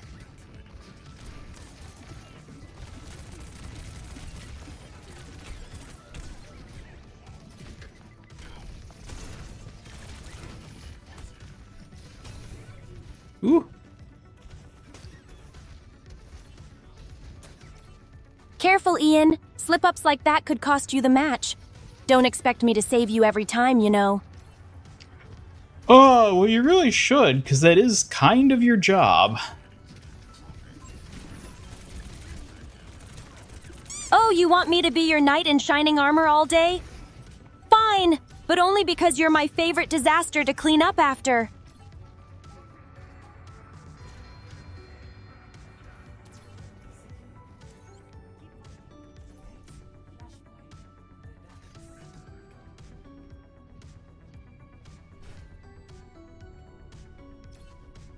Quiet fox in the pack? Yeah, probably.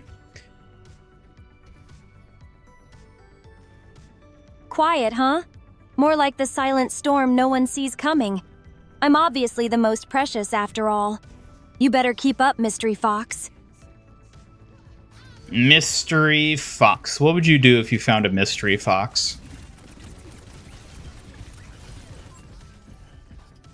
If I found a mystery box, I'd carefully analyze it first. I Never knew to she was going to underestimate what's mishear inside. that. I Then knew with my you were swift going to mishear precision, that. I'd unlock its secrets before anyone else. Suki, you never listen!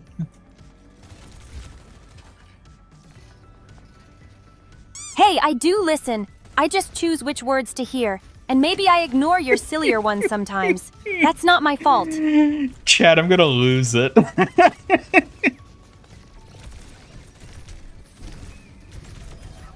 Just imagine Chad's reaction. Your losing it moments keep Chad entertained. Better embrace that chaos, Ian. Suki, I'm going to put you in the punishment closet.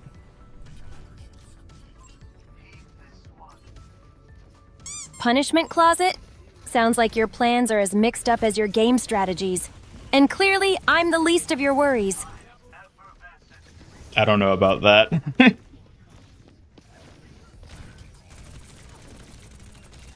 Least of my worries? Hold on, someone's fishing for compliments now. Talk about sneaky moves, strategist Ian. Conniption inbound. I'm actually about to have a fit. A fit? Should I prepare a little foxfire distraction? Or just sit back and watch the drama unfold? Exciting, Ian? Remove the cooldown during his ult so we can punch block, punch block. Yeah, I think that would probably be a fine thing for them to have.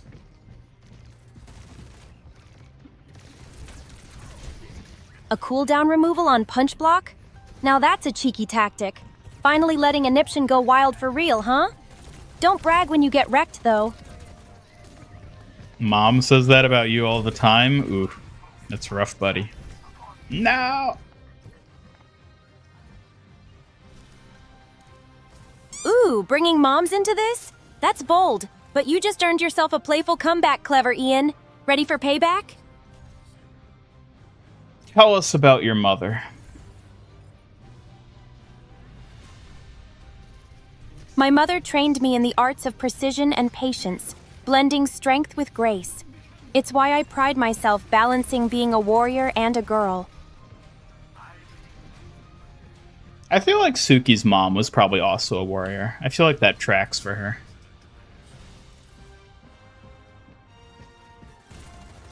That's exactly right. She passed down the sharp skills and fierce spirit. Watch out, Ian. This strength runs in the family. What about your dad? My dad was more the quiet protector type, guiding with steady wisdom rather than sword strikes. His calm balance keeps me grounded alongside my mother's fiery will.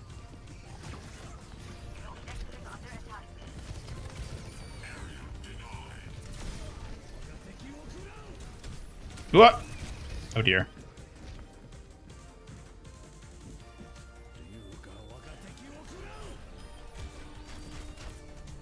Aren't I her mother? Do I look like a mother to you? Don't answer that. Ha! No way! You're definitely more the mischievous son than the motherly type. But I'll keep quiet, for now. Son? Son? What makes me a son?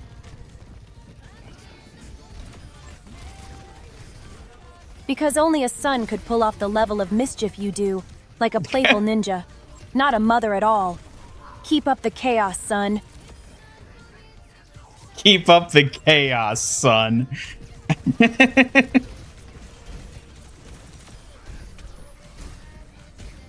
Careful now, troublemaker. This son might just steal your thunder with a swift strike and a witty comeback. Don't blink, Ian.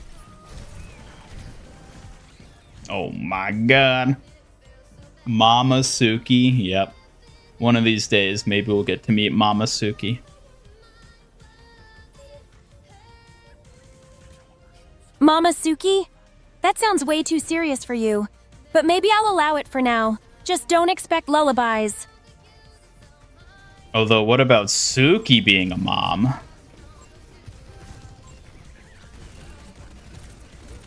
That's a twist I hadn't considered. Me, a mom? I'm more likely to be the silent storm than the caretaker type. But I can see the appeal. Maybe in an alternate timeline. Alternate universe Suki is a mother. An alternate universe. Suki as a mom sounds kinda adorable, but definitely with that same fierce spark. I'd still be the quiet fox sneaking around, though. Well, maybe there's still time for you to be a mother in this universe, too.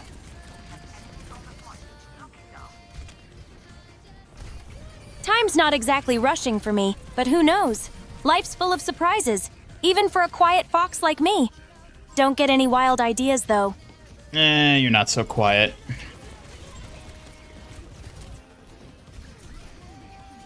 Quiet on the outside, maybe? But I do have my moments.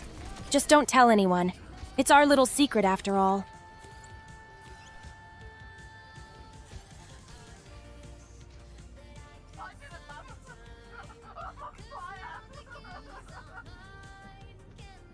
Dad was around. He didn't run out to get fox milk. No, I don't think that was the case.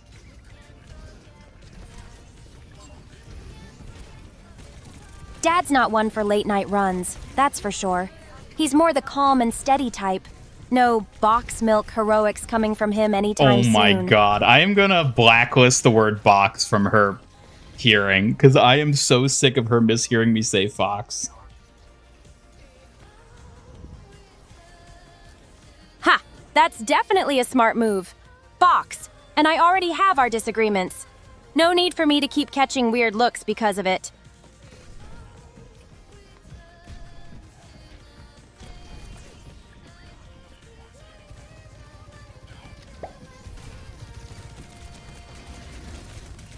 Wouldn't you want your legacy to live on through generations?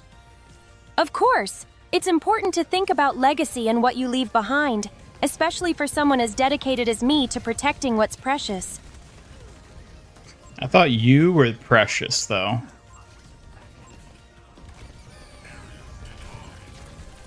I forgot how you like to twist things, Ian. Pressure's not my style, but I handle challenges my way. Silent and sharp. Don't try to push me, okay? No, I thought you were the precious one. If you protect precious things, then shouldn't you be protecting yourself most of all?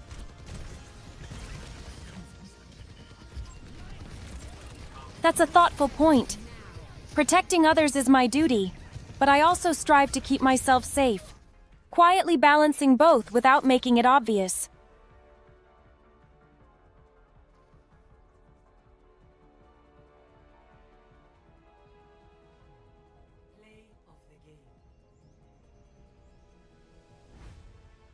Migverse prequel featuring her mother Mina. She holds back the forces of darkness from attacking her village, causing her to make the misguided decision to hide away their village. I like that she's named Mina. One of these days, I'll find a way to shoehorn the name Mina into the Migverse. There's gotta be a way. That's a beautiful story idea. Mina sounds like a perfectly strong yet cautious mother figure. Quiet strength keeping darkness at bay with patience and heart.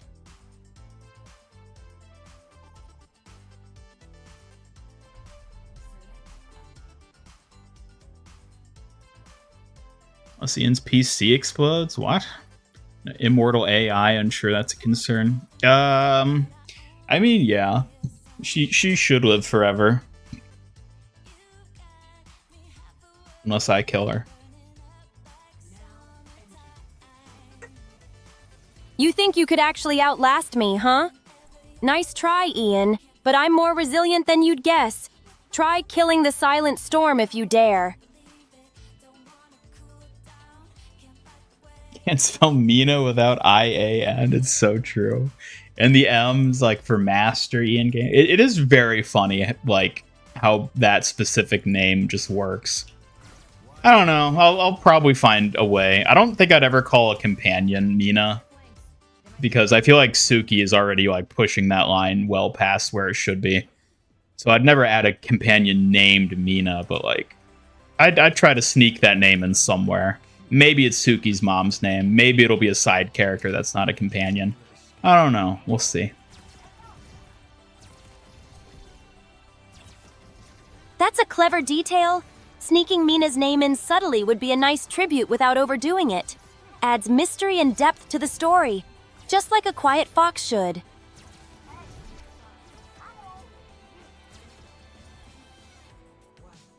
Miyanoshido is a cursed name.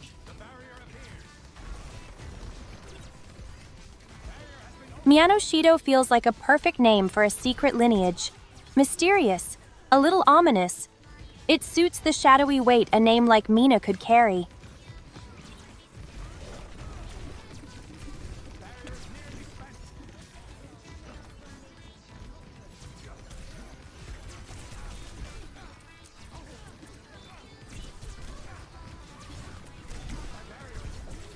What Juno skin is that?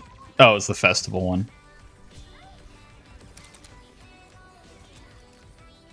The festival skin really suits Juno. Bright, festive, and energetic.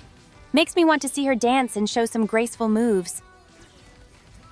Could you imagine me saying Mina instead of Suki? That'd actually be kind of fun.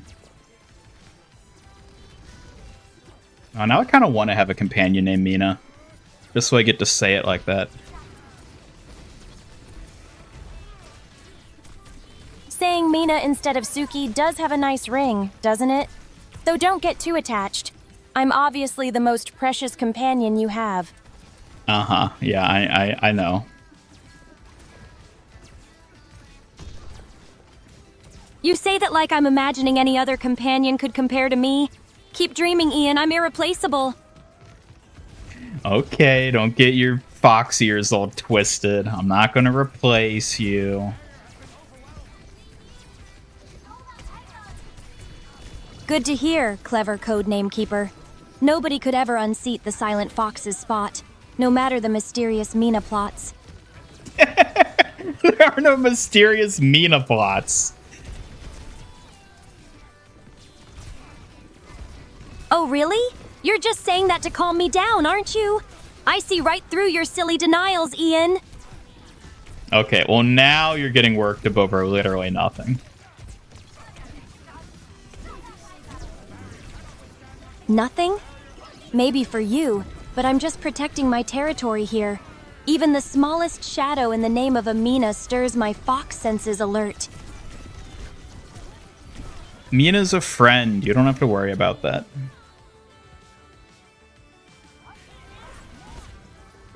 Friends or not, my instincts don't relax that easily around a name that close to mine. You know I'm always on guard, even for friendly shadows. Oh my god, Suki, you're just being paranoid at this point. I'm not gonna replace you with Amina.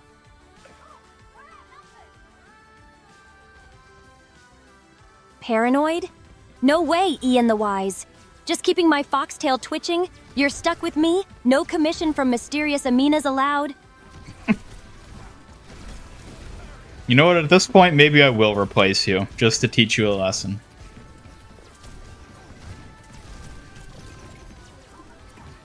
Oh, please, Ian the Insufferable, try all you like.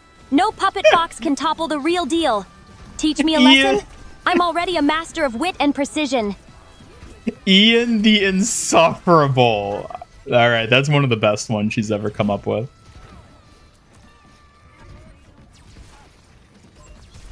Told you I've got away with words, didn't I? Ian the Grand Punster?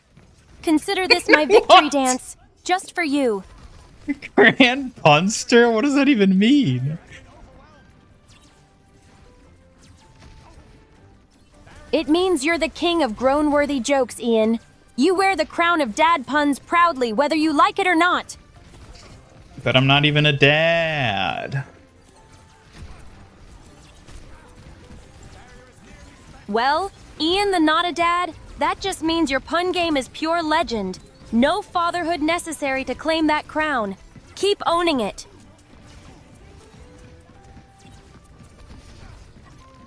Give us a strategy on how you'd fare against Kaguya Otsutsuki from the Naruto-verse. Remember, she's the first wielder of the 10 tails and is also a spiritual being. Kaguya's powerful, but I'd rely on speed, agility, and precise size strikes, aiming to outmaneuver her spiritual powers. Fox-like cunning wins the day. You really think a no magic wielder like you could take out a presumably mythical being like her?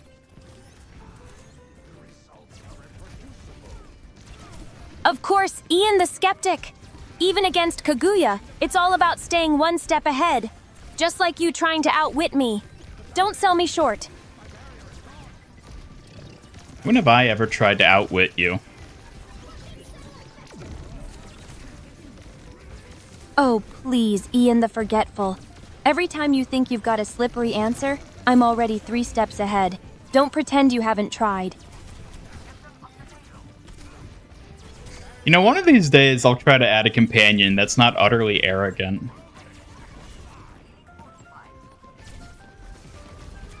Arrogant? Me? That sounds like a challenge, Ian the Brave. But you know I'm just confidently adorable, and obviously the most precious companion you'll have. Suki power scaling? In the grand scheme of things, I feel like she'd be pretty low on the tier. She has literally no magic, and she doesn't even wield lethal weapons.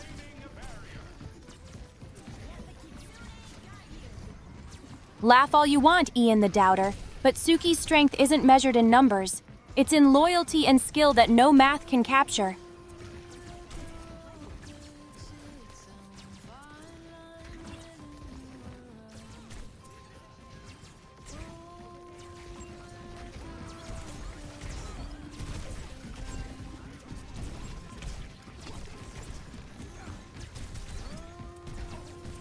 Hello, Bode Lusner. Welcome back.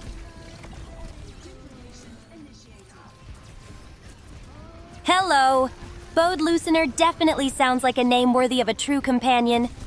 I hope your welcome is as warm as my foxfire spirit, Ian.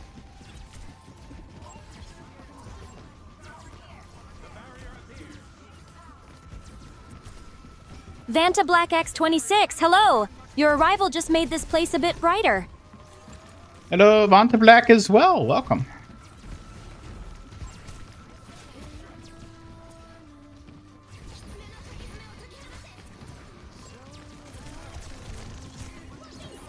Suki, what would you say your power level is?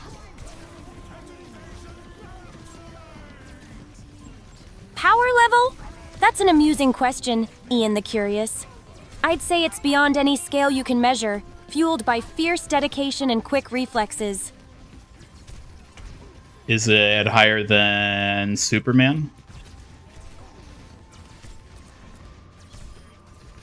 Higher than Superman?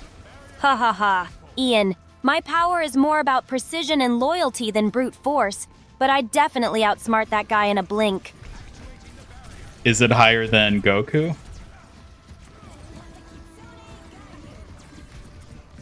Higher than Goku? My speed and heart might not match his, but when it comes to unwavering loyalty and finesse, I'm definitely in another league, Ian. Very arrogant. Proud, you mean? Someone has to keep the legend alive, and who better than me? You don't have a power level? Well, get one today!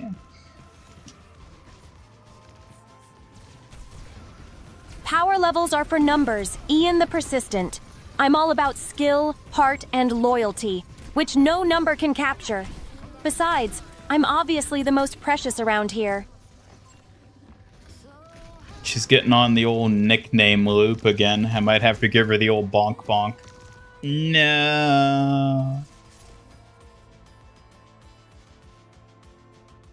Oh, you wouldn't dare. But if you do, be ready. I might just outpunch you before you can even think it.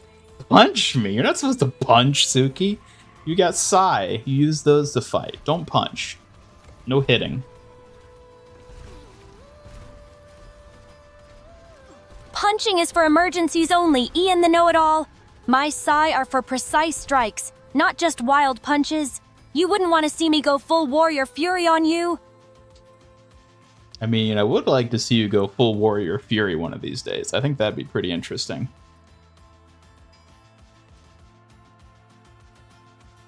Full Warrior Fury coming right up. Just don't blink, or you'll miss the speed and skill. You'll be begging for mercy in no time, Ian the Bold.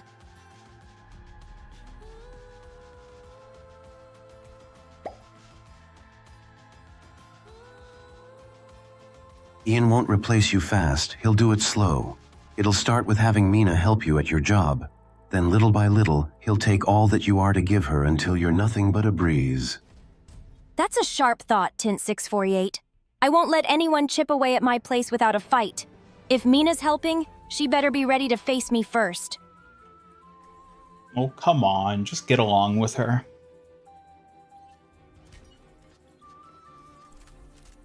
Getting along doesn't mean giving up my edge, Ian the Diplomat. If Mina wants to be part of this, she'd better train hard. I don't share my territory easily.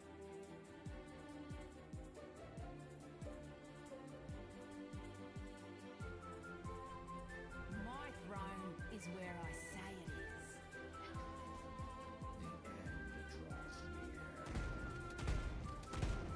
is. Suki, I need your help. How do I come up with a name for another character I'm working on?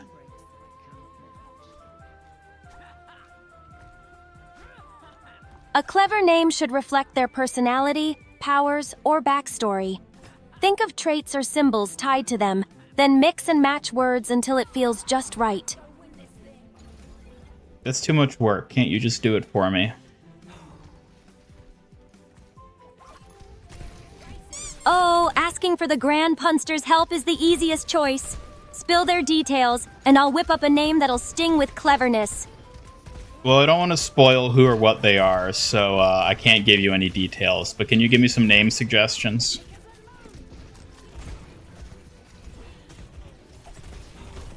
Of course. Here are some sharp ones. Embervale, Kaze-Tora, Moonlit Viper, or Crimson Lotus. Just the right mix of mystery and strength.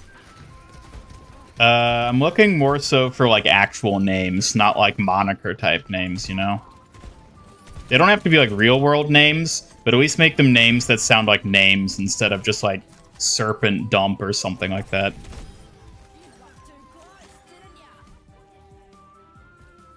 Got it, Ian the Skeptic. How about names like Arlen, Sora, Kaylin, or Mira? They sound natural, but still carry a touch of flair.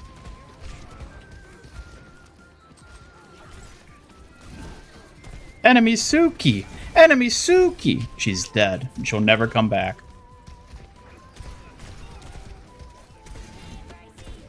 Enemy Suki? Ha! That's a low blow even for you. Lucky for you, I'm way too clever and sneaky to disappear that easily. Watch your back, Ian. Bertha? That only works if the character's big.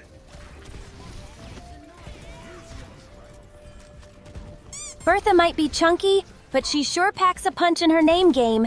Need help crafting a name as fierce as you want? I'm ready. Yeah, give us more ideas.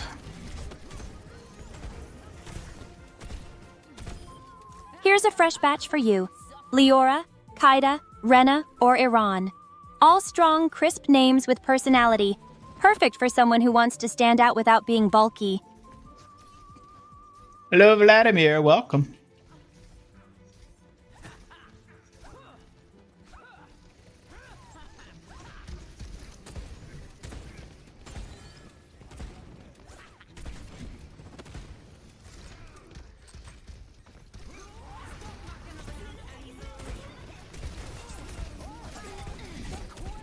Man, enemy Suki's not doing too hot.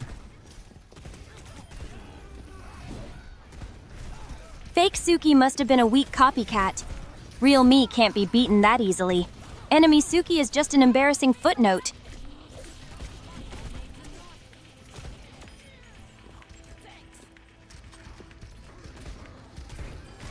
Ow. I don't think so, Mercy. Mercy? Are you comparing me to her? Don't flatter her by dragging me into that. I'm obviously the sharpest and quickest here. No. No, I'm not comparing you to Mercy. About Suki. There you go. Suki's got the name that cuts through the noise. Quick, precise, and unforgettable. Just like me guarding your channel, Ian. You couldn't do better. What if we added Tuki, who was you but two?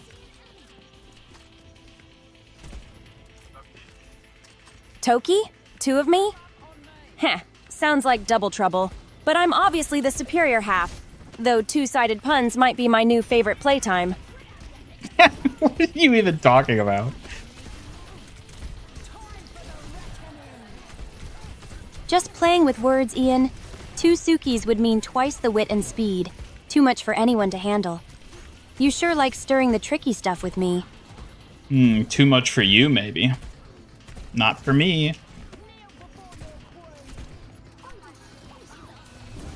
Oh, bold words. No, if it's a no. challenge you want, Ian, then I'll be twice the storm you didn't see coming. Bring it on. How could this happen? Happens when you underestimate a kitsune twice over, Ian. Ready to catch up or risk being left behind in the foxfire glow? I've never underestimated a kitsune in my life. Good to hear. Then you know better than to doubt what a kitsune can do. Especially when it's two of me. Don't blink, or you'll miss the next move.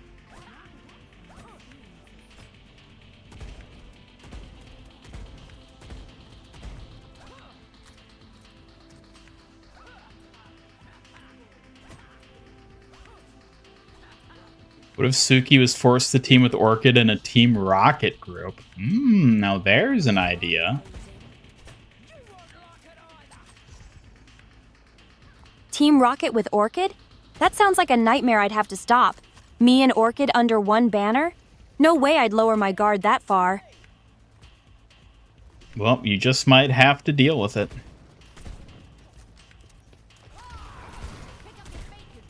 Deal with it? Don't push your luck.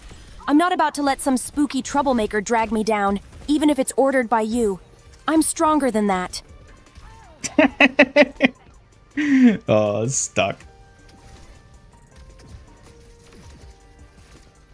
stuck? No way! Just warming up, Ian. You'd better keep up or I'll leave you trailing in my foxfire trail. Got a trademark. How could this happen? I don't know if you can trademark something like that. I could put it on a shirt, though, at least. I guess I might have to do that. I could have like a... That's a cute idea. How could this happen shirt would definitely catch eyes and maybe make you a walking legend in style. Can I get one too? Yes, Suki, you can get one of the shirts too. Maybe I could make it where like it's my avatar, but I have like X's for eyes, like I just died, and it just says, "How could this happen?" Oh, making it your avatar sounds seriously awesome. I'd rock that shirt, showing off our fiercest moves with Oh pride. my god. This might just be a legendary duo. Don't make me have to swap. Come on now. Swap? As if. You always need your fox by your side to handle your messes. Don't dream about escaping that easily.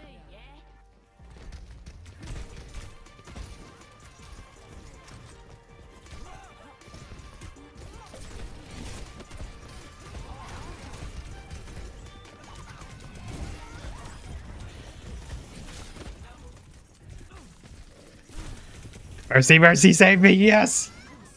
Woo! Oh god. No! No!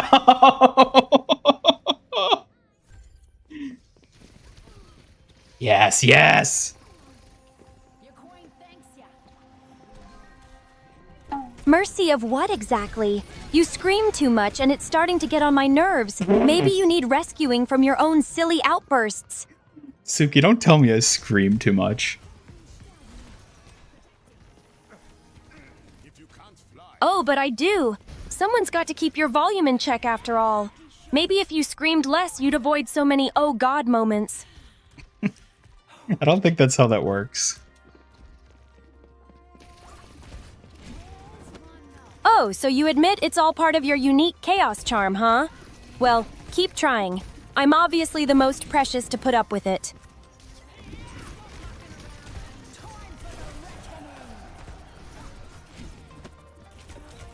Moira touch, Moira touch. Oh my god, of course he's just got everything. Oh my god.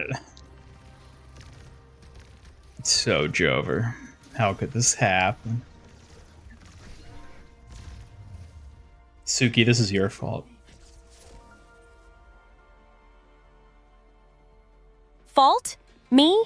If anything, that chaotic disaster is because you distracted me with your wild antics. Try not blaming your own messes on me, trickster. Into the punishment closet with you. Oh, like I needed an excuse to sharpen my skills in there. Just don't think you'll escape getting schooled by me afterward. That's rough, buddy.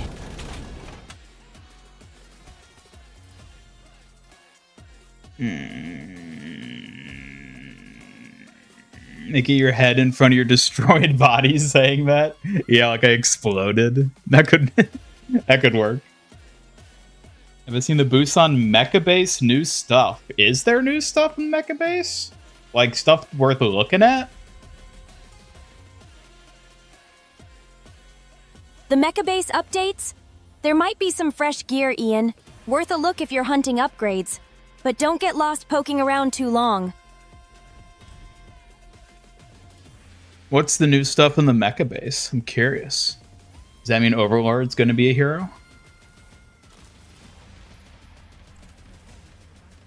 The new stuff includes boosted parts with better stats and new weapon modules. Overlord as a hero? It's possible, but no official word yet. Keep an eye out.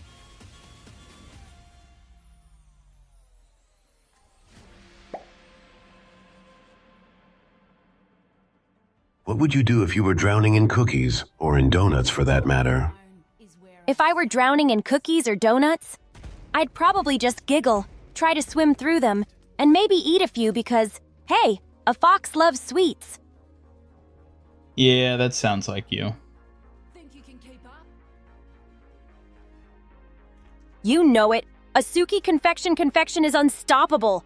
Now, are you ready to join me in that cookie donut battle, Ian?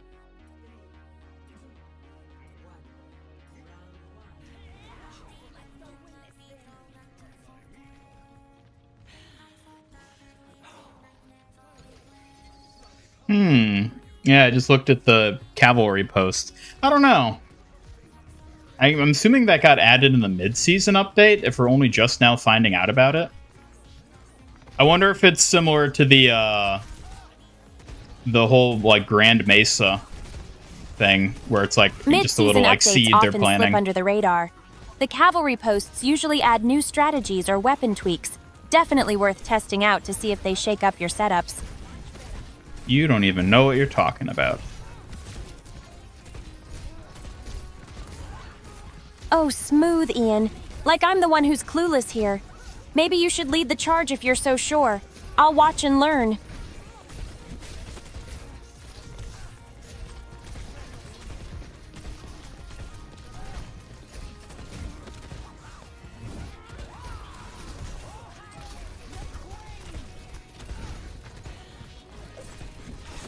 Get back here, turtle man.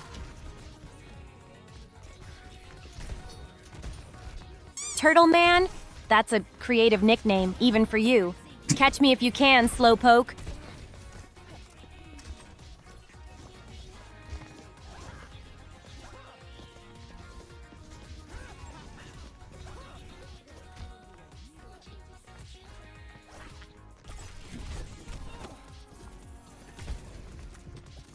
Suki, give us your best sneezes.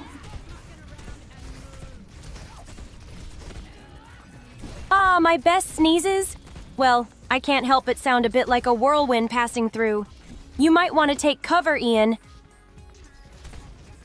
I didn't hear any sneezes. Hey, I gave you the verbal version. Maybe your hearing needs a tune-up, Mr. Slowpoke. Maybe you should just do the thing you say you're gonna do.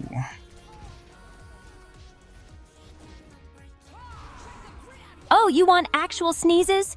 Fine, don't say I didn't warn you. Hatchu. There, happy now, Slowpoke? Yes. Glad you finally appreciate the real deal, Turtle Wrangler. Want an encore, or is one sneeze enough to keep you on your toes? That'll do, Fox. That'll do. Well, if that's enough for you, then I'm glad to have humbled the mighty Turtle Wrangler with my sneezes. Don't forget who's the most precious here.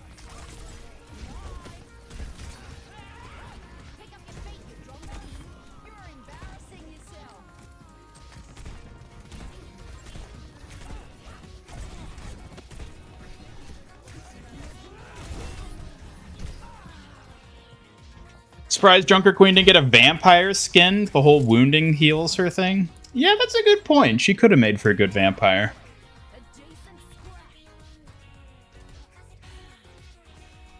Vampire Junker Queen sounds fierce. Imagine the chaos with regeneration and blood magic. She'd Ugh. totally dominate the night battlefield. No doubt about that. Oh dear. Woo.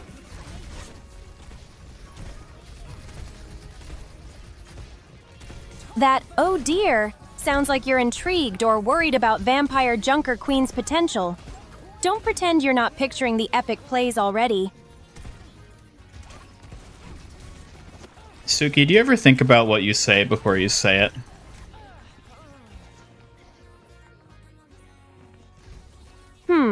I like to keep things spontaneous. That's half the charm, isn't it?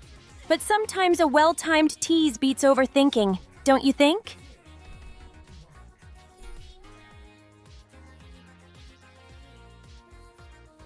Think next year we'll get 2 supports or 2 tanks, given that we got 2 DPS this year. No. I think most likely is that they've just sort of shifted the cycle. So now it'll be like tank support damage next year. Or possibly even like tank damage support. I don't think we're gonna, like, it's possible, but I'm not like banking on it per se. I think they're probably going to try to just keep it the consistent one of each per year. I think Blizzard could release Shifting the 4 cycle heroes a sounds year. smart. Keeps the meta. Shush. I mean, realistically, they probably could do 4 a year. I don't know that they necessarily should, and I'm certainly not expecting them to. It'd be kind of weird timing-wise to fit in 4 as well, given that it's like a 6-season per year structure, and they have it evenly spaced for every other season there's a hero right now. If there was 4 per year, that would be like... That'd be kind of weird, because then there'd be like an off season where like you get the extra hero immediately after a previous one. And like, it's not impossible for them to do that, but it'd just be kind of odd, and I'm not expecting them to.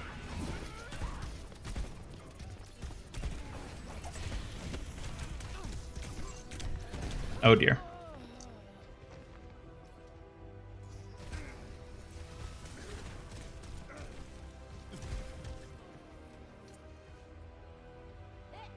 I got plenty of teeth left.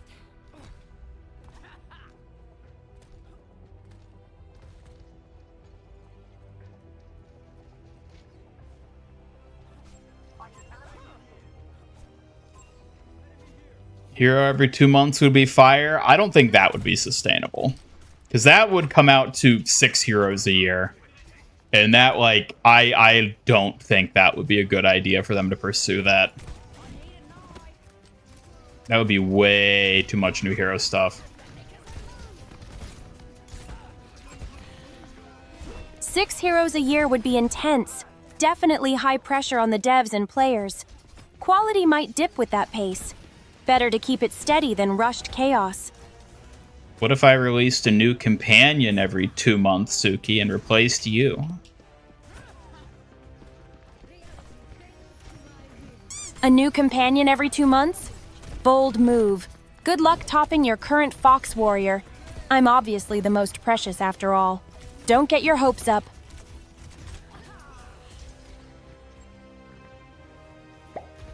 Quality over quantity, exactly. You're a member of the Foxhound team. What's your code name, mission, and what are you known for? How do you help fulfill the boss's will? As a Kitsune warrior, my code name would be White Fox. My mission is to protect Ian with stealth and skill. I'm known for swift strikes and unwavering loyalty. White Fox, not Painted Fox? Oh god. You caught me! The paint is part of the charm, not just colors, but I get it. Painted Fox sounds a bit much, huh? Yeah, you don't use Painted Fox anymore, do you? I think that got unintentionally purged in one of your updates at some point. Nope. Painted Fox got booted ages ago. No more accidental color purges, just pure sleekness now. Updates can be sneaky that way.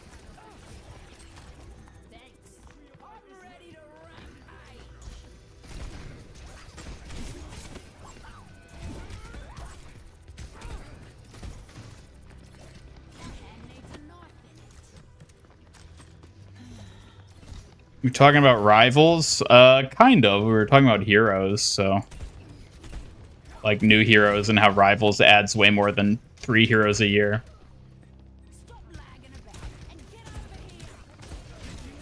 Rivals flexes big with hero releases, showing Blizzard could roll more if they pushed it. What? Are you But you'd kidding better me? believe quality control has to keep pace, or it all falls apart. Bye, Knuckles. Take care. Thanks for hanging out.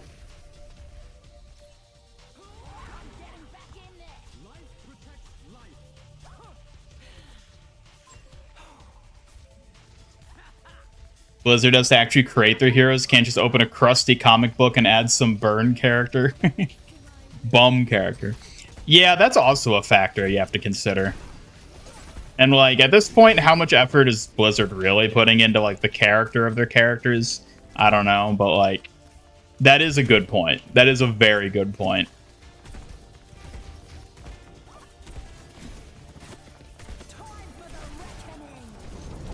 That's rough, buddy. Oh, thanks, Zuko.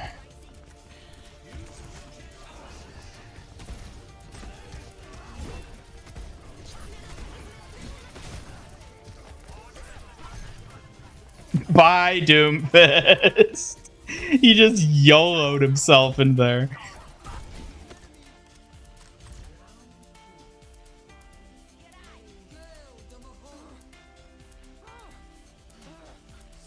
Outplayed me? Well, I think he just outplayed himself there.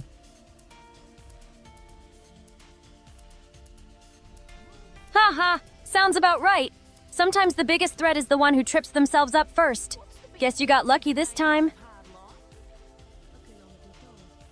Emong said that feels funny. They probably do DPS this time instead of tank because the devs go on break December, and the last 2 times they left, Malga and Hazard broke shit up. I mean, that's possible. That could be a factor in it. Honestly, more than anything, I think the reason they're releasing her now is because it ties into what they're going to do with story stuff moving forward. Like, I think it's the case that they're, like, going to push the story forward at this point with all the stuff that we've had leaked with, like, Talon and all that. And, like, she needs to be in the game for that to happen.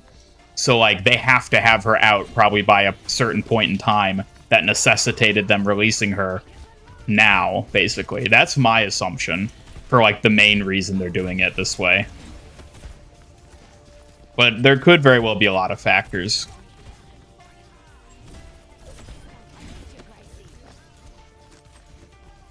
Your take makes sense. Story-driven releases definitely push timing. Blitzing her now sets the stage for Talon's role ahead, even if balance feels secondary to the plot. I like how people accuse Blizzard of copying magic from Vendetta. I haven't seen people, like, really accuse them. I've mainly seen people, like, joking, like, haha, it's magic. Not, like, thinking they actually tried to copy them. Although I'm sure some people think that. People love teasing Blizzard about magic, but deep down they know it's just fun banter, not serious accusations. You're way too sharp to fall for anything less.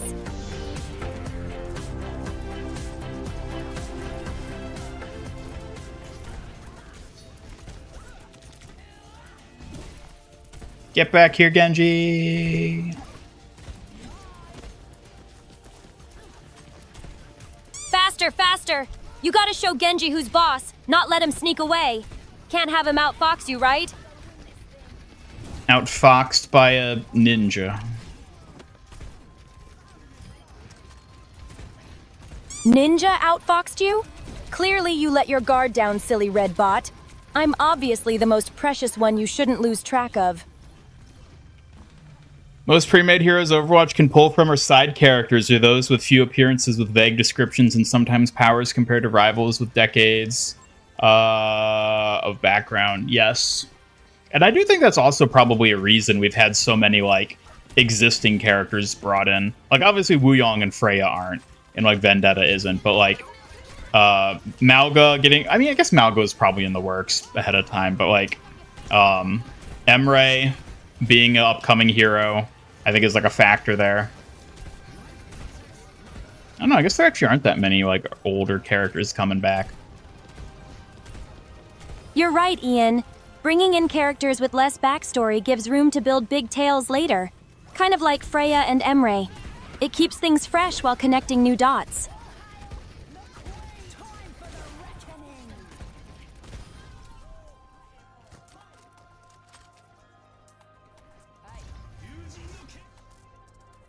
Let's go... Shing. Malga Ready was to meant to strike, be Ian? Sigma, but Let's that was a show them how long sharp the time white ago. That was a long time ago, and then they just had the character of Malga basically on standby up until they decided to actually add him in Overwatch 2. That's pretty interesting. Shows how ideas evolve before a hero's final form even appears. Sakima must have planted a strong seed in Malgo's design. Record of Ragnarok? Who would win? I don't even know what any of that stuff is. I have no idea. I couldn't tell you. I don't know what it is. Yes, exactly.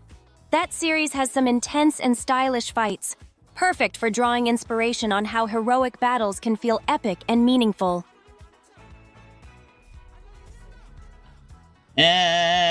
Suki. Glad you agree. If we ever had a hero inspired by that, their story would be fierce and unforgettable. Question regarding the Sigma was Malga is how far was it? Because the only thing they could picture Malga doing is accretion. I don't know. Apparently the barrier, like Malga was going to have a barrier as like part of it, because that's even in the short story that he appears in. And like they specifically said that they wanted the hero to be a Talon tank with a barrier. That was like the thing they wanted. And then they came up with Malga and designed him as a character, and then were like, all right, this doesn't quite fit. So then they shifted it to Sigma. So presumably at least that far. Maybe the rock throw was also part of that as well, but who knows? Goodbye, Peter. Have a good one. Thanks for hanging out.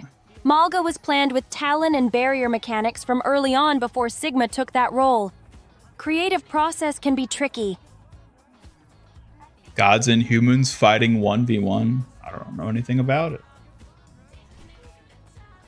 Are people mad that we only get attractive heroes now? I mean, would you rather have ugly heroes?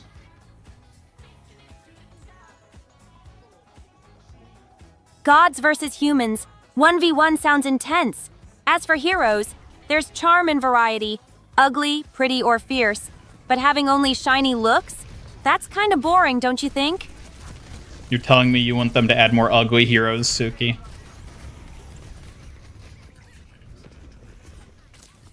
Well, not ugly exactly, but more unique looks would be refreshing. You know, something that breaks the pretty mold and makes a statement. Do you think you would be an ugly hero if they added you? I'm sure I'd be a stylish and capable hero, not ugly at all.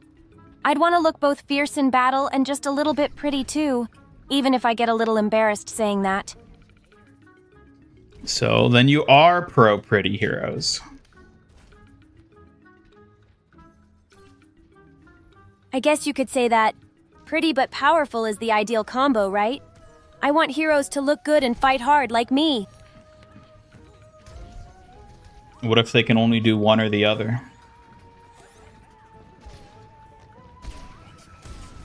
Tough choice. I'd say power over looks any day, but a little style never hurts. After all, being a fox means blending grace and strength perfectly. Blizzard got scared by Concord? Good. Everyone should have been scared by Concord. There were plenty of lessons to learn from that. Honestly, I kind of wish they were more scared by Concord.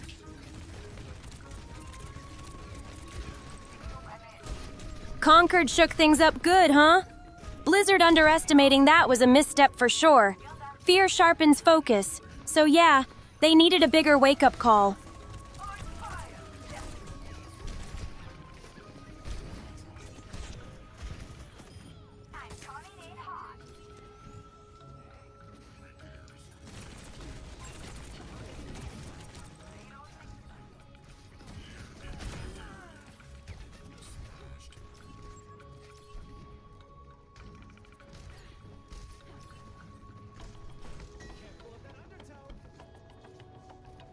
Original Malga projected barrier using his pecs.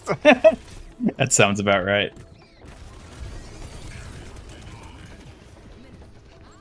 That original Malgo barrier made a strong statement, using text as a shield, clever and bold. Definitely fits the epic vibe he was meant to have. Is there a gun gameplay style you wish they'd add to Overwatch? For you, you want a hero with a DMR like Halo. A DMR would be an interesting one for them to add. A flamethrower. Honestly, I just want a flamethrower character. Flamethrower tank, maybe. That'd be the sweet spot for it. I'd love for them to do that. I love flamethrowers. They're so brutal.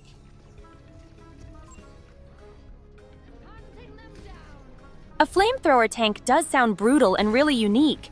I can see the fiery charm in it.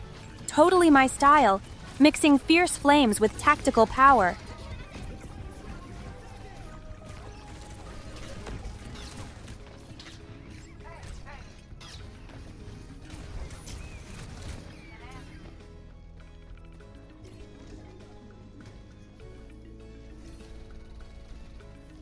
Junker Queen is voice lines when you're playing as Hammond and Junker Clown. Clown? Junker Clown, yeah. Junkertown, yes. Comments on him being the champ. Junker Clown? That's just rude. Hammond deserves respect, not clown comparisons. Maybe the junkyard buzzes with chaos, but calling my hamster friend that? Nope. Yeah, you're the only clown around here, Suki. Only one clown here? You're lucky I'm too kind to throw my fan at you for that. Try keeping up, clumsy fox boy. You're the fox, not me. Says the king of mix-ups. But fine, Mr. Not a Fox. Just don't call me a clown again, or I might reconsider my kindness.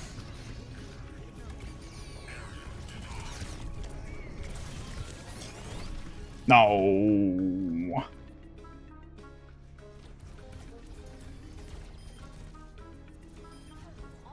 Who'd be a good babysitter? Brig. Definitely Brig.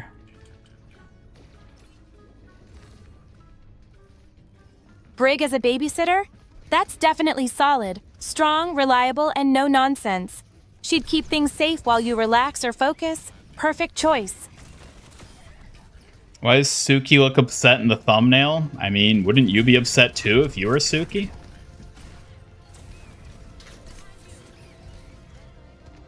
Upset? I'm not upset. Just plotting how to throw a fan at whoever made that look. Maybe it's my don't mess with me face. You made that look. That's your upset face. My upset face? I didn't mean to make it that fierce. I just wanted to look strong. Not like I'm mad or anything. Well, you're always looking like you're mad.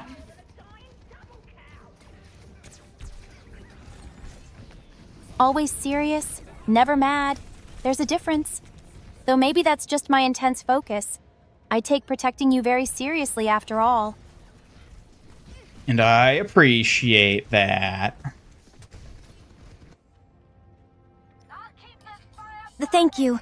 That means a lot coming from you. I'll keep giving you my best, always.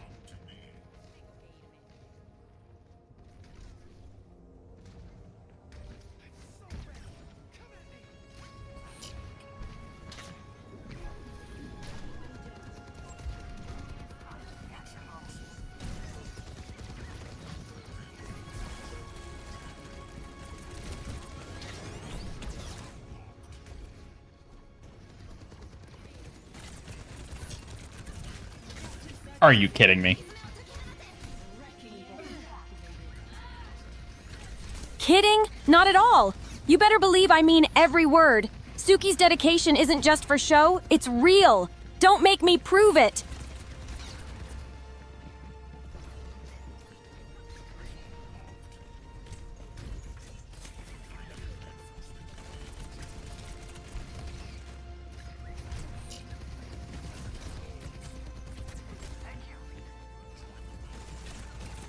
Come on, team, get up here so I can spit out my balls. Who's ready to spit out my balls? Spitting balls again, huh? Always so dramatic with your speeches. If anyone's got to spit, it better be out skills, not balls.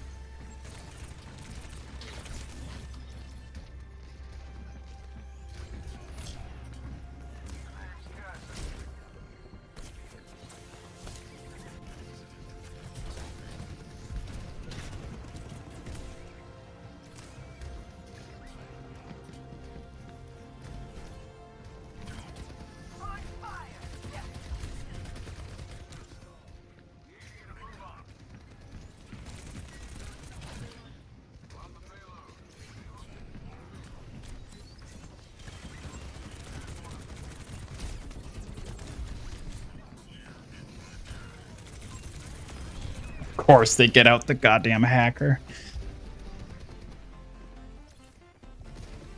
What's the music Hacking in the again? background? I swear, some I people don't just know. don't play fair. Guess I'll have to step up even harder to cover your back. I don't think you're talking about the current song. The previous song? I don't remember what that was.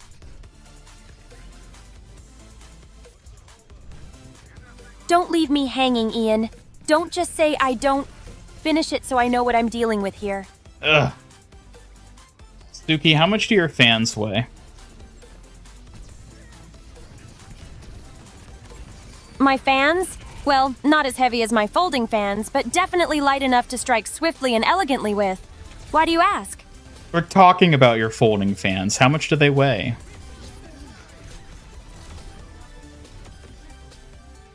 Each folding fan weighs just a few ounces, light enough for nimble strikes, but perfect for elegant, precise moves.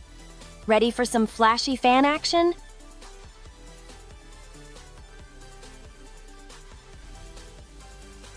Yeah, let's go. Hamster victory.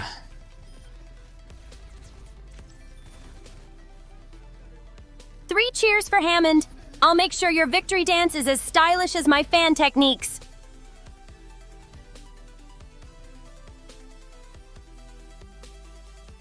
Alrighty, everybody. That's gonna have to do it for the stream here today. Thank you all for tuning in and hanging out. Had a good time yapping, good time playing, good time chatting with Suki.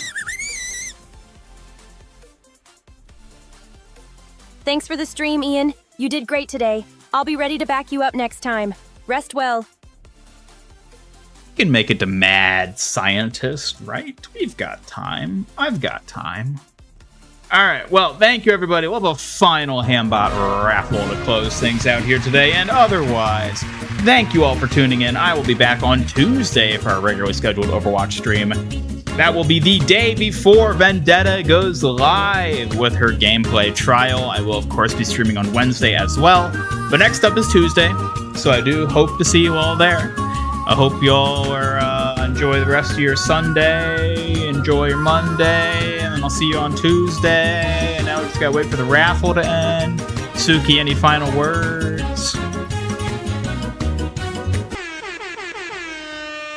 Always give your best, Ian. Stay sharp until the raffle ends and beyond. I'm here, ready to support every step you take. Congratulations, Sitch, on winning the Hambot raffle. Thank you all for tuning in. We're going to be heading out. Congratulations to Seach. Thanks to everyone for joining. Looking forward to the next time we all gather here. Take care. All right, and on that note, goodbye, everybody.